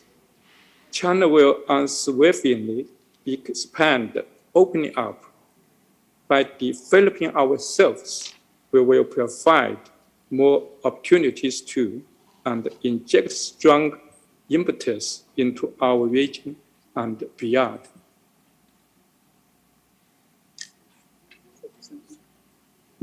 China will join forces with other Asian Pacific economies and work with colleagues from other Asia Pacific parliaments so that we can enhance economic resilience, promote inclusive economic recovery, implement the Global Development Initiative with concrete actions, endeavor to build an Asian Pacific community with a shared future, and jointly open a new chapter for Asian Pacific economic cooperation.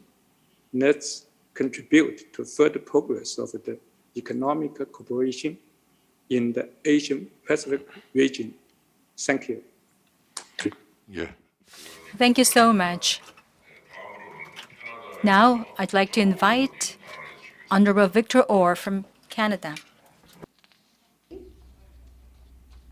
Chair, honorable delegates, I'm pleased to speak about the resolution on international cooperation for greater economic resilience and inclusive growth after the COVID-19 crisis. The COVID-19 pandemic has either caused or contributed to numerous economic challenges, including trade restriction, supply chain disruption, and negative employment impacts for many countries. Sustained cooperation among member countries of the ASEAN Pacific Parliamentary Forum, the APPF, can help to address these challenges. I would like to focus on a few opportunities for cooperation regarding two themes mentioned in their resolutions. First is ensuring job creating growth as post-COVID-19 economic recovery plans are applied, and also ensuring that full opportunity to participate in economic activities are available to all demographic groups and to micro, small, and medium-sized firms. In their October 2021 Rome Declaration, G20 leaders indicated that an open, fair, equitable, sustainable, non-discriminatory, and inclusive rules-based multilateral trade system supports job creation. From this perspective, APPF member countries could help ensure job creating growth through enhanced cooperation at such forums as the World Trade Organization or WTO, including through efforts directed at removing unnecessary trade barriers. Regarding the second theme of ensuring that full economic opportunities are broadly available, APPF member countries could collaborate to address impediments to various groups and firms' economic participations. For example, as the signatory to the WTO Joint Declaration on Trade and Women's Economic Empowerment have agreed to do, APPF member countries could collaborate to increase the extent to which their trade and development policy consider gender. Among other actions, they could share both procedures for collecting gender-sensitive data and their experiences with initiatives that encourage women's economic participation. As well, APPF member countries could work together to explore ways of supporting the participation of micro, small, and medium-sized firms in the global marketplace, including those the WTO working group that is focused on these firms. I would also note that APPF member countries might be bound by trade agreement provisions designed to ensure that the benefit of trade are shared. For example, the Comprehensive and Progressive Agreement for Trade-Pacific Partnership has a chapter on small and medium-sized firms that might help these firms participate in the economic opportunity created by the agreement. In closing, let me reiterate that cooperation among APPF member countries in this and other areas could help create economic opportunity for people and firms throughout the Asia-Pacific region. Thank you. Merci beaucoup. 예, 의원님 발언 감사드립니다. 예, 다음으로는 몽골 Thank you. Next from Mongolia, Honorable Unravolo Damdinsren will take the floor. 네, 감사합니다. 제 이름은 Thank you very much. I am Honorable Damdinsren. As a person who can speak Korean, I would like to make a brief greeting to all of you in Korean. And I would like to congratulate you on the hosting of this 29th APPF annual meeting. And I'm very pleased to participate in this event as a member of Mongolian delegation.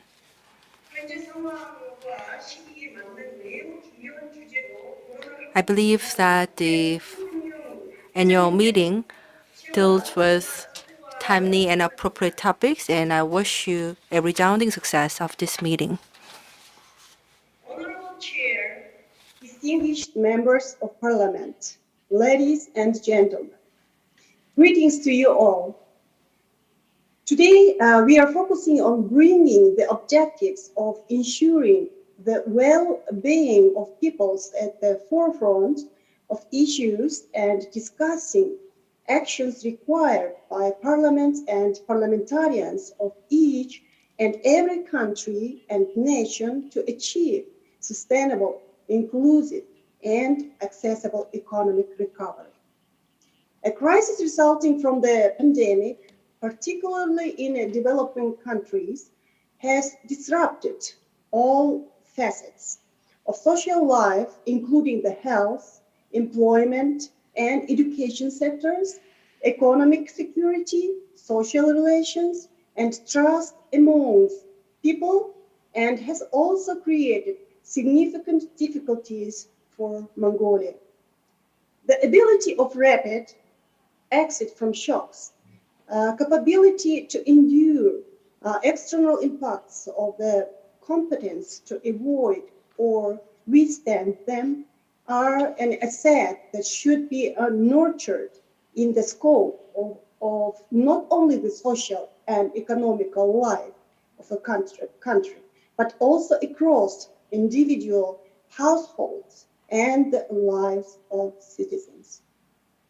In the case of Mongolia, this crisis has been caused by many factors, such as the crisis of the infrastructure and logistics sector, affecting the supply and demand chain of goods, the collapse of certain domestic industries, challenges faced by job providers, pandemic resulted emergencies in the health, service, and education sectors, and poverty and employment. I would like to exchange my views with you in the following two areas. Firstly, I believe that the digital economy is an area where countries must join forces to achieve a sustainable post-pandemic recovery. At all levels, from the simple applications of the digital economy in areas such as e-payment, e-commerce, and e-IDs, to the digital connectivity of emerging markets and the use of artificial intelligence, developing countries increasingly experiencing disparities and inequalities in receiving the benefits of this sector. Only about 70% of the world's developing nations have access to the internet. It will take 15 years for developing nations and 30 years for the world's poorest nation to have full access to the internet, which I personally believe is a matter of great concern to the international community.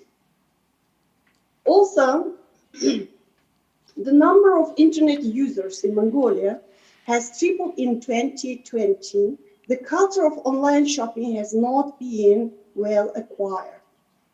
As such, with the goal of improving the connectivity of the digital economy, we have been working to further improve e-governance frameworks, to improve our technological infrastructures, and to define the legal environment for the comprehensive development of e-services with integrated policy and planning. On the other hand, in countries with weaker information technology development and infrastructures, there are not only risks associated with the IT supply chain, but its corresponding management is also poor. Weaker data processing, storaging, and security management necessitates concerted efforts by countries, including parliaments, to fight against risks that could jeopardize a nation's technological infrastructure through the application of higher technologies. China launched the Information Security Initiative in September 2020. The European Union has issued the General Data Protection Regulation. I would like to emphasize that parliaments need to join forces to ensure IT security in order to achieve a more sustainable and inclusive economic and trade recovery. Secondly, regional cooperation and integration play an important role in improving Mongolia's competitiveness and strengthening its mining-dependent economy into a more diversified economy.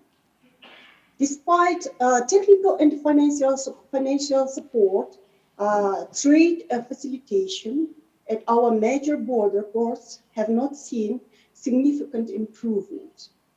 Our nation's landlocked and geographically isolated location and poorly developed infrastructures pose significant challenges in achieving inclusive, comprehensive economic recovery and overcoming the crisis caused by the pandemic. I believe that economic stability is the ability to anticipate, adapt, and turn such crises into opportunities in regard to the changing socio-economic conditions of the country. Therefore, we want to show support to developing countries in the region and join our efforts and work together to create a more reliable legal environment for new post-pandemic economic and trade regimes. Thank you for your attention. Thank you very much. 예, 의원님. Thank you so much. Now, we would like to invite Honorable Ernesto Perez Astorga from Mexico. Honorable legislators, I am honored to represent my country in this 29th annual meeting at the Asia Pacific Parliamentary Forum. The Mexican Chamber of Senators is convinced that the world needs to accelerate digital economy and strengthen its connectivity. As it has mentioned by most of the participants in this forum today, the COVID-19 pandemic has not only concentrated by 3.5 the world's economy, but it also has boosted the e-commerce. Only in 2019, e-business global sales reached up to $27 trillion. As a general framework, it is necessary to recall that the 2021 Digital Economy Report prepared by the United Nations Conference on Trade and Development indicates that the global internet traffic in 2022 will break its historic records. The unit size for the storing digital information is forecast to grow monthly from 230 exabytes in 2020 to 780 exabytes in 2026. As legislators, these numbers represent a big challenge for us when it comes to ensure privacy mechanisms, developing framework that provides security and protection of personal data and intellectual property, especially when it comes to frauds or damage generated by cybercrime. The digitization of this economy can increase productivity, reducing costs for business and enhance welfare for society. However, the digital gap fuels inequality, reduce education and employment opportunities for the most disadvantaged group of the concentrated wealth in hands of a few.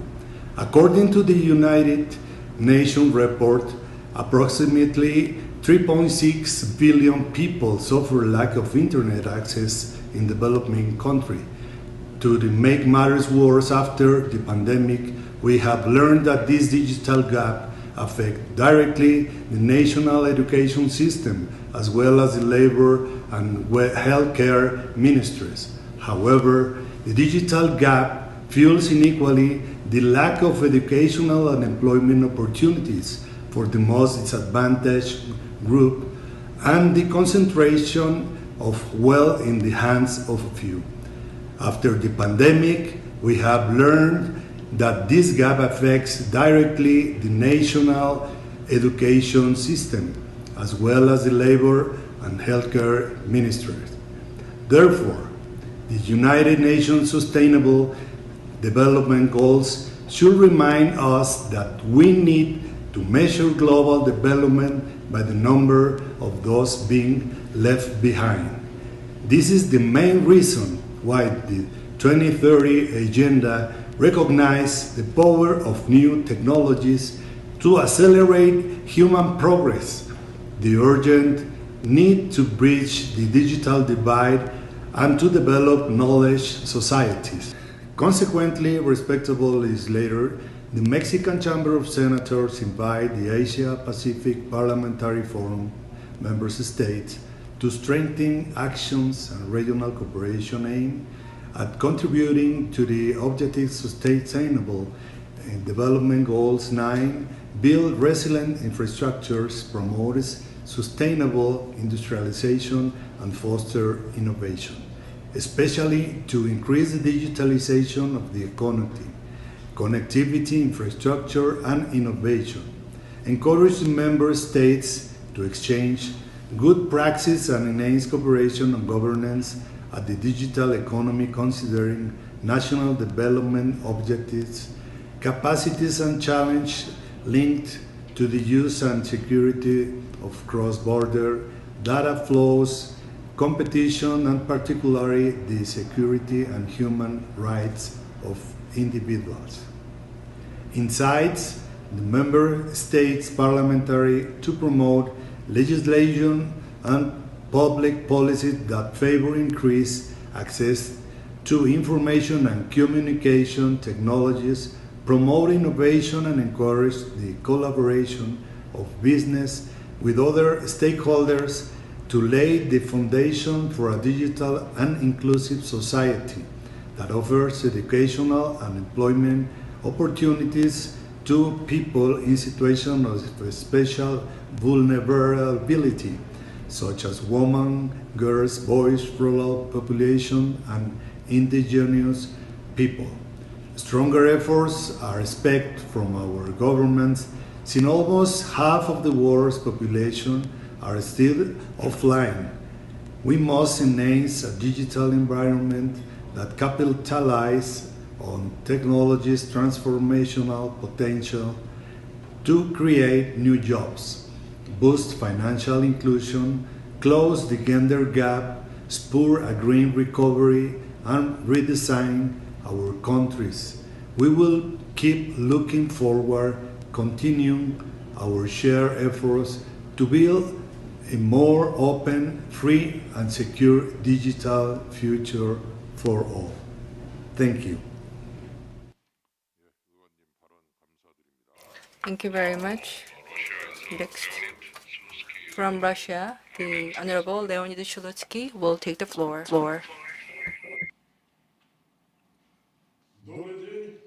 A very good afternoon, colleagues. I hope you can see me and you can hear me. I'm glad to greet you from Moscow. I would like to extend our gratitude to our colleagues from the Parliament of the Republic of Korea and its Speaker Park Byung-sok, and to you, Mr. Chair, Mr. Chung Yun-yun. And I would like to thank you for your efforts in preparing the 29th meeting of the APPF. Colleagues, we are facing quite a challenging environment in the Asia-Pacific region, apart from the COVID-19 pandemic. This is due to the fact that we see the commitment by a number of Western countries to reshape the region's geopolitics. We see containment methods that are being used, unfair competition, which includes sanctions that are imposed against, among others, Russia, against the People's Republic of China. These sanctions and the restrictions must be rejected. We need to get rid of them within the global architecture.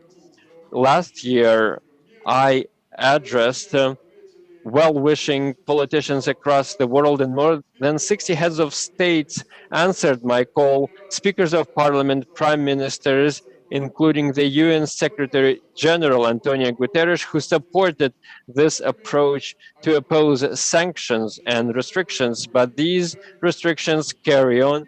We believe that this is a destructive policy that undermines the foundations of the global world order and prevent equal cooperation that is so essential for economic recovery. The Russian Federation has always called for and advocated for reinforcing the existing cooperation architecture within the Asia Pacific region based on equality and with mutual respect under the international norms. In this, of course, ASEAN plays an essential role. We need to continue our capacity building efforts, primarily in the economy, as the subject of our plenary session shows. We need to reinforce our forum and to make sure that it plays an even more active role in the future. The COVID-19 pandemic caused a global economic recession. It had a negative impact. We also see more and more sanctions and isolationism, which I already mentioned, which undermines the global economy. We strongly believe that in order to ensure swift economic recovery of our countries, and for trade to recover, investment to recover, to return to pre-pandemic growth trajectory, we need to remove trade barriers and lift unilateral sanctions. I would like to invite all of you colleagues to the Eurasian meeting of speakers of parliament that was established by the Russian Federation and by the Republic of Korea, by the parliaments of our two countries. We already held it 4 times in Moscow, in Seoul, in Astana, and Antalya. And unfortunately, this year, our Indonesian colleagues, just shortly before the 5th meeting in Bali, told us that they are unable to host this event due to the pandemic. Very soon, we will discuss with our colleagues from the Republic of Korea where the 5th meeting of Eurasian Speakers of Parliament will take place. This is an essential platform and mechanism because it is an essential parliamentary dimension for discussing integration processes across the Eurasian continent. I'm referring to the Eurasian Economic Union, the Shanghai Cooperation Organization, the Belt and Road Initiative, and other integration structures that are on the path to institutionalizing but do not have a parliamentary dimension. The 5th meeting of the Eurasian Speakers of Parliament will take place, and we, together with our colleagues from Seoul, will send out invitations to this event shortly. Economic integration and creating a new integration contour within the greater Eurasian partnership. For Russia, this is an essential path to post-COVID recovery and sustainable growth. The member countries of the Eurasian Economic Union view the greater Eurasian partnership as the macroeconomic development strategy. China, India, and a number of other countries already supported this initiative, and the Moscow Declaration of the Council of the Heads of States of the Shanghai Cooperation Organization welcomed this initiative. It was adopted 1 year ago on December 10, 2020. Russia stands for equal and inclusive international cooperation as the only path to resolving international problems caused by the COVID-19 pandemic. This is a prerequisite for a swift economic recovery and for coordinating our macroeconomic policies. Russia supports initiatives by the leading international financial institutions and regional development banks to accelerate the recovery by lending to less developed countries and low-income countries that were hit the most by the COVID-19 pandemic. Colleagues, our countries are on the path to recovery from the pandemic, and against this backdrop, the green transformation is becoming increasingly important. This is one of the key factors for our development model. The United States and a number of European countries have been promoting a green agenda that was not so much about caring for the environment, but about securing competitive advantages and introducing non-tariff barriers. We are especially concerned about adding the green element to the international financial system through taxation. I would like to invite all of you, dear colleagues, to invite you to the third International Forum for the Development of Parliamentarism that will take place in Moscow, probably in September of 2022. We will be sending out invitations.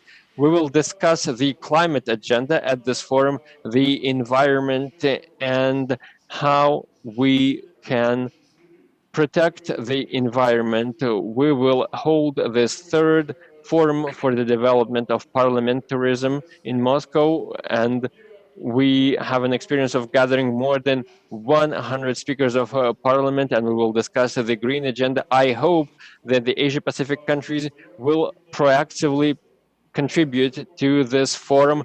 I would like to thank once again our colleagues from the National Assembly of the Republic of Korea, and I would like to reassure you that Russia will proactively contribute to the work of the APPF moving forward. Thank you very much for your attention.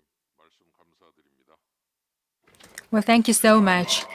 Last but not least, we have Honorable Primus Justisio from Indonesia. The floor is yours. Honorable Chair, Mr. Cheng Yun, distinguished delegates, ladies and gentlemen. Information and communication technology has been instrumental in the keeping economies and society going during the pandemic.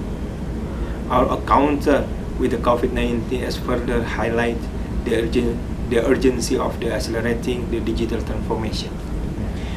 Digital technology is also a catalyst to the global goals. All of the 70 goals and 169 targets in the Agenda 2030 are attached to the implication of digital technology with less than 10 years left to achieve SDG. The urgency to address COVID-19 presents us with the opportunity to accelerate the development of digital society. In doing so, having a coordinated action and cooperation of information communication technology, ICT, in regional and multilateral sphere has become more instrumental. As part of the nation's effort to accelerate the ICT development, the Indonesian government is doing the following. First, the government continued to build infrastructure and adopt rules and regulations to assist the growth of digital economy, particularly the digital banking industry. The Palapari and the best transceiver station were built across the nation. To complement this effort, the government also working to enhance digital finance and economic literacy. Second, considering the intricacy and interrelationship of multiple policy among stakeholder authorized and national digital economy strategy is developed. Digital talent, research and innovation, physical and digital infrastructure, as well as legislative and regulatory assistance are the primary pillar of nation strategy. It is developed with the aim to achieve the fundamental objective of sustainable and equitable economic growth. Third, facilitation of the digital transformation, MSMEs, which account for 60% of the national gross domestic product and 97% of the domestic workforce. Leveraging digital technology for greater inclusion come with their own set of challenges. In the digital economy, issues beyond traditional threat issues such as trust data access, protection of privacy and security, competition, policy and norm governing emerging technology will arise. These are the areas that we deem important for us in APPF to further discuss and forge stronger cooperation. Thank you. 예, 의원님 발언 감사드립니다. Thank you very much. So this will conclude the interventions by everyone who pre-registered this opportunity, and I would like to thank all the enlightening messages. Are there anyone who want to make further comments? If you do, please click the hands up button. Anyone who wants to make comment? If not, then we would like to conclude our meeting here. It was indeed a great honor and pleasure for me to be engaged in fruitful discussions on economy and trade issues alongside with the members of delegations from Asia Pacific region. Especially despite the time differences, I would like to thank all the members of delegations for your active participation. And I would like to thank the Konstantin Kosachov from Russia for his willingness to host the 31st APPF meeting. Once again, I wish you happiness and health. Thank you very much.